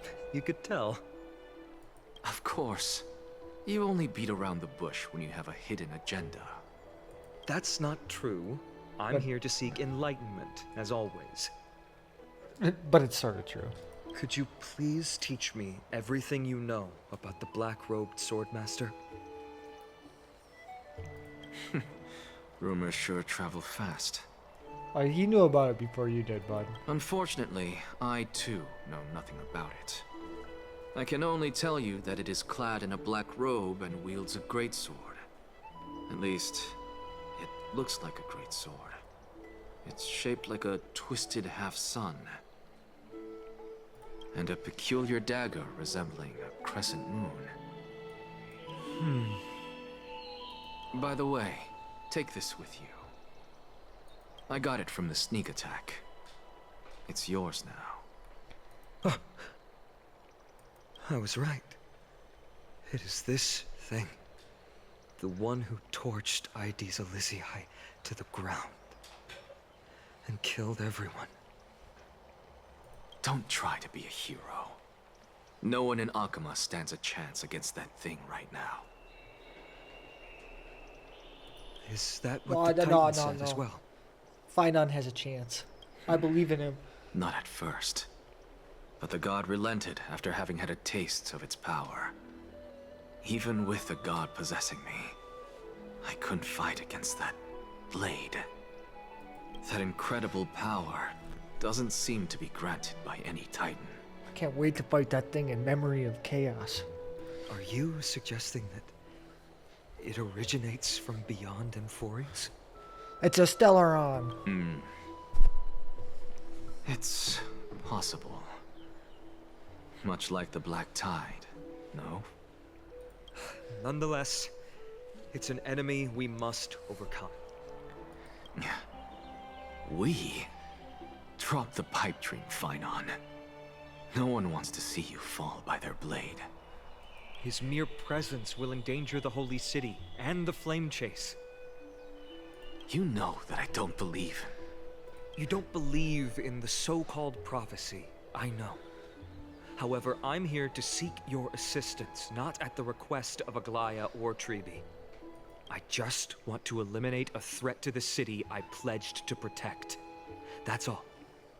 The tragedy at the Grove must never happen again. I like this a lot. We're not double-crossing anybody.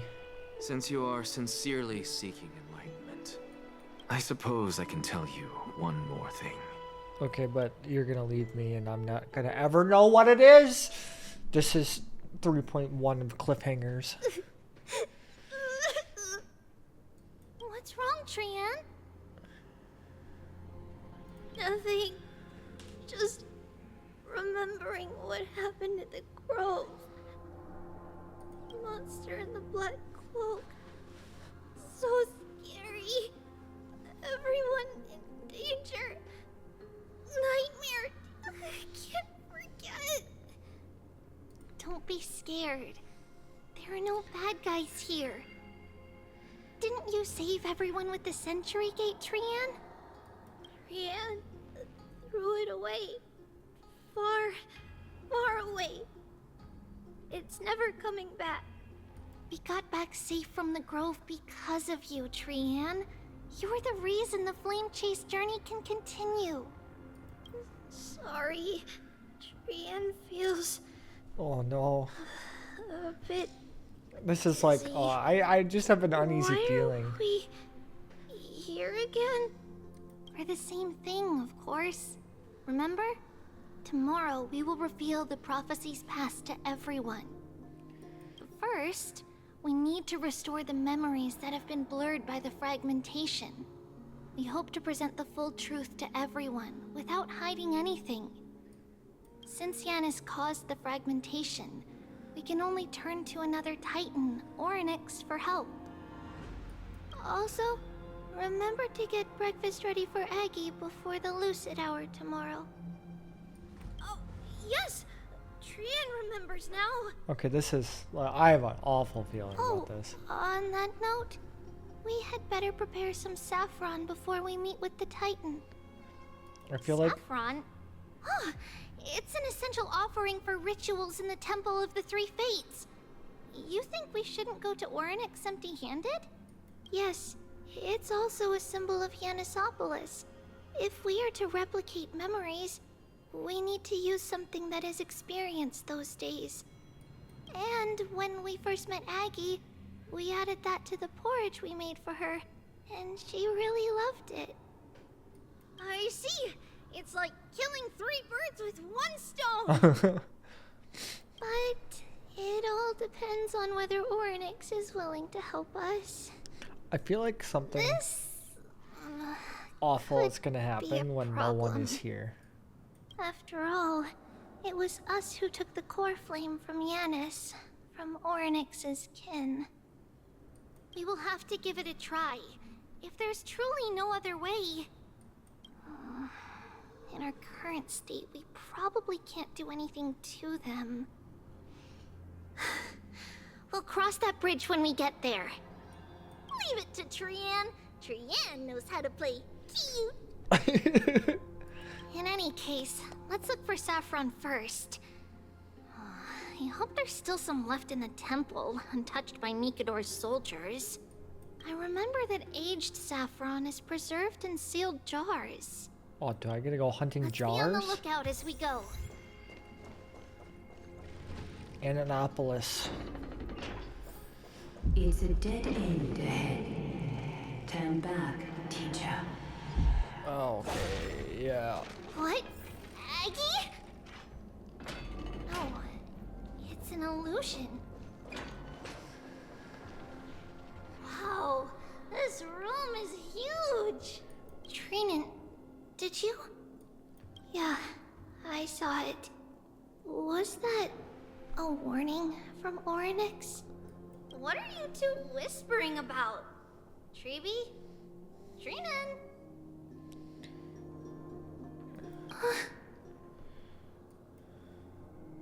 Trian can't even hear our own telecommunication. Trian? Well, never mind. Trian suddenly feels like this place is quite familiar.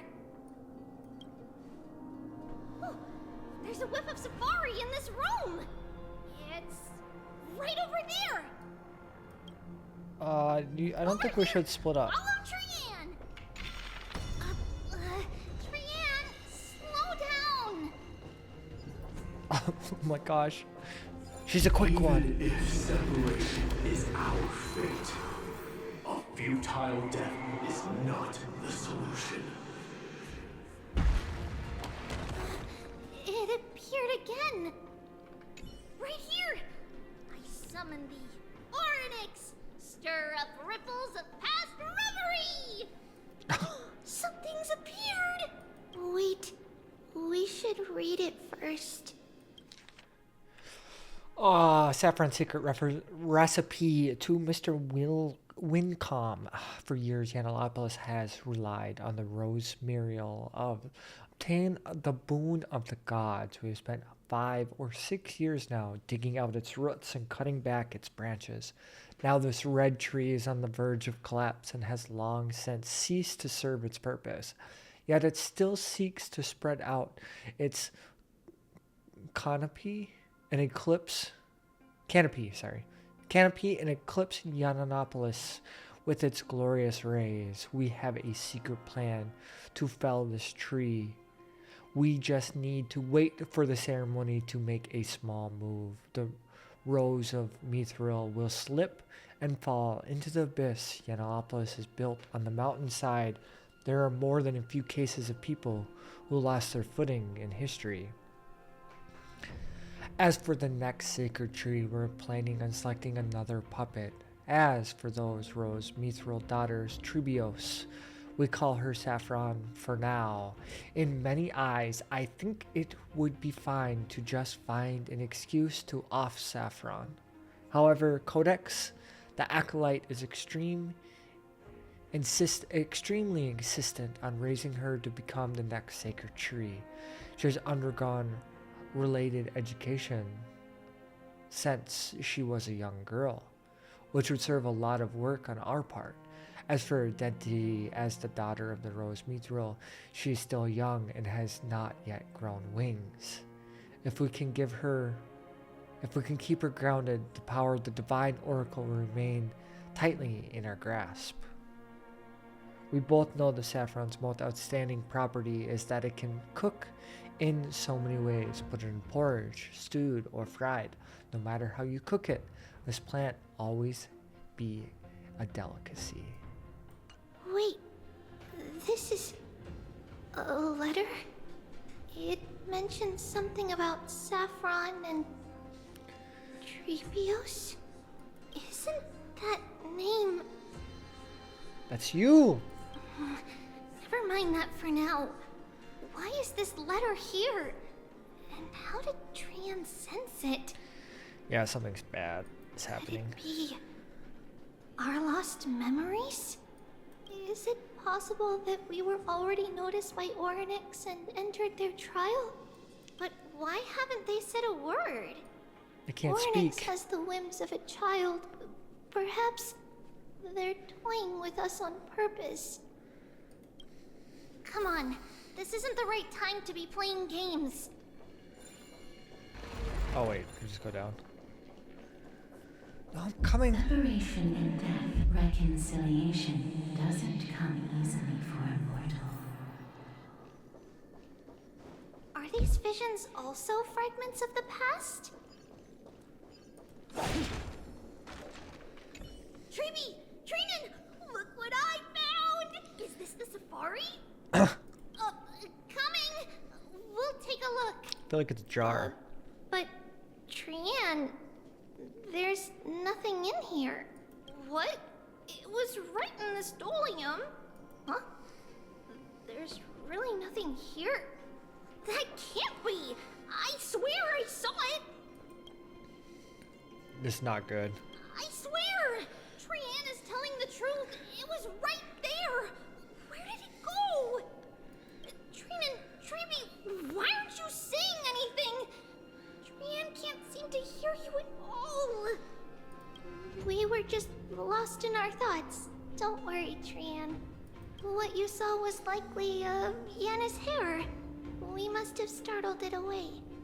Okay. Could Orynyx be trying to make us falter? But why would they do that? Something feels off. Trebi, don't you think this temple is a little too quiet? What do you mean? There's literally nothing here. Might just be an illusion. But Trinan wonders, is Orynyx really putting us through a trial? Is it another? Is it a reinception? A dream in a dream? Still no luck finding any safari. I suppose we can do without it. Let's try to convince Orynyx. At least he didn't toss us out straight away. That is indeed true. Whoa, Trebi, Trinan, look at this. So cool. Yeah, I don't know about that one. So many of us now. Trian, it's really quiet in here. Do all Titans live in dark places like this? I do not like this. I don't like this one bit.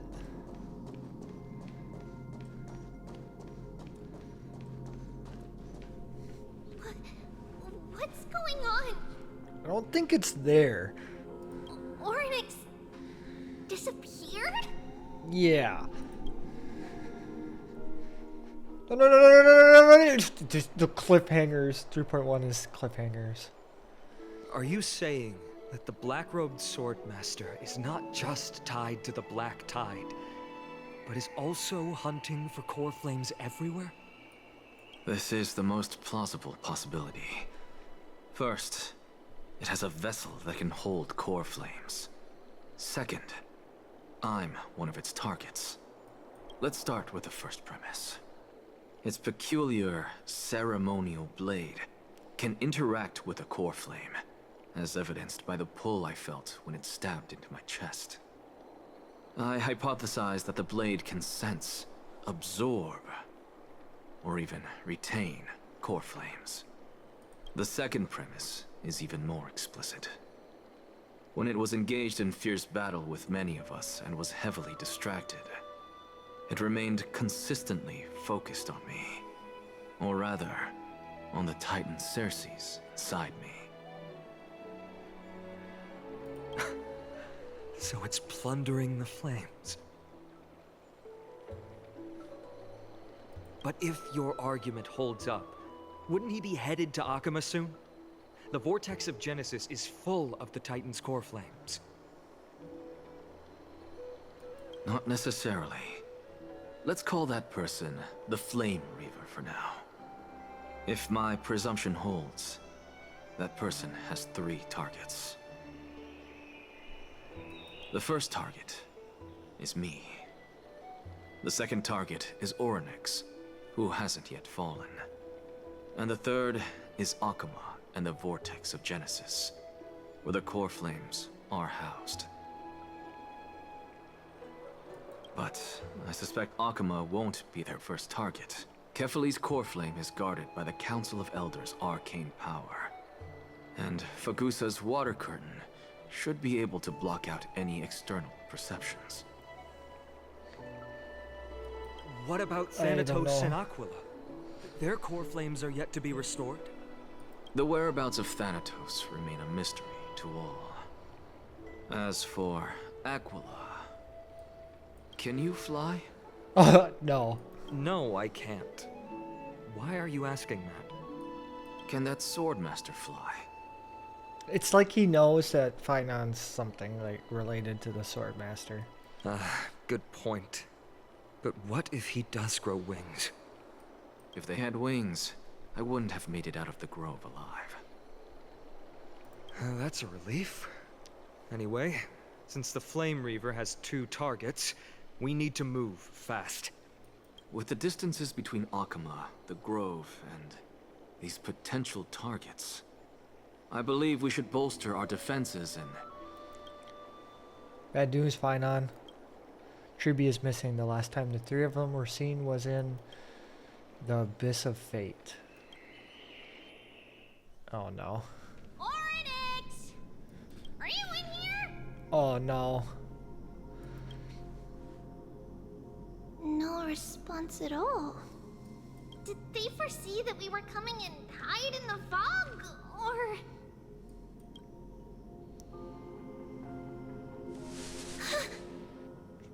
Tribi, we should leave. This temple has other people in it. Oh no. What?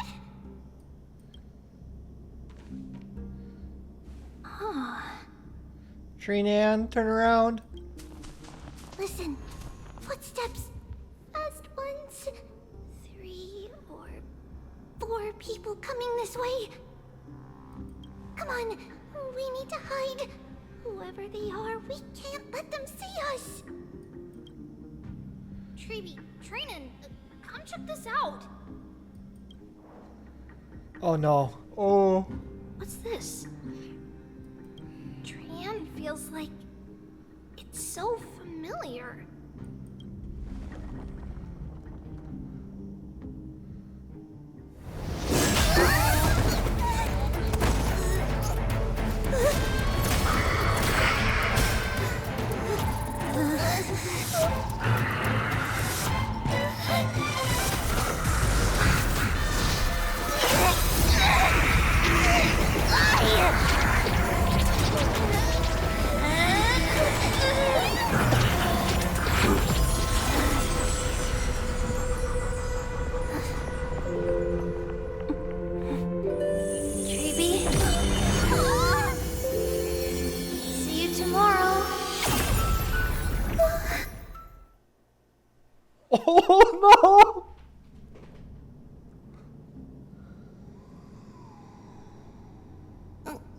Sometime later? Where am I? Little Gray? Snowy? And... Wait. Where's Trianne?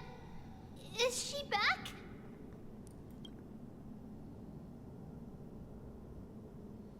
We only saw the two of you collapsed on the side of the road when we arrived. Danny and I looked around, but we couldn't find any traces of Lady Trianne. What about the black-robed swordmaster? Blast it! Of course it's him.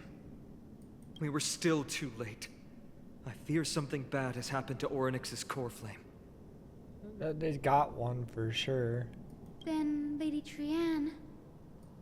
She doesn't have much divine power left. We can barely sense anything. We need to go after the black robe swordsmaster. I have a bad feeling about this. That you're both safe is already a blessing. Everyone, we must take action now. We should split into two groups. One group will stay in the Abyss and meet up with Aglaya's reinforcements, then search for Trianne's whereabouts. The other group will come with me to pursue the black-robed swordmaster and recover the core flame. Do you know where it's headed?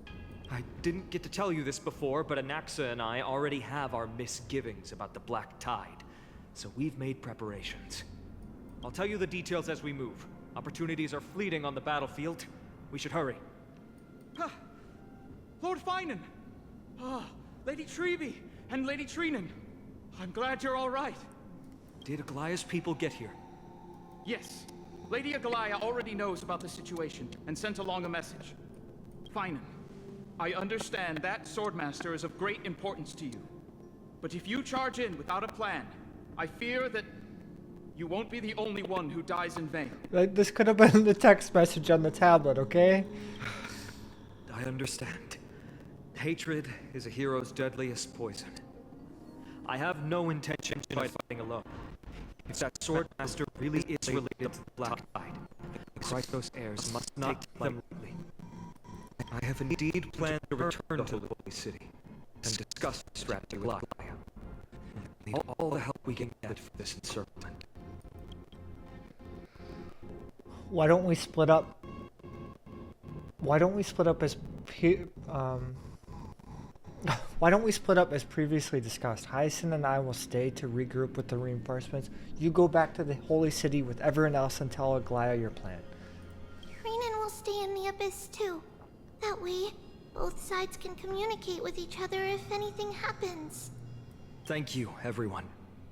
Partner, Treby, let's go. Partner? Return to the Trailblazers, POV. I am so not ready for this. We're back, Aglaya. You should have come to me first, Finan. Aggie, there's no need to scold Snowy. Akuma is currently in grave danger. I know. It's beyond my imagination that the only two titans humankind can still rely on fell in such quick succession. I've never seen the golden thread pulled this taut, as if it could snap at any moment. Finan, tell us your plan. Time is of the essence. Finan recounts Anaxa's discovery. This being is not just hunting titans, but taking the core flames too? Yes, just like the Flame Chase journey is doing. Professor Anaxa thinks the Flame Reaver's arrival is likely a sign the Black Tide has spread further. Regardless of whether you're right, this being is still far more aggressive than we expected. But its madness is also an opportunity for us. If its goal is the core flame, then that means us humans can lure it into a trap. Anaxa had already left the Holy City with Cersei's core flame while we were on our way to the Abyss, so he can make preparations for the battlefield.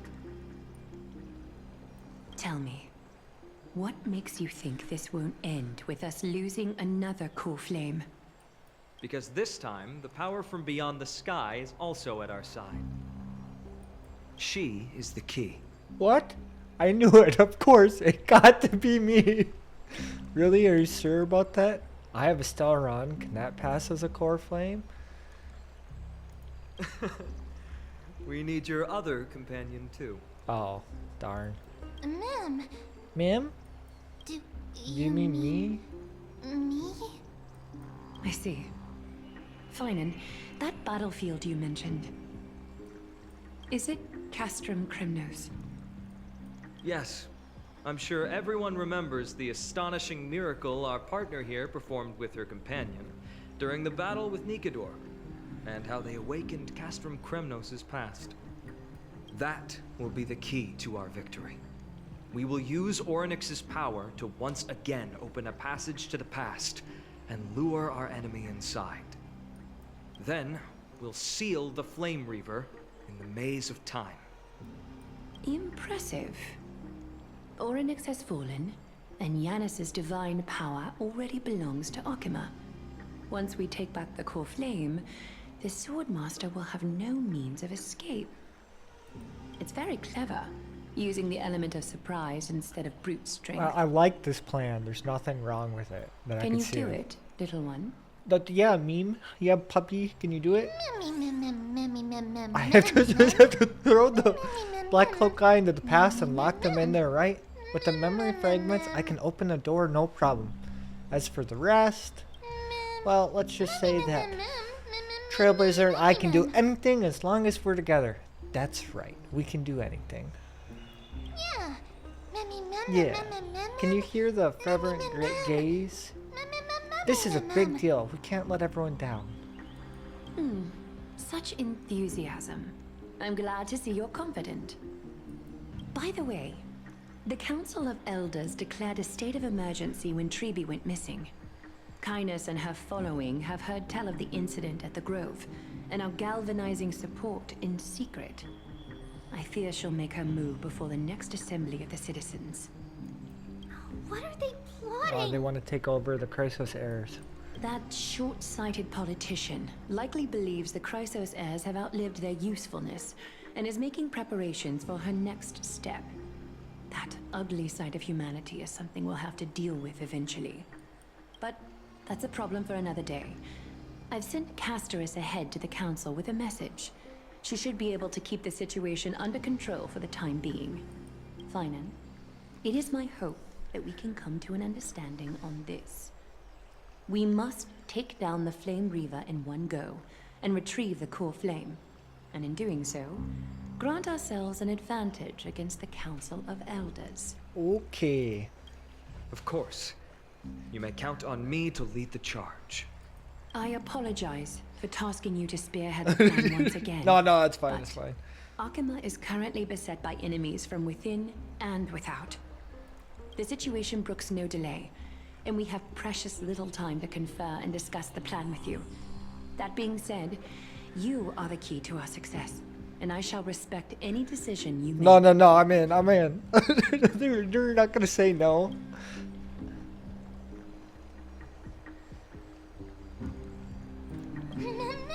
Ray! I was so worried that you'd be mad at me.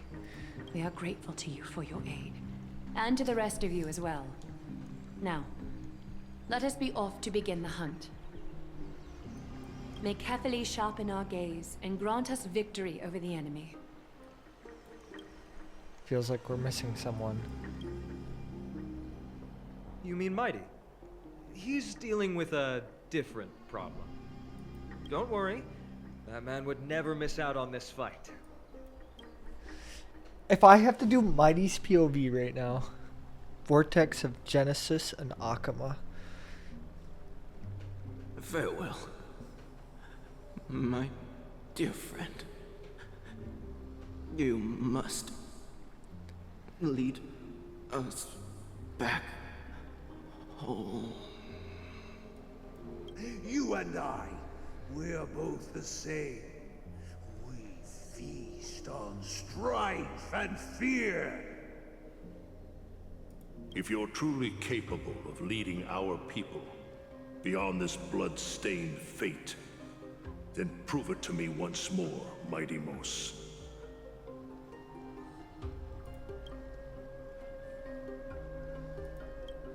Okay, he's gonna take the trial now? I knew you'd be here. Yeah. I heard you're about to set off on an expedition. Yes, sir. That's right. It's going to be a tough battle, and our destination turns out to be Castrum Kremnos. Is that why you're here? To pray to the dead Nikador? No, just the opposite. I'm here to tell you, you can entrust the front lines to us this time. You can't afford to lose your upcoming battle either. A bromance to the end. Have you heard the story of Geocles the Mountain Breaker? Sounds like you've spoken with Cartonus. That's the name of the legendary mountain dweller, right? Let's have a chat before we go our separate ways. Cartonus told me that back in ancient times, the mountain dwellers lived in seclusion. They spent their days quarrying and gathering, living a simple and peaceful life away from strife. Oh, isn't that us all? But Geocles was different. He resisted their traditional way of life, yearning for the world beyond the mountain. They're safe, but humdrum culture was like fetters around him.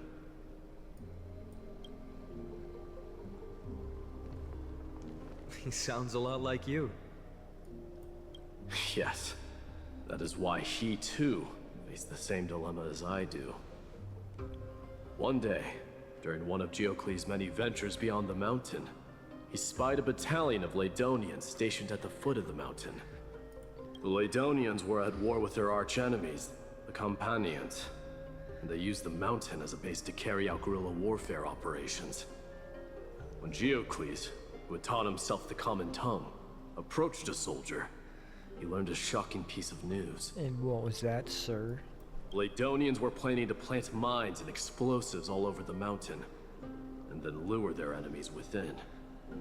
With danger lurking with every step, the mountain dwellers' homes were no longer safe. Geocles quickly returned to his village to bring the news to his people. But... let me guess. They refused change and chose to put up with the situation instead. That's right. Just like the how mountain his dwellers people were are fearful like of that. even the smallest change to their lifestyle, let alone leaving their home. Despite the imminent war, the elders would rather negotiate for peace instead of leaving the mountains. This made Geocles both angry and sad. But he didn't give up. If you were in his shoes, what would you have done? It's a metaphor for what Mighty is going through right now. Lead my people on a resistance, perhaps. I'm not sure. I can't think of a solution that would make everyone happy. A solution that would make everyone happy, huh? That's how naive we are. Well, let me tell you what Geocles did. He took the mountain dweller's store of gemstones and traded them with the Laedonians for a massive amount of gunpowder. But he didn't do this to fight the Campanians. Under the cover of night, he set ablaze the forest surrounding the settlement, forcing his people to flee the mountain. That great fire marks the beginning of mountain dweller history. Since then, their people became part of civilization, and giants became a common sight in the holy city. Meanwhile, that mountain they once lived in has turned into little more than foam inside the black tide. I see. So he made them think. He set up a ploy so they had to leave, but without letting anyone know. But leaving their homeland also brought many mountain dwellers misfortune. They were hunted by Kremnoans or enslaved. Indeed, that is undeniably also part of their history. But that is Geocles for you. The merits of his actions, or lack thereof, have been scrutinized by many, but historians nevertheless hail him as the Mountain Breaker. Why do you think that is? Because he got them to leave the mountain? Duh. It's simply because he took action and enacted change with his own hands. He didn't try to make everyone understand him, nor did he even waste time trying to make everyone happy. He started a great fire and burned the shackles of tradition to ashes, and then forced everyone to march toward the coming of a new era. You've made up your mind, haven't you? Good luck, Mighty. I'll be leaving Akuma soon to fight the great darkness of this world. To shoulder Nikador's destiny. So, Godspeed. Listen well. If there comes a day when we meet again on the battlefield, that I stand opposed to the flame chase, remember to stab your sword into my back through my 10th thoracic vertebra. That's my weak spot, and the only way to kill me.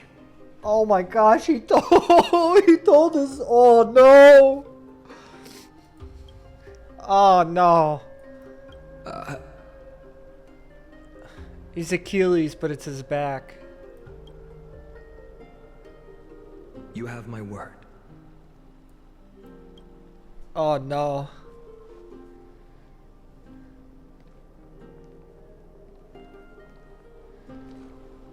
Go now. The battlefield calls. Send that flame-thieving hyena to their death. And if you find yourselves with no other recourse, pray to that blade in the sky. Loudly call out the name of the new god. Mighty Mouse? Mighty's gonna save the day after he's gonna clear the trial, save the day, That's and the sound sword's of gonna an impale all-out him. war. Not the kind of ruckus Professor Anaxa can raise on his own. Let's hurry. The battlefield is just ahead. I hope we don't have to go through like 6 million puzzles. Like, no way. A Kremnoan? I didn't think she'd manage to send the Kremnoans to assist. Brave warrior, what's the situation on the front line? Nakaman, why are you here? What? Didn't Aglaya tell you? We have been instructed to assist you in trapping the Flame Reaver.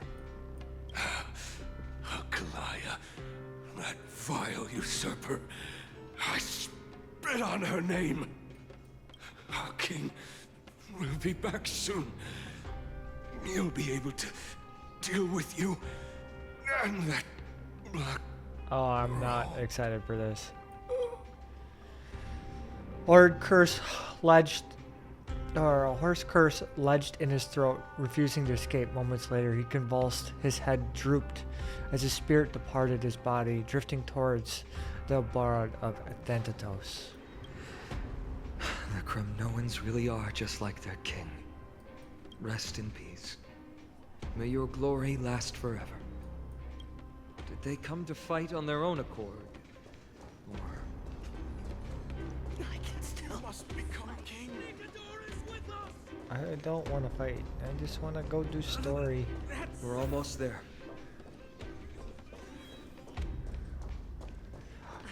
It's See. Treeby. Once we take back the core flame, Yanis's passage will open. When that happens, you must evacuate immediately. Don't stay behind. The rest will be up to how well we work together. But remember what Mighty said before? Cast aside all distractions once you're on the battlefield. Let's go, partner. Today, destiny shall stand with us. Okay, I'm ready for this.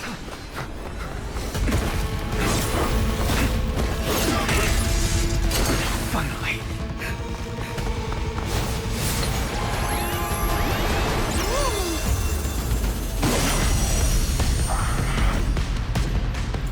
Repent in the memories of the dead! Executioner! Oh, it's fine. Let's go. You sure know how to keep a man waiting. Then you later, and I fear the Titan would have sacrificed me. Frail child of humanity, it is more effort keeping you hale and whole against that blade than it is in seeking the truth of the world. Time to say bye. Boom. I weep for the departed.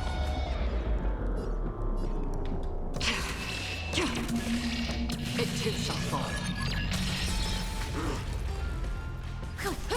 I really need healing. I'm like terrified of this. Chosen the truth. Everything in this world is bleeding. Relax. Free will, or was it fate? Still waters of oblivion.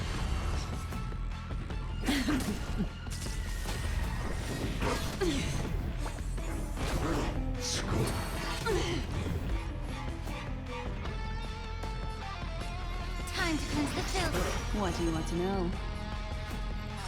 Ill fate descends. I weep for the departed. Okay, yeah. As long as Akira can take out the extra things, I'm fine. Can't hold out much longer. Quiet. I know what I'm doing.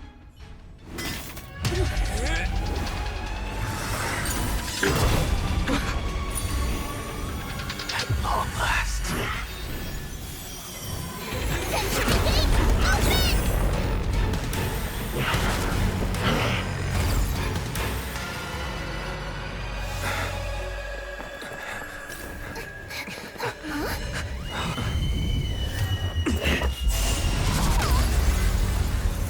How embarrassing. Oh, baby! It's mighty! This city is mine anyway. So why shouldn't I go through the front door?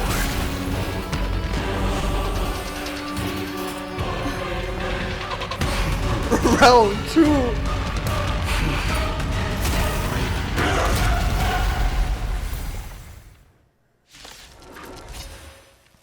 Minion of the Black Tide. Look at an honor ability! I'm so ready for this! The burns my destiny and offer ash to strife. No see, Nikador.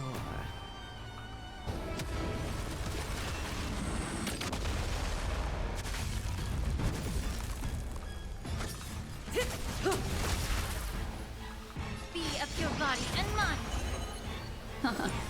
Stand still. I weep for the departed. It too shall fall. Good times never last. Time to say bye. Boom. Oh, dude, this is so hype! I feel like I need to take some of these out. That's what I'm going to. Just in case. Say bye to breathing.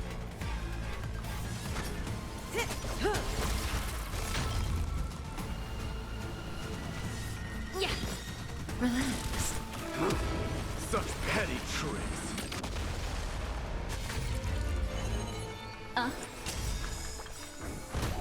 Oh, you're cooked, bud. You're cooked. I don't care. It too shall fall. Vanity leads to self-destruction. I am ascending a dynasty to its end.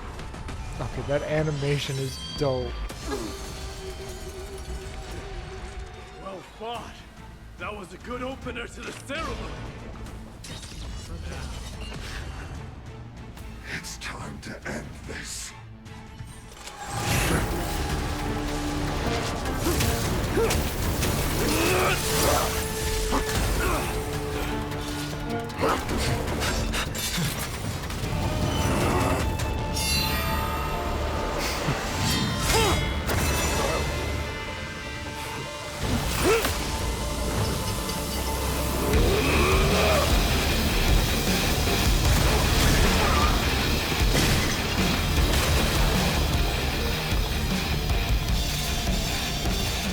Heroic souls of strife, heed my call.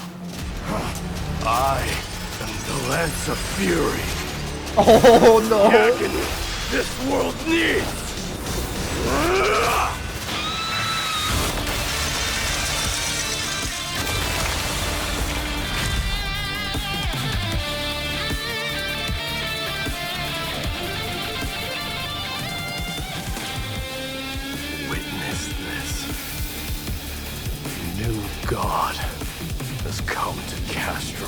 Kratos.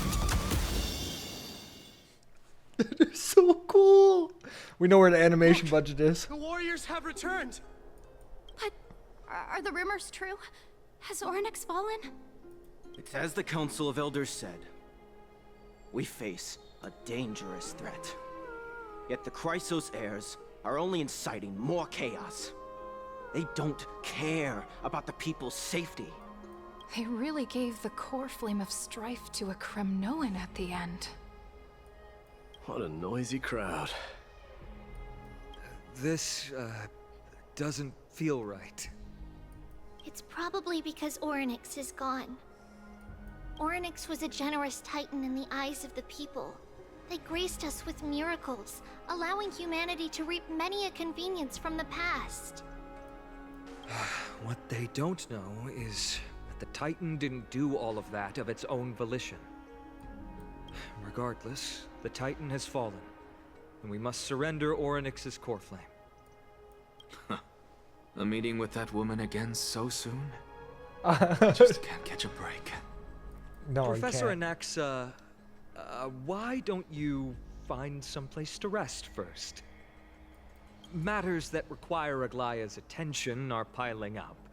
You two meeting again will, forgive my honesty, only distract her. Just try to stay on your best. Finance like beating around the bush. That's not up to me, I'm afraid. I've been trapped in her prison the moment I set foot in this holy city.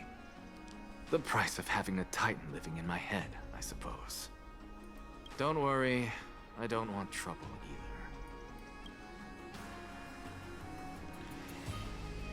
He and Aglaya doesn't get along, do they? They have differences in ideology. Something like that. Alright, I suppose that's putting it lightly. Don't worry, you'll figure out the intricacies of these relationships sooner or later. I'm sure you don't need my help handling Orynyx's core flame. So I'll be off. I have some personal matters to attend to. It somehow feels like D has closed himself off even more after he completed his trial. Yeah, a lot has happened in the past few days. Yeah. You've been lost in thought for a while now too, Treeby. Did Trinon bring news? Yes. She has found Trian. She was at the bottom of the valley outside the temple, but that's where the good news ends. Oh no. I'm sorry. It's alright. They also found someone else besides Trian. He was no better than a corpse when Trinan and Hyacinth arrived. He had suffered more cuts than could be counted and leaped off a cliff from a great height, all to free Trian's body from the clutches of the black-robed swordmaster. What a brave soul. Do we know who he is? Yes. It's Crateros. Oh! I see. I see. Stop!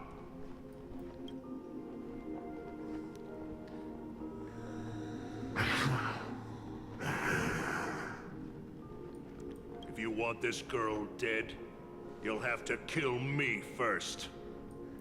How ludicrous.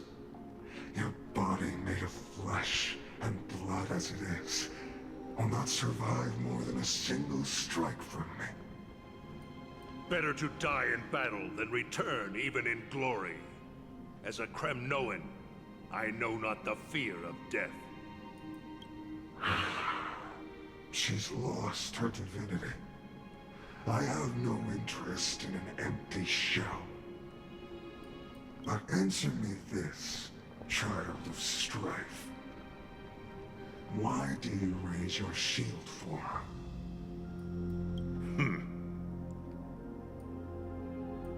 As the leader of the God Shield Brigade's elite, I protected the king against the Black Tide with this very shield. And I've done this over and over, hundreds and thousands of times. A pathetic killer like you could never understand the weight it bears. Pity. And crumble like rusted iron. Good. Supreme glory shall be mine, as I indulge in the Okay, he libations and redeemed incense himself, offered okay? by my descendants. He redeemed himself. Come, let us fight. For Kremnos, for my king, for Amphorius.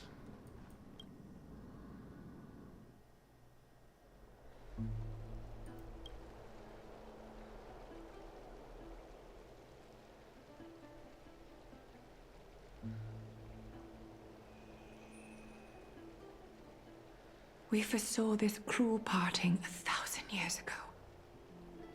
Today is but a reminder of that bitter taste. But Lady Aglaya, I don't understand. It wasn't life itself that Lady Trian lost. Why does she look like she really turned into a doll? I don't understand. Don't be sad, Hyacinth. Trian has used up her borrowed time from Yanis. That's all. Okay, so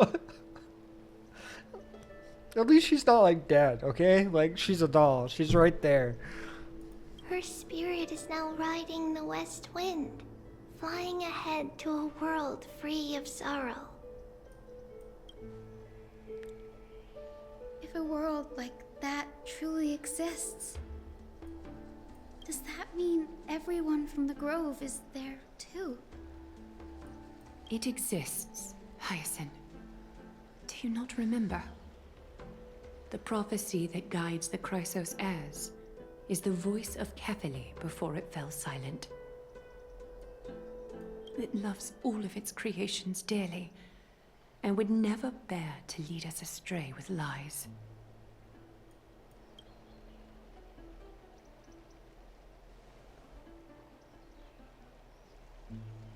What about the Crimnoan veteran? How is he doing? The Twilight Courtyard has done all we can. Even so, we've only managed to keep him from breathing his last. I had to use the Sky Priest's techniques to help him to walk again. But if light ever disappears from Akama for good... No. Let's hope that never happens. Is there already nothing sort of miraculous? When we found Keratos, he was no better than a corpse.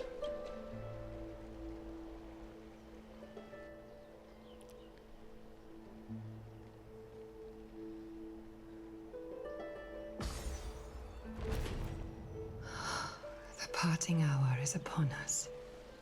Yet the golden thread runs slack. The heroes have returned with their spoils. Everyone, please take this opportunity to rest and prepare for what awaits us. You've returned unscathed and brought tidings of triumph. Truly a moment worthy of celebration. I feel like we are getting close to the end of this. It's incredible to think that we returned Nikador's core flame not so long ago. It wouldn't be an exaggeration to say that you and your friend's arrival has melted the glaciers of history. That's what trailblazing is. You could say this is the true face of history. It slumbered for 1,000 years, only to awaken for this one moment. Alas, now is not the time for a study of history. I do not see a Naxa around. Was this under your instructions, Finan? Yes. It just seems much more efficient than letting you two go at it endlessly. A rash decision. After all, he still bears a core flame with him. I do concur with your assessment of efficiency, though. Now, let us table the issue concerning him for the moment. The more urgent matter is the core flame of Orynyx. The Chrysos heirs had initially crafted a plan regarding the order to return the core flames. For titans like Orynyx and Xerxes, who harbor no intentions of harming humanity, our strategy entailed assuming their divinity only at the very end. But this unforeseen turn of events has thrown everything into disarray. If we don't return the core flames to the vortex of Genesis, and we leave the Titan's divine positions vacant, we can't even begin to imagine the disaster that would follow. But the most pressing issue at hand is that we haven't found the Chrysos heir capable of bearing Orynyx's divinity. Finan, Castris, Mighty, and Hyacinth. Treepy and I devoted a millennium scouring the world, only to find these few people. Only a chosen few possess the capacity to assume divinity. I already know the too. elite among the Chrysos heirs. We would never hastily extend our invitation without first verifying their potential to bear such power. Yet, we cannot compel anyone into divinity, as it would be no different from sentencing them to the gallows. Truly a dilemma. Yeah. Well... How about letting her give it a try? She could speak! What is this? So you're okay with sending me to the gallows? Mem special, mem.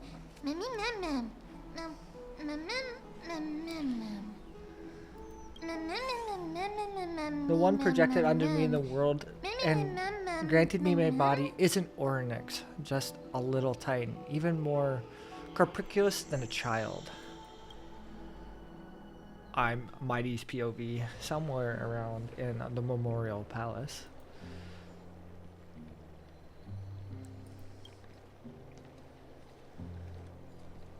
I see the Reaper has forsaken you too, teacher. It simply put my life in the hands of the Twilight Courtyard. That priest girl's medical talents are truly exceptional. She might be far from the ordinary girl we envisioned. But this isn't about me, Mighty Mos. I saw it. You finally decided to embrace your own fate. Power of strife is stirring a tempest within me as we speak. My bones have turned into steel, and my blood is seething in a blaze.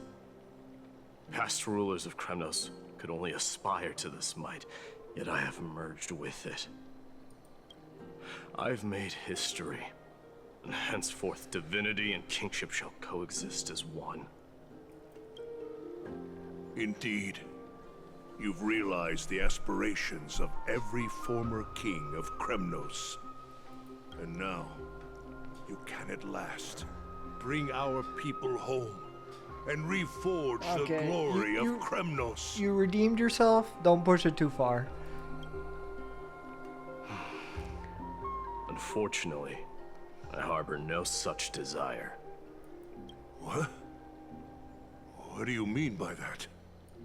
Over 2 millennia past, devotees of Nikador's might banded together beneath their feet and erected a city of their own. Ever since then, Kremnoans have served as the blades wielded by the god of war, following the Titan's path in its conquest. Yet, gazing upon our history through the lens of my newfound divinity, I now see it with unprecedented clarity. This history is sheer absurdity and inferiority. People surge onto the battlefield like ants, plundering and slaying for their own greed, only to be trampled upon like ants. The city and the beliefs that Kremnoans hold so dearly, alongside the supposed tradition. Mere anthills that can be crushed with a single touch in the eyes of the Titan. You...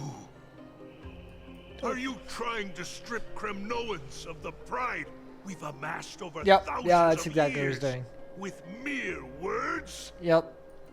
That pride holds little significance, Kratoros. Now that I've assumed the divinity of strife, my next step will Cliffhanger. be to renounce the title of king. Oh, that works. No! Convey my message to every Kremnoan. This is an order. Do not do this, Mighty Mos. I beg you. No, it's an order, Our bud. history commenced in the year 2506 of the Light Calendar, concluded in the year 4931. I, Mighty Mos, last king of Castrum Kremnos, son of Gorgo, do hereby proclaim the Kremnoan dynasty comes to an official close today. You have killed us. I'm okay with this, to be honest. You have killed us all. No. I am granting you a new beginning. What is this? My mother's signet ring. It served as a symbol of kingship, and I now imbue it with a fresh significance. Take it, and rally those who have lost their identities. Convey the words of Mighty Mos, now ascended to divinity. You no longer need to chase fleeting honors or face death on the battlefield as if it were your sole destination. However, you must adapt to fit into the city you once observed with indifferent eyes. A cruel fate awaits Amphorius. I love No matter how Mighty. illustrious Oh, a dynasty may we seem, could get Mighty. crumbles to rubble and gravel before formidable foes. Yet, you shall tread the only path out, one that leads to a brand new world at its end. Why task me with being your messenger? Why not explain all this to them yourself? He doesn't want to do it. I understand, but no. Because only humans can guide the path to be trodden by humans. It's not the lot of humans who crave the power of gods and spiral into madness for it. But humans who stand ready to raise their shields high to protect the lives behind them.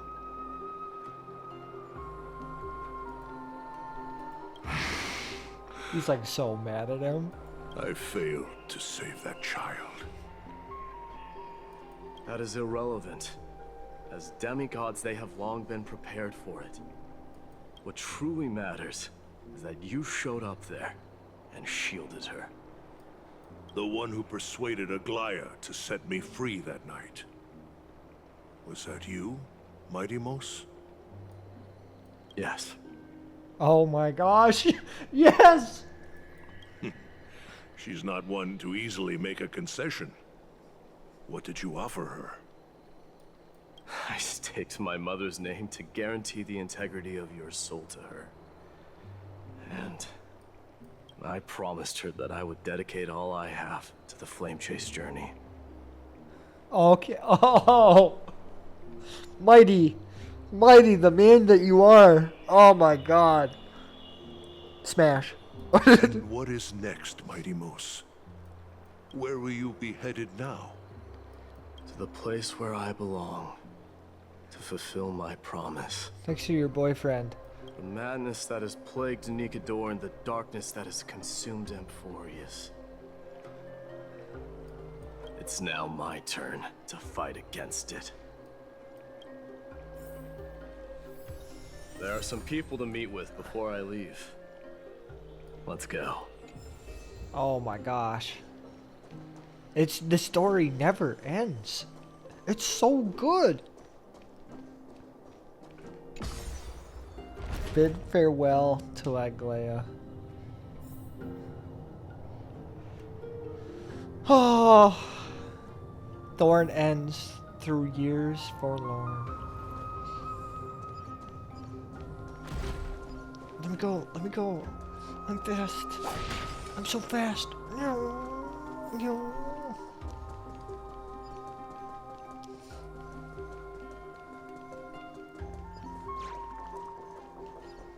We're gonna make it.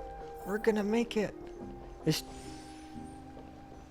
I'm like, is there a Treby just like sitting, or Trimby just sitting in the pond? No, I don't see one. You're here, my Demos. It seems that you are prepared. Yes. You aided Akuma through yet another trying ordeal, and my gratitude knows no bounds. Isn't that exactly what you wanted? Oh yeah, kinda. Not everything unfolds according to my plan. In the current state of the world, I can only proceed one step at a time. Furthermore, you are ready to dedicate all that you have, regardless of the promise you made to me, aren't you? Oh yeah, it was Throughout from the start. my time in the Holy City, I've gleaned valuable lessons from you. Strategy, leadership, and adaptability to change. Yet, it's only recently that I've come to realize the truly remarkable quality you possess. And what is it? Yeah, what is it? Enlighten me. It's the magnetic allure in your presence. It draws people to gather around you willingly, to seek your guidance. They strive not to disappoint you, not due to fear of repercussions, but out of sincere alignment with your ideals. That is precisely what every ruler of Castrum Kremnos has been missing. I am truly honored to hear that. And now, my Demos, you have risen as the most powerful demigod in the world. How do you intend to wield this newfound power? We can only have 2 demigods at a time. I shall see Nikador's aborted mission through to completion, and become the strongest bulwark for Amphorius to defend against the Black Tide. I will secure enough time for the Flame Chase journey, until you manage to lead everyone to reach the miracle of Genesis. My Demos, a new chapter awaits Amphorius. Yet, the one who guides the people to the destination need not be you and I. Huh. What did you see after assuming Nestia's divinity? Despite the passage of 1,000 years, every word of that prophecy remains as vivid as ever. You shall have your final bath in warm and radiant gold. Just as cryptic as all the other prophecies. We love this. We love this. What's the reason for the laughter? It's wholesome interaction, Aglaya. I was just thinking, if an ordinary person encountered these words, they would probably stay away from the baths for the rest of their life. But I cannot forgo the delightful experience a bath offers. So, I assume you also glimpsed yours, my Demos? Oh no, I don't want to know what it is. One day, you shall die with a wound in your back. That's true. That's how he dies. Well, that is a rather straightforward scenario. Yeah. Oh my gosh. If I were to be terrified by drivel with no basis, I would not have attracted your gaze and joined the Flame Chase journey in the first place. Yeah, that's true. You speak the truth. May you be destined for a powerful fate, and may we reunite in the promised new world. Yes, yes, yes. Farewell, mighty.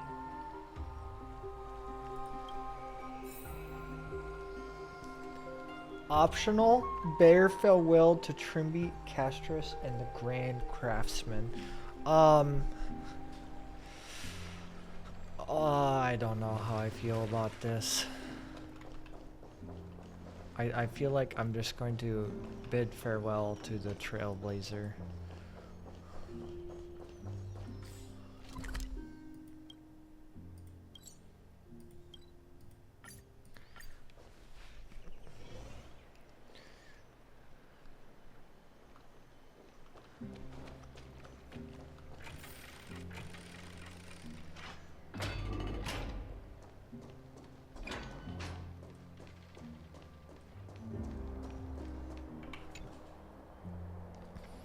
Mighty.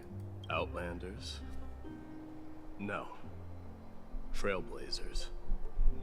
I will soon make my way to Castrum Kremnos. If all goes according to plan, this may be our final meeting. I just want to let you know that I appreciate everything you have done for Amphorius. Reflecting on the past and moving forward to the future, a challenge I faced as well. Though we never had a chance for a deep conversation, after all we've experienced together, you are also an ally of the Trailblaze, Mighty. That means a lot to me. May success accompany your trailblazing wherever it leads. How about you let me guess what's on your mind? I guess she will say something inspiring. I guess she will say something sentimental. Nonsensical. Are you drafting a sentimental farewell speech? Let's go with yeah. Stay safe out there. A lone boy can get into a lot of trouble. Just smile if you don't know how to respond. Now that I bear the divine within me, I can get the vague feeling that you have a great significance for the future of Amphorius. I am terrified With of this that. departure, fear that I will never again return. Can I entrust you both to watch my back? And to continue supporting the Flame Chase journey in my absence? Absolutely. Rest assured, we'll do everything we can. You have my gratitude. Then, farewell. Hold on. Yes?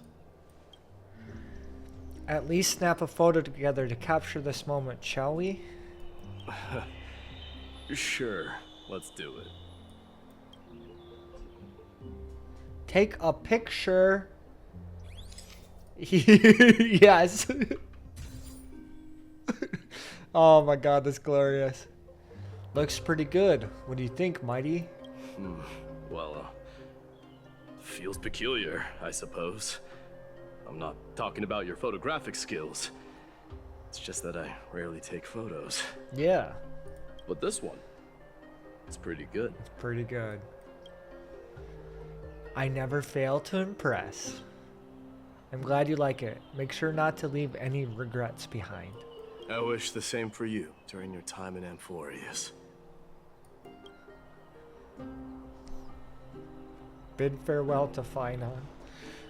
Goodbye, my boyfriend. Oh no. Don't take that too seriously.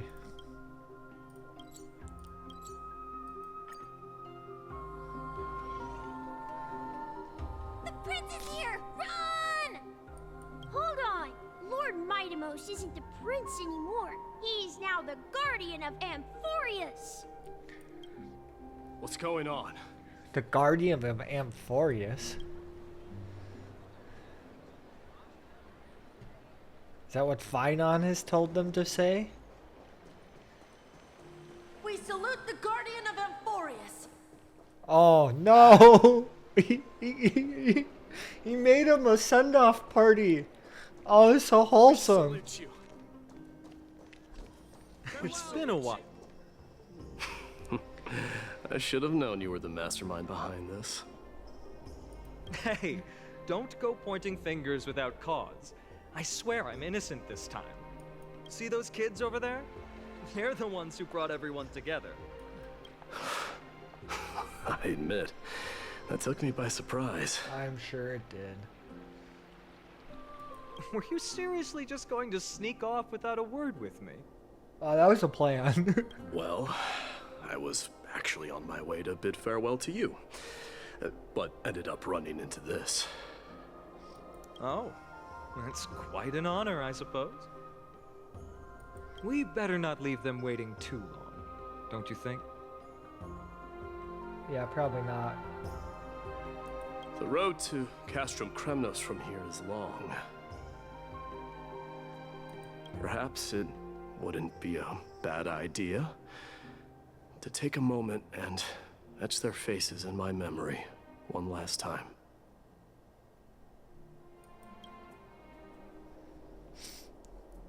Walk with Finon on the last part of the journey.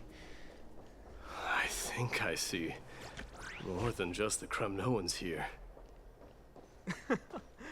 I'm thinking maybe it's about time the god of strife gets a new name. How about the god of solidarity or preservation? Dong Heng mentioned that one to me. Oh, that's foreshadowing. That's foreshadowing for sure. All right. It's about time for us to part ways.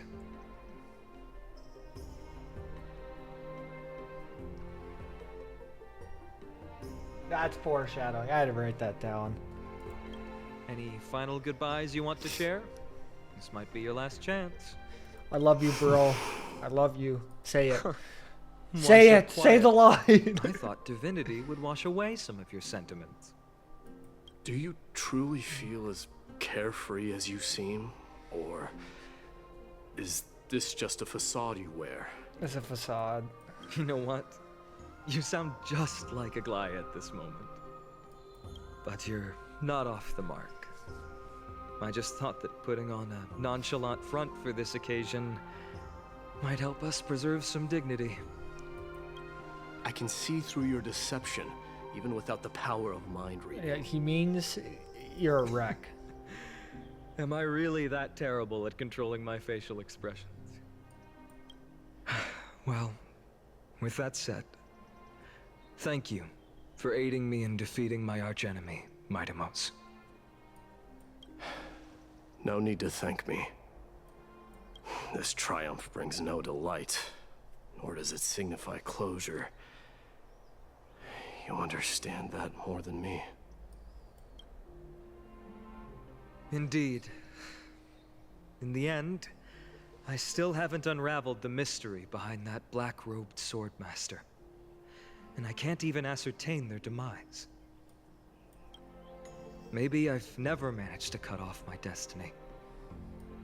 But that matters not. Pain may be cured, but scars remain. This should not be effaced. Even with the divine might of Ornyx, you cannot stop the past from leaving its marks in our blind spots. Can you genuinely let go of everything as soon as that swordmaster is dead? That's impossible. Revenge is merely an obligation that must be carried out, and no one can find mental fulfillment through it. You're right. Oh, that's a powerful line right there. Look forward. Chew up and swallow your past. And make sure emptiness and bitterness are not the only flavors you know. Remember that there is a whole world behind you waiting to be saved.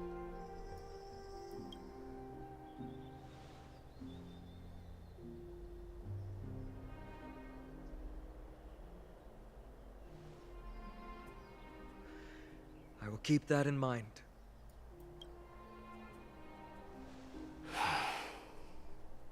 I have a final favor to ask.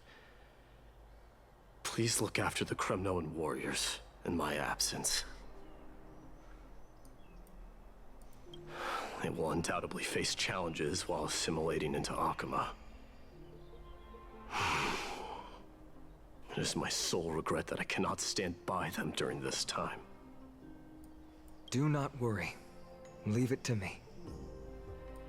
And, while I'm at it, I'm going to find out if the Kremnoan language is really missing that many words. He's like, I'm gonna learn. The Kremnoan philosophy can never be encapsulated in a mere dictionary.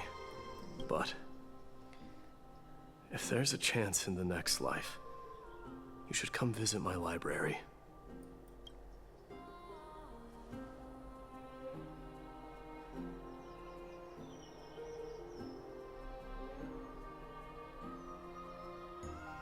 I'll be on my way, Deliverer.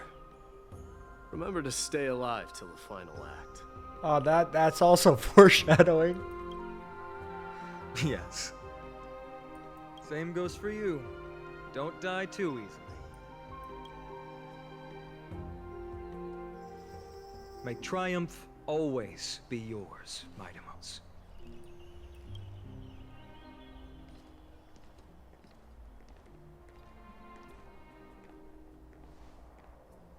Oh, right. One last question. Go ahead. You better not leave any regrets behind. You confess your love right now. Are you the one who told Cartonis about the signet ring? Well...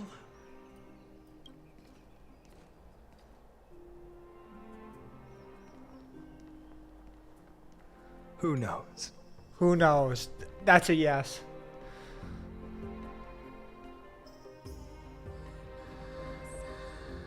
There's a Titan talking.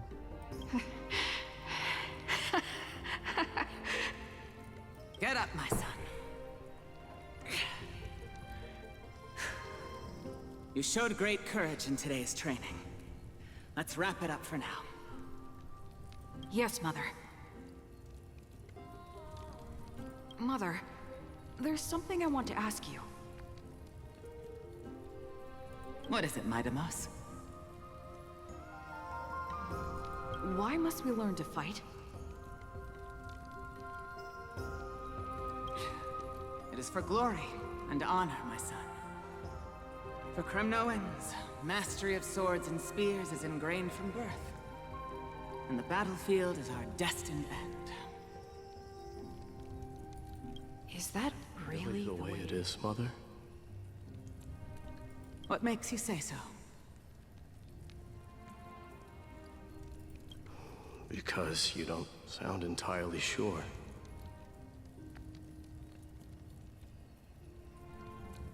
You're right, Mightimos.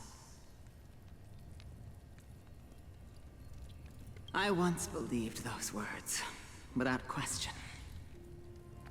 Until your father cast you into the Sea of Souls. It was at that moment I realized how everything I believed in was utterly hollow.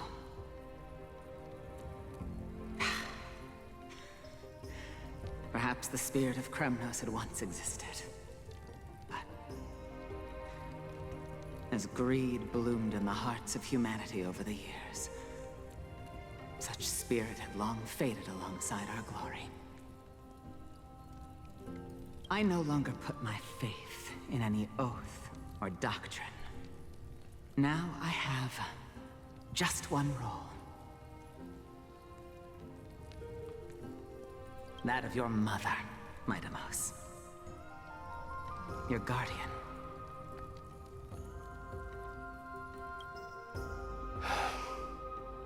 That dream always ends there. The journey back to Castrum Kremnos is proving to be longer than expected. Krateros said that shortly after my fall into the sea, my mother challenged my father to a duel. She died. Yet each night she would show up, waiting by the flickering firelight. I always anticipated the sequel to that dream, believing she had more words of wisdom or guidance to offer. But now, I think I finally come to understand. That is all she wished to tell me.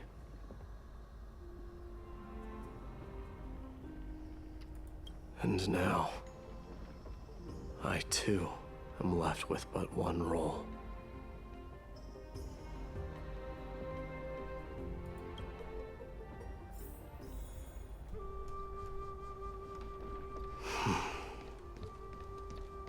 It is time for this journey to reach its end.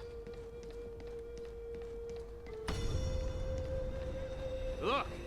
Mightimos is back! Glory belongs to you! We've got fresh pomegranate juice. Want to try some? Welcome back! We meet again, Your Highness.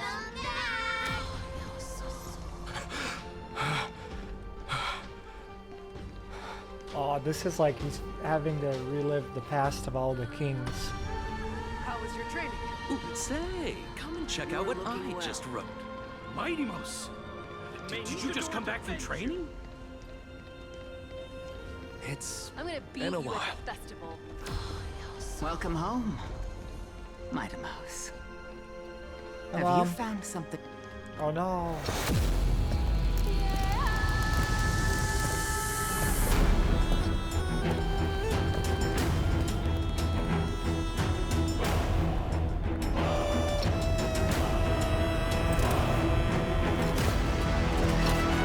The son of Gorgo will be crowned in blood! The son of Gorgo will be crowned in blood! Oh, it's his throne! Oh, that's so dope.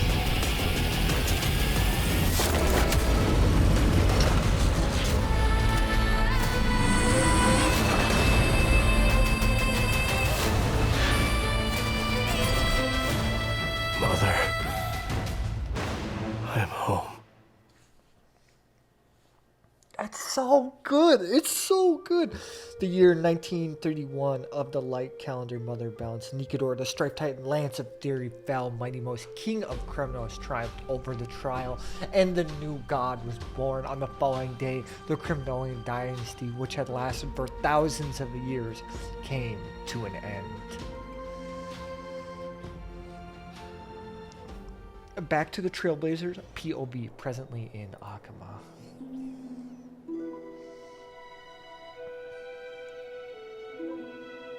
We smell sunlight and the wind of Akama.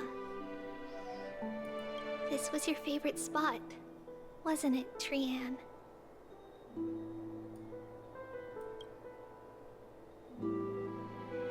Lady Trian, why did it have to end up like this?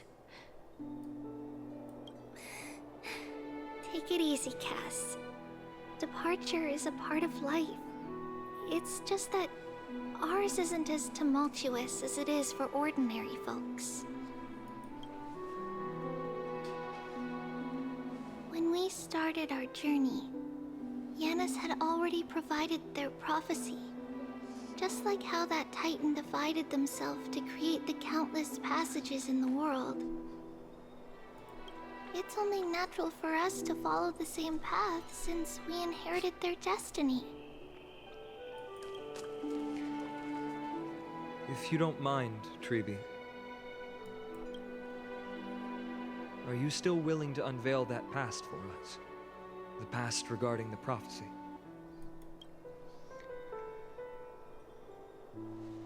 What do you seek to learn, Snowy? Oh, this is like wholesome but heart-wrenching. Mighty Mouse has left the city to face his own fate. That is, the fate of every demigod. We will all eventually let go of our past to follow the same path as his. So, what I want to know is, as Amphorius' first demigod, what compelled you to take the first step on this journey? And what has sustained you to make it this far without looking back?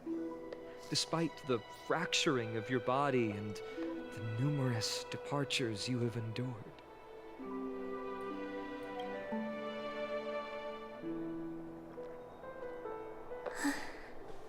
All right. Teacher, are you sure about this? It's so weird seeing this. Dee is already doing what he has to do. What reason do we have to keep it from them?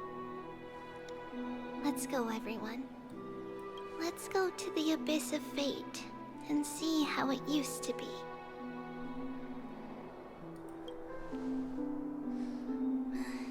Then we will leave it to you.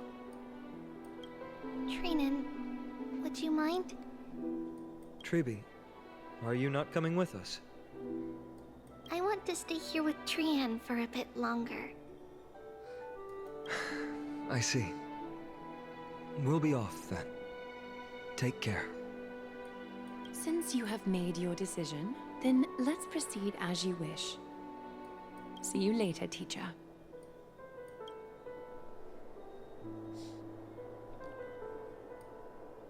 Cass, are you not going with them? No.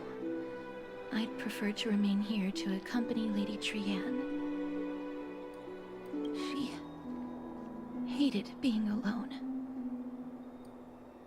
What's this? A little gift that I had hoped to deliver to her personally. Though fate had other plans. It's the gem. Oh. So you saw us arguing that day? Yes. I figured Lady Trianne would like it a lot, so I bought it.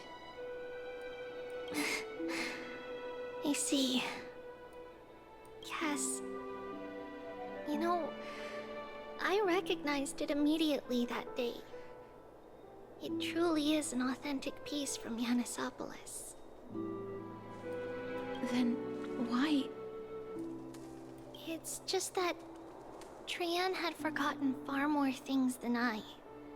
For example, she forgot that this glass object meant something unfortunate according to the traditions of our homeland. Oh no! You can't tell Cass that? I'm sorry, Lady Treeby. Should I... No need to apologize, Cass. At that time, I simply didn't want her to be trapped by our past, especially considering how much time had passed since we left home. But now... it might just be the perfect gift for Trianne. All shall bid farewell to one, and that person alone will witness the miracle. While you and I have long accepted this absurd fate, they remain fresh and inexperienced. Teacher, don't let the weight of that cruel prophecy crush their spines. But it would be even more cruel if we allow them to ignorantly fall before the gates of the new world. They will eventually need to know the truth. We just need the right opportunity. Only one of them can. It basically means only one of them can watch it all. This, to me, feels like the right opportunity. So, this is how the Temple of the Three Fates looked back in the day.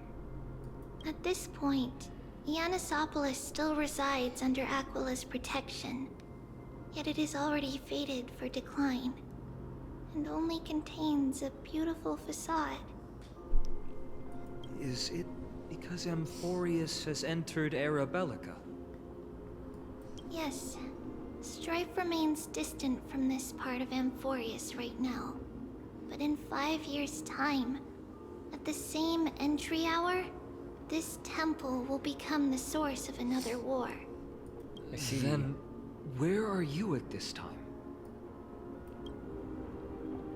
Right over there. Why does she look somewhat different? It's because we don't quite recall how we used to look. Oh, my apologies. Please don't. We should be the ones apologizing. Come, everyone. It's time to witness our last conversation with Orynyx.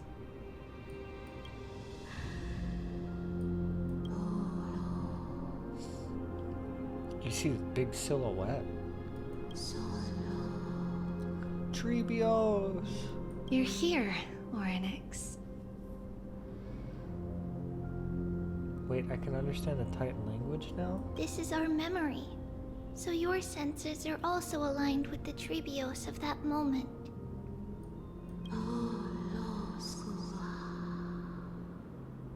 You still consume yourself for that false prophecy. False prophecy, huh?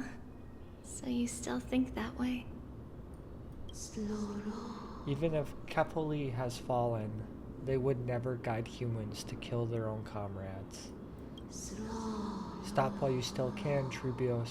Spreading the prophecy will only kindle disaster. That disaster will tear you into 1,000 pieces. But the Black Tide has already arrived, and Yanis remains in slumber. If even the God of Passages, known for guiding mortals, cannot resist this catastrophe, then what can we do against the incoming destruction? Do not get involved with the core flames. If you do that, you can still remain chosen by fate. Those chosen by fate would never have their family taken from them. And how can I alone remain safe and secure while watching the entire world crumble before my eyes?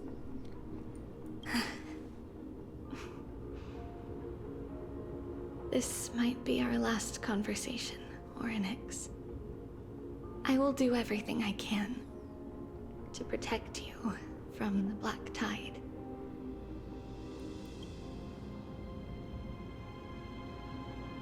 The family she just mentioned. It's our mother. She fell from the spot into the valley a long time ago. It was during a grand ceremony held to seek Yanis' guidance.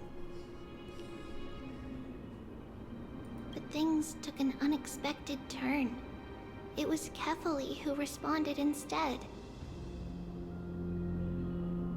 Did something go wrong with the ceremony?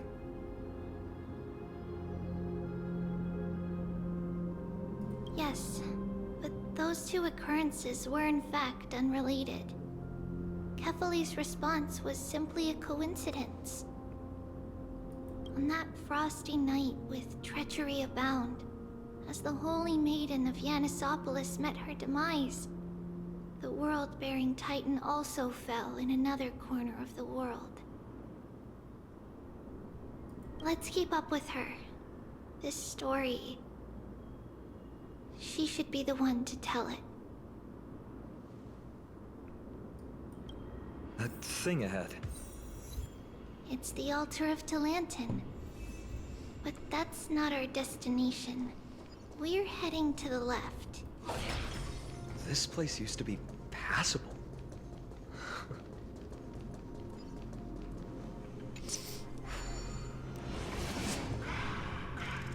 How much more of this? I can't take it.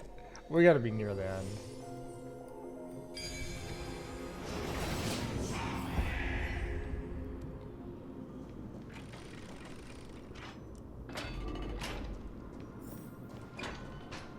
I never thought there would be such a hidden space in the abyss. This... No. Is this Yanis' maze that Trinon used for divination in the past? Not only that, it also serves as a lock. Our childhood abode lies sealed within. This is the largest puzzle I've ever laid eyes on. And it even acts as a door lock. Should have expected Oh my something gosh, like we have this to in do the puzzles homeland of still? puzzles, I suppose. Just follow the designated path and let the stone ball fall into the pool twice. Okay. Seems pretty straightforward. I can do this. And Mighty might be able to complete it in a single try. I doubt it. How can you talk smack behind his back? That's not talking smack. It's clearly a compliment. Oh, I don't know about that, bud. Mighty. If he were still here, we'd probably take a lot fewer detours to solve our issues. Enough with the talking. Let's just get started. Okay, I'll do it.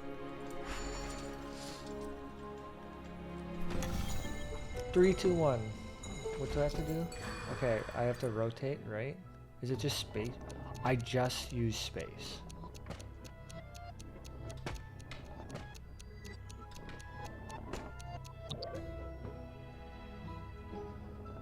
Will it work? Is it gonna work? Oh my gosh, I am so good at this. I'm the best. One down. I need another ball.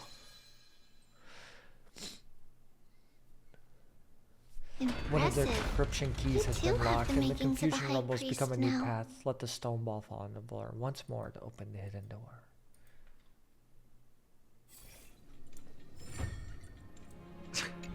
Getting that stone ball to the endpoint looks pretty tough. My hands are shaking just from looking at it. Set pattern? Some special walls will move in the set pattern. Oh, I have to...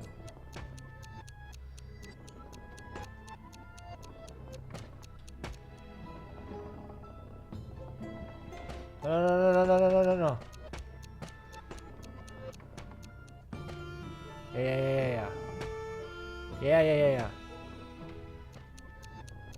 Yeah. The second encryption ball. Wait a minute. Come on. Hello? It's such a tease.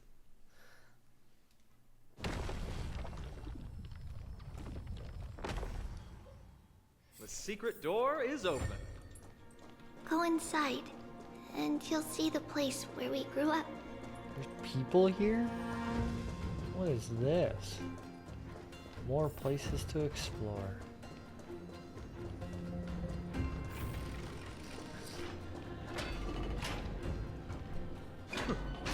You grew up in a place like this? Indeed. By the time we were born, the role of the Holy Maiden had already diminished to a mere title. Those in tune with the Titan's guidance are bound to become messengers for others. To maintain appearances, those in authority added some embellishments. And with Mother around, our childhood wasn't entirely without joy. They made a rocket? Even so, I still find it hard to imagine. 20 years can go by in no time. Trinon, for most people, 20 years is a long period of time. Right. Becoming a demigod sure changes how one lives through time. It's hard to believe it's been so long. Your power is exceptional, Little Gray. This place looks exactly as before. Little Gray. Let's explore the room a bit.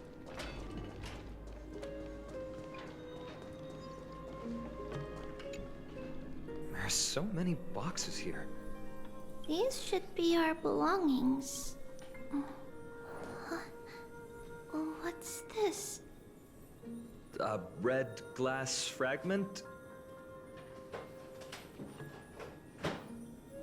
No, it's the gem. I was getting water. I've seen this type of glass before. We were still very young the first time we saw it.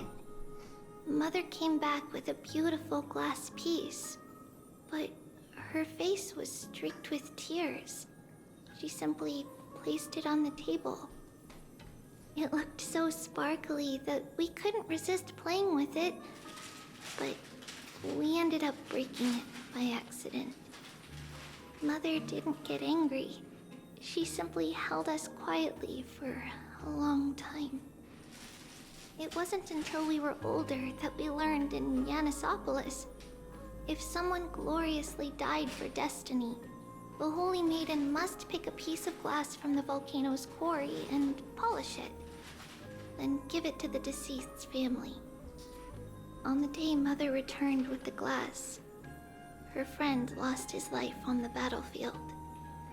Since he had no family left, Mother had to keep it herself. Later, on the eve of the ritual, Mother also gave us a beautiful piece of glass. Let's move on to the bedroom. Okay, so the meaning of glass has even more significance. I'm taking the bug with me. The bug is mine.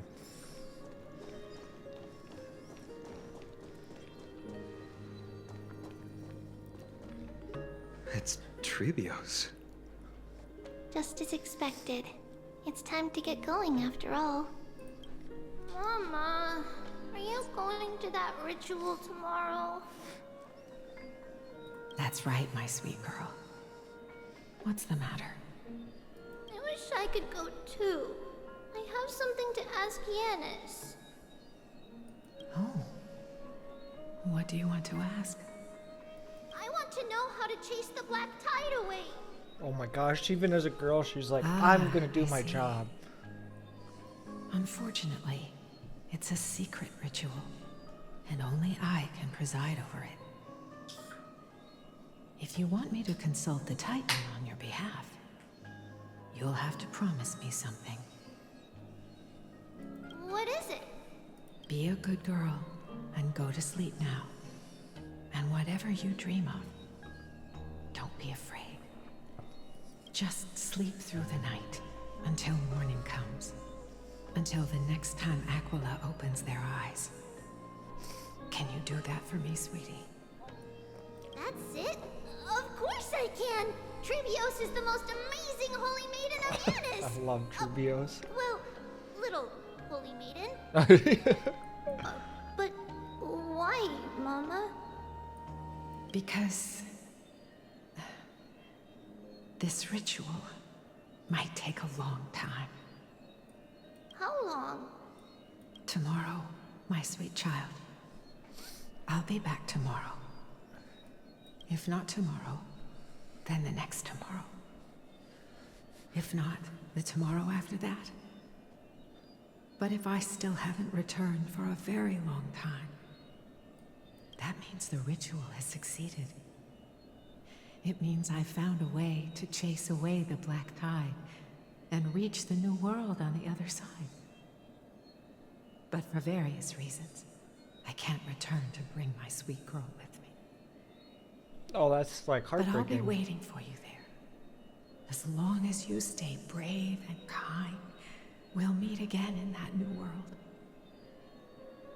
It's the end of the West Wind, the black tide's other shore. A radiant sea of flowers, blessed and protected by the gods. In the rosy horizon, you'll see a silver-white shoal. It marks the end of your voyage. A haven, free from storms, cold, and heavy rains. No sorrow can linger there. That is where I'll be, waiting for you. Wow, that sounds just like the island from my dream. Oh, I know. I'll turn the moon into a ship and the stars into That's why she sails to builds go a find Mama. rocket. Pinky promise? Pinky promise. She builds a rocket to get to the As long island as with you her sail mom. toward tomorrow. As long as the sun will rise for the next day. Our wishes will come true together. If the final murmurs of the Titan are true, if such a place really exists on the shore beyond the Black Tide at the end of Genesis, then our promise still stands. Please, wait for me, Mother.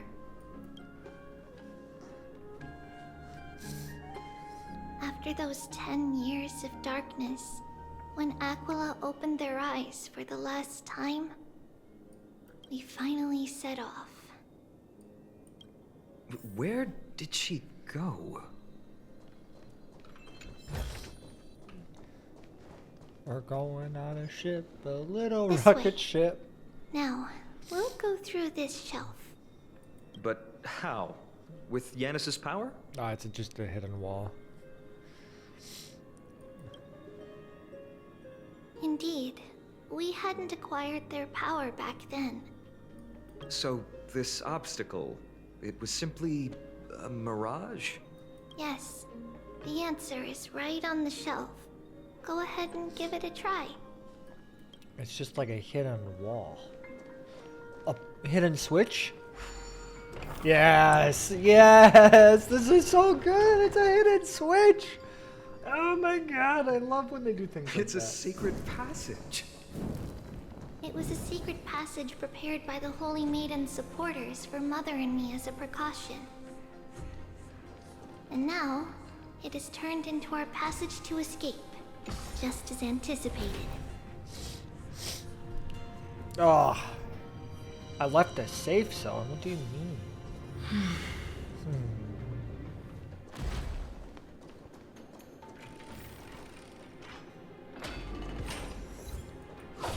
The start of all roads.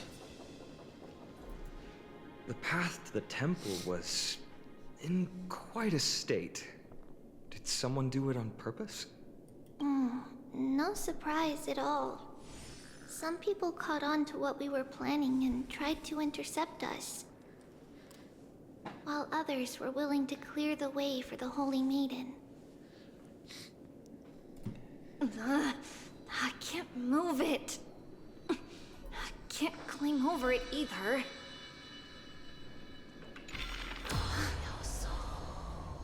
Time Titan? Is that you? Someone will help me.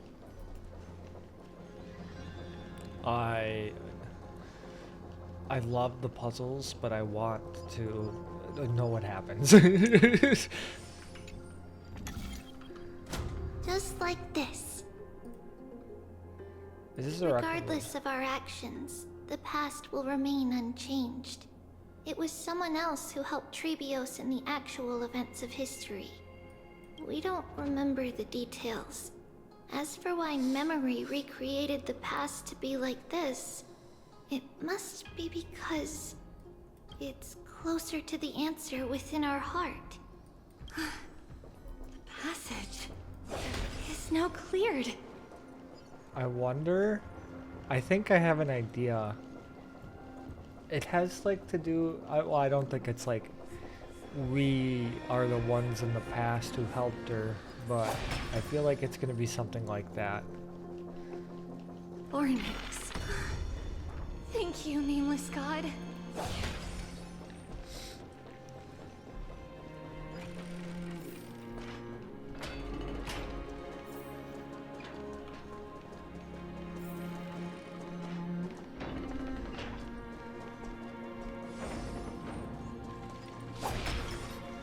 Oh. Whoa! It looked truly it's magnificent fantastic. back then. Relax. Take it easy. All these people, they're just civilians, not enemies, correct? Mostly, but it might not be the case later on. Okay. We have to fight people? Go, Trebios. Hey, little ones. How did you sneak in here? Shh! Please keep it down. We had to be really sneaky to get in here. Okay. But what did you sneak in here for? I heard there's a lovely holy maiden living in the temple, and I want to meet her. Oh, by the way, you met her. It's me. I couldn't stop her, so I had to think of a way to sneak her in. Okay, yeah, tell me what it was. Really?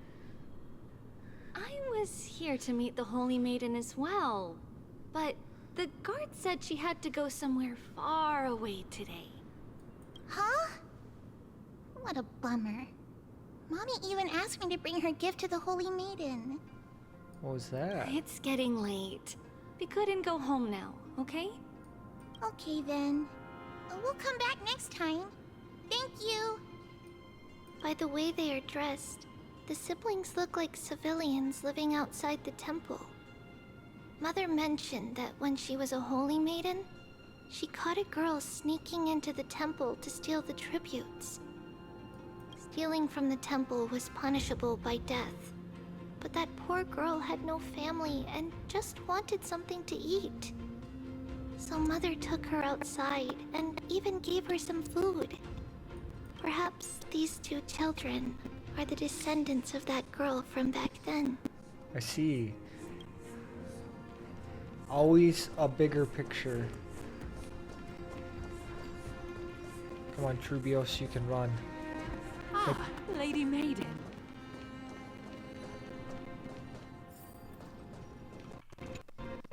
Lady Maiden, you didn't dress more. It's pretty cold out. Let me get you a blanket. You need to trouble yourself. I'm just going for a quick walk. All right, but please take care of yourself. Your mother made a promise to look after you before she left. It's a while since I saw you. I just realized you've grown into such a beauty, just like your mother. Oh, here, have some of my sweet pastries. She used to enjoy them, so maybe you'll like them too. What's wrong, Lady Maiden? I don't like sweets. I'm fine. It tastes really good. This lady is Mother's old friend. When we were little, we sometimes got to eat the sweet pastries she brought back.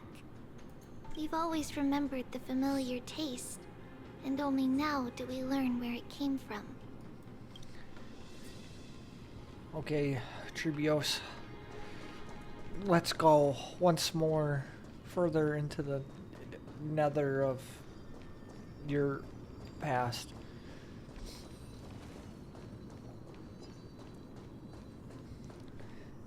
Apologies, Lady Maiden, but the Yanis Vault is under maintenance today. Yeah, I don't believe that. Perfect. That way, no one will disturb me while I'm talking to Mother. All right then. May Yanis guide your path. The Yanis Vault? It's where Yanis's heart lies and the core flame is kept. Just enter on the left. It's also the place where Treebios was born. Treebios. No. I need to know how this ends. Please, Treebios. Take me to the finish line. Take me there. I'm like Treebios. What does that name actually mean? The one with 3 lives. Mother believed our birth was blessed by the 3 titans of fate. She named us thus to express her gratitude. Looking at how things have unfolded, fate might have had a role in it. It does make sense. Gleam of old flames.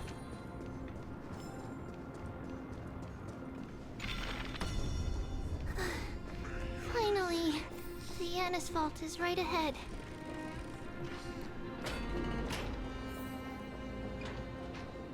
A chest in the Yanis Vault. How dare they? At long last. Titan murmurs. Treebios, you come. I knew there was some sanity left in you, Yanis. Just as I thought, you too have been confined. Step forth and thou shalt bury yourself.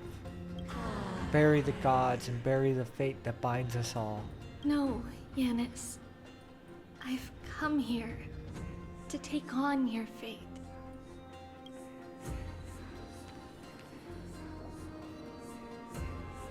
By the blood of the Lamb and the strength of my blade-wielding right hand, I am Treebios, the listener, the announcer, and the witness of the prophecy. I, the Holy Maiden of Yanisopolis, the Walker of the Infinite Paths, have come forth to assume your duty. It's laughing at me. The one who guides the world shall see their soul shatter into 1,000 fragments, akin to glass crashing upon the ground. Just as I wished. This journey promises to be a long one, with 1,000 selves to accompany me. I'll never be lonely. Though thou bearest the core flame, thou shalt be far from the glory of divinity. Passages are forever ascended with dirt, and even mere mortals' blades can impale the very existence. No matter. My hands are not made for bearing arms. But my feet are destined to embark on a journey for the benefit of all. Yet the core flame is a journey of constant loss, among which even life itself holds little value. Time decays the heart, The passage shatters the body, and the scales weigh the separation until the end draws near. The one who bears 3 lives, art thou truly prepared? Without a doubt, Titan. Let the prophecy shatter me, so that I may open a myriad of paths for this imperiled world.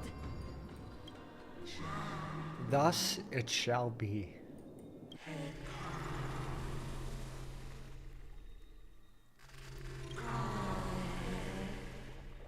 Inherit divine affinities, forge godly miracles.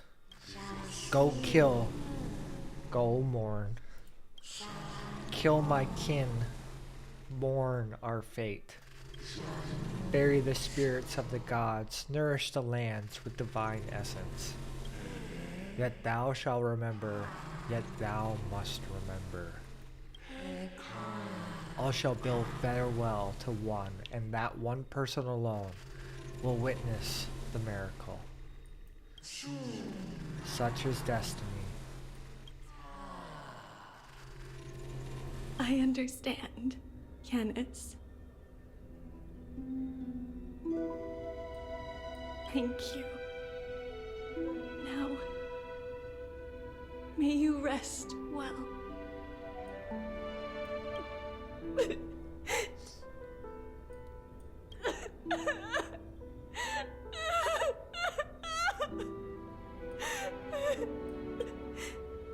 Mother, did you see that? I have assumed my duty and stand ready to set out. We will step over the gods' corpses and wander among humanity, and thus we shall sweep apart Amphorius' pitch-dark fog. May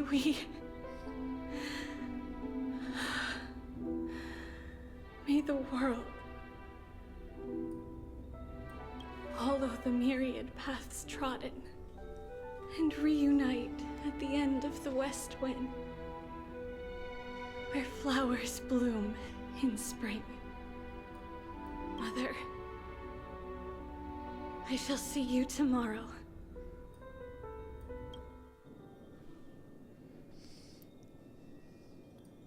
Who dares lay hands on the core flame? Drop your weapon and surrender at once! Strict holy guard. I knew this would come. It's opening up! Move aside and get ready! The Holy Maiden?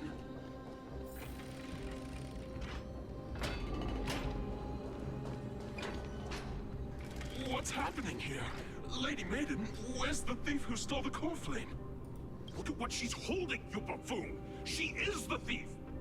Take your positions in front of your arms! We're taking back the core flame! Bring it on! What? Come forth, loyal guards. At least do it properly. Pierce me in the chest.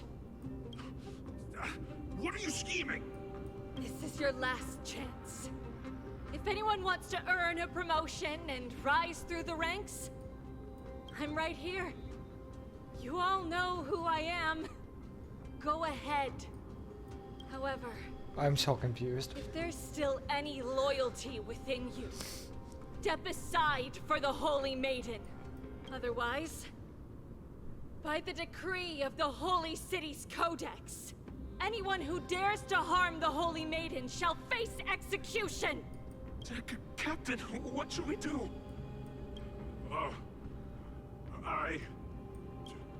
Do it. Kill her!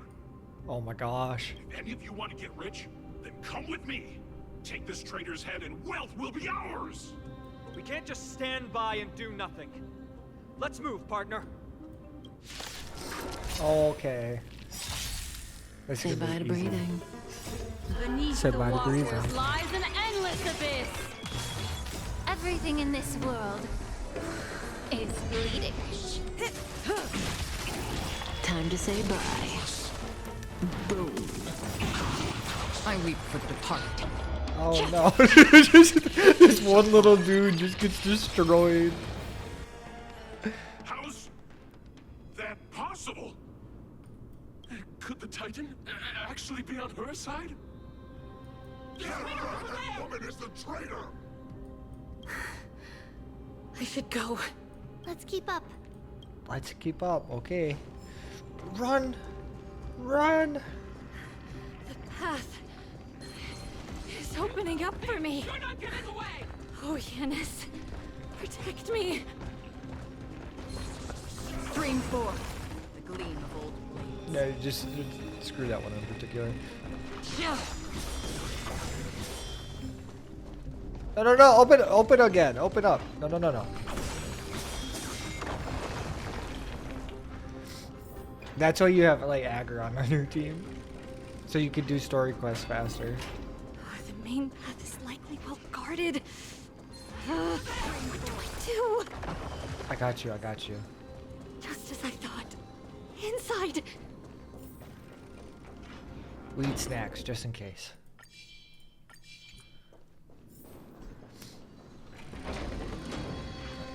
There are guards here too. Don't alert them.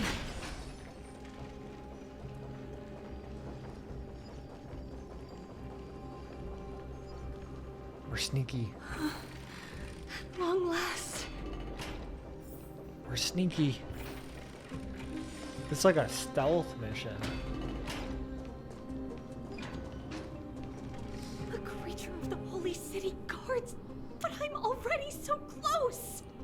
This should be the last fight. We have to help her get through.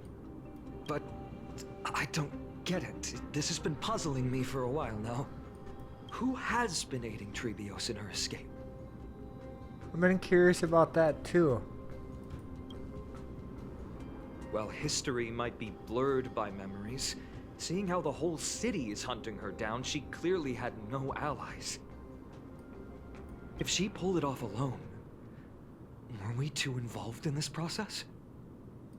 Trebios had been on her own since she entered the vault. But what did we truly mean to her? You'll find that answer at the end of this memoir. Okay.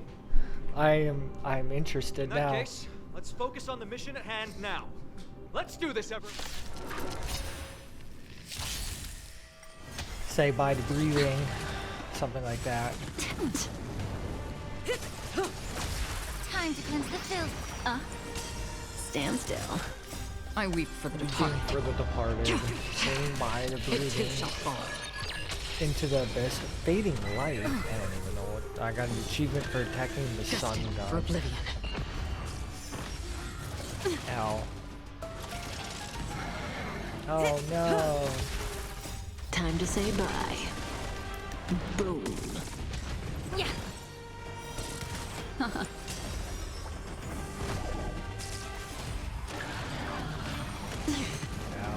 Still waters of oblivion.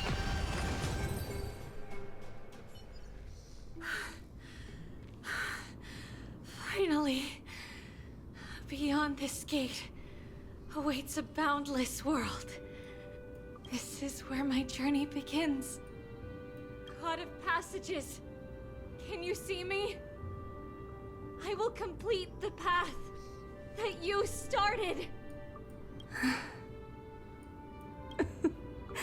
No response after all. Yanis, may you have a good dream. I can't stay here much longer. It's time to leave. Can you grab that chest? It's right there. Well, to renew my cutscene. Looks like this is the end of the memory. Not yet. The question that has been puzzling you. If it's her mom, I'm going to cry. She's about to reveal the answer. This art is so good. But nothing happened. What was making her or you hesitate at this moment? If she had known this flame-chased journey would proceed as the Titan foretold, bringing about great suffering and fatalities, including her own, would she still have chosen to walk through the gate and start her journey? I think the answer is already within you. And you've made your own decision. What? You can hear us? Not really. She can neither see nor hear us. Yet she knew that one day, someone would return to unveil this dust-covered memory. Oh, it's not like Inception, but that's like speaking for the past, because you know someone's gonna come looking for the answer. We can never know for sure who helped us back then. But that kindness was forever engraved in our hearts, motivating us to move forward. Time has modified this memory into a special letter, so that we do not forget our original intent. It's a letter written by Trebios of the past and sent to her future self. In this memory, it is Trebios of the future who overcomes all difficulties for her and sends her on a long journey toward the tomorrow where we are. Yes, you'll remember it all. And then find your way back to the gate where everything began. Here, I will set sail toward the distant horizon. Here, you have traveled far on your way home.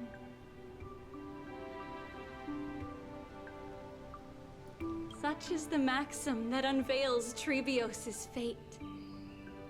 You shall shatter into 1,000 fragments and wither on the soil of foreign lands. So, if you ever feel lost, return to this place. I'll keep this memory here for you. Or for me, to embrace it again. It's like Worry talking to your not. past. If you could give a message to your Loss is past something self. we've grown used to. Our resolve and our pledge are what Trebios will never forget. Each one of us has never failed to remember. Losses are a constant on the Flame Chase journey, among which even life itself holds little value. The hot blood of the sacrificial lamb will not be spilled in vain, like my mother and I. The libations poured are guaranteed to bear fruit, just as my blade-wielding right hand is not a hollow formality. Surmount the myriad passages of Yanis, and we will once again ride the west wind and let the wings carry us far away. So, this is your answer? That's right. In the name of the three fates, I stand by my answer with no regrets.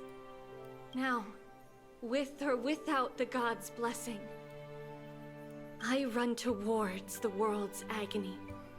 If I can truly pierce through the utter darkness,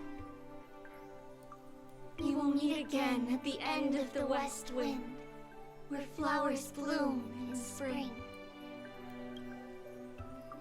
Calendar year 3760. Yiannopoulos, holy maiden Trebios, born in the cornflame.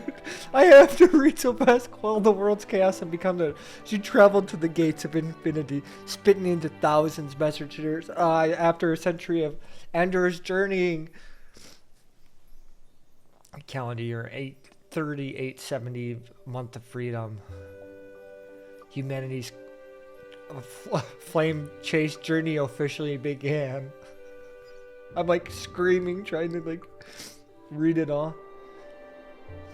Lady Trebi, do you still think that everything will be fine tomorrow? Yeah, that's what Trian would say as well. With all due respect, Lady Treeby, you know perfectly well that see you tomorrow is nothing but a white lie. I hope your toughness is not a mask hiding a lonely heart.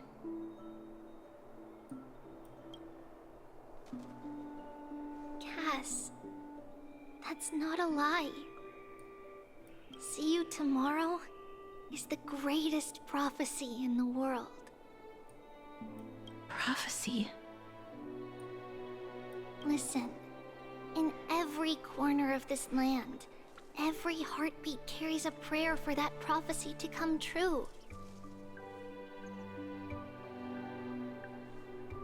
It may be that only a few heroes will bring tomorrow to the new world, but the prophecy of leading everyone to tomorrow belongs to all in Amphorius.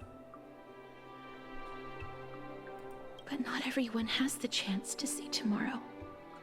How can such words be called a prophecy?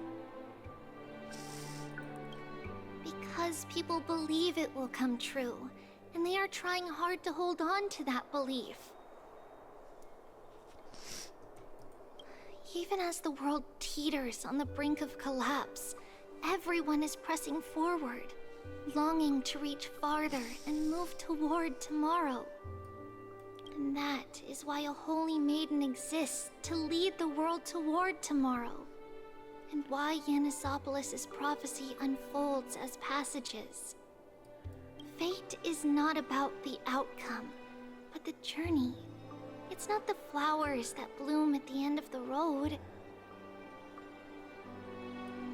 but rather the paths that lead beyond the gate, where people tread toward the sea of flowers.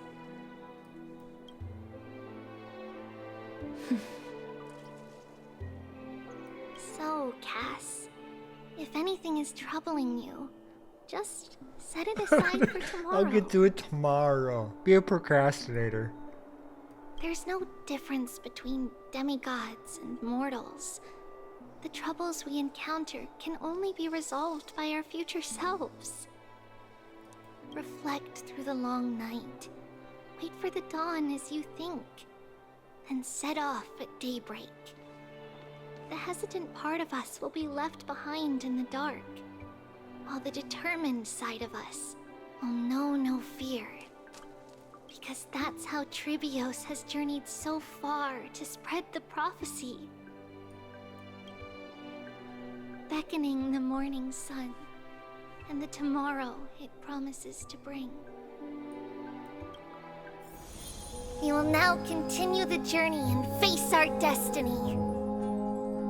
We will step over the gods' corpses and wander among humanity, and thus we shall sweep apart Amphorius' pitch-dark fog. And at the end, all will reach that silver-white shoal. That end of the journey, that new world and new tomorrow. It is a haven free from storms, cold, and heavy rains. No sorrow can linger there. We've made a promise to meet again at the end of the West Wind, where flowers bloom in spring. See you tomorrow, Trian. See you tomorrow!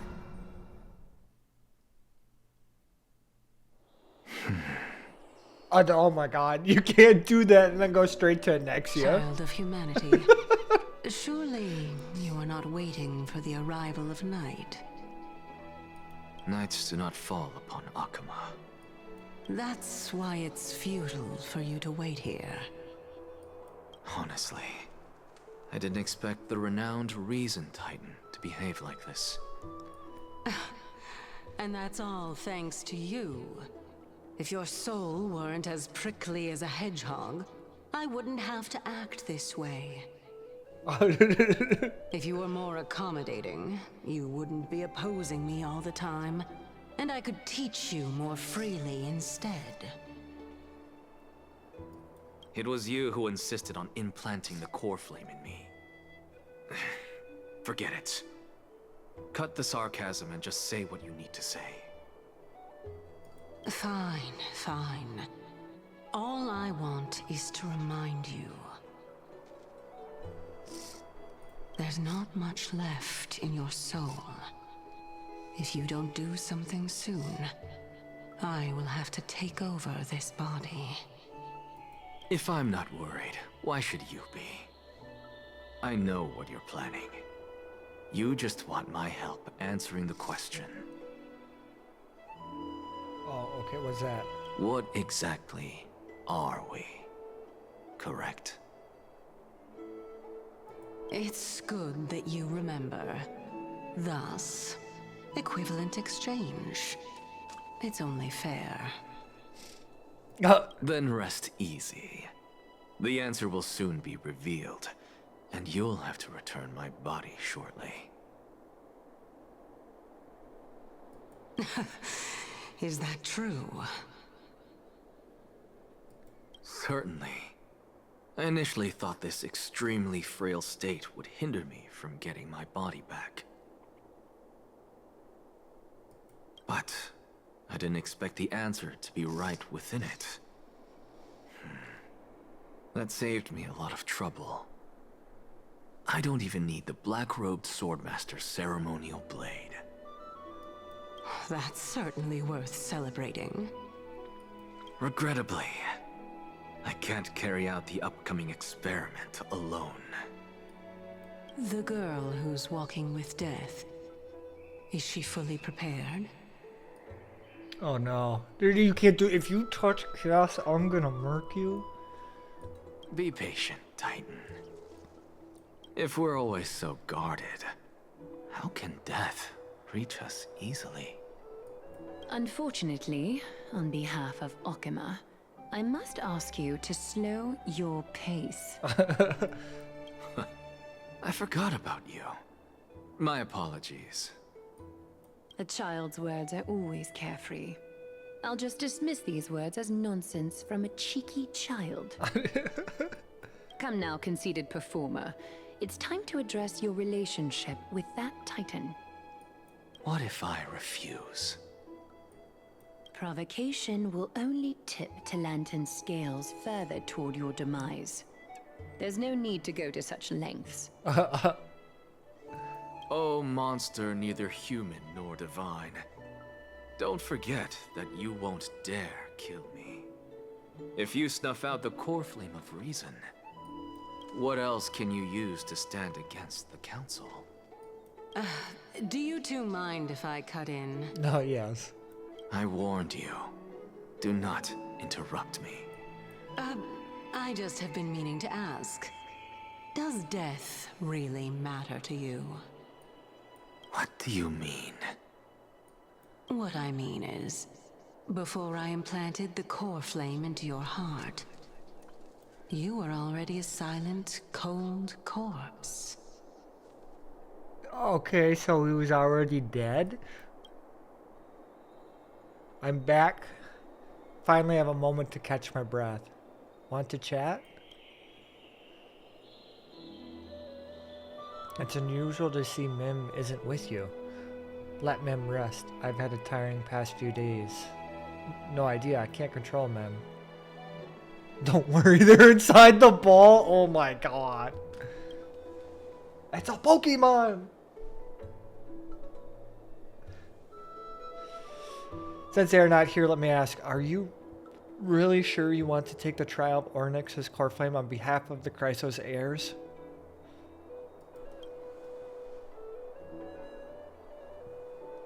We've ended up at this point after all. It's probably for the fate of the Trailblaze can invade. You should be extra cautious and watch out for yourself. Based on the experience of those before you, the trial's no walk in the park. But what concerns me even more is that you're further bind yourself to Amphorius. If you truly assume the Titan's divinity, do you believe you'll be able to lay it down again? Forget it. We'll deal with it when the time comes. No matter what happens, I'll be right there with you. Thanks, bro. Oh, where were you earlier? Oh, by the way, I got held by 2 people in guard uniforms and ended up missing Trian's farewell ceremony. They said they were the messengers of the Council of Elders and wanted to verify my identity. But I suspect we've been on their radar for a while, and they've only made their move when you and I got separated. Their questions were quite specific, from how we arrived at Akama and how our relationship with each Chryso heirs were. They even asked what we did in the market. Luckily, those pawns aren't the brightest, and I managed to brush off most of their questions, so they'll probably leave us alone for a bit. The Councils of Elders, are they the bad guys? Looks like dark undercurrents are rolling into Akama. Undercurrents. Their conduct is certainly irritating. But on second thought, Aglaya also keenly kept her guard up with us. It's best to not provoke either side until we know the full truth. The only thing we know for sure is that some members of the Council of Elders aren't happy with the Chrysos heirs. And in the worst case scenario, we could get caught up in internal conflicts of the Holy City. That's my favorite episode. To be continued. If only we had more time to sort through the clues about the Black Tide, but now the weather is only lovely thing left. Let's take some more pictures. Huh? What's going on? Something's wrong. Dan Heng? The memory card's full. I bet March and the others are pretty worried too.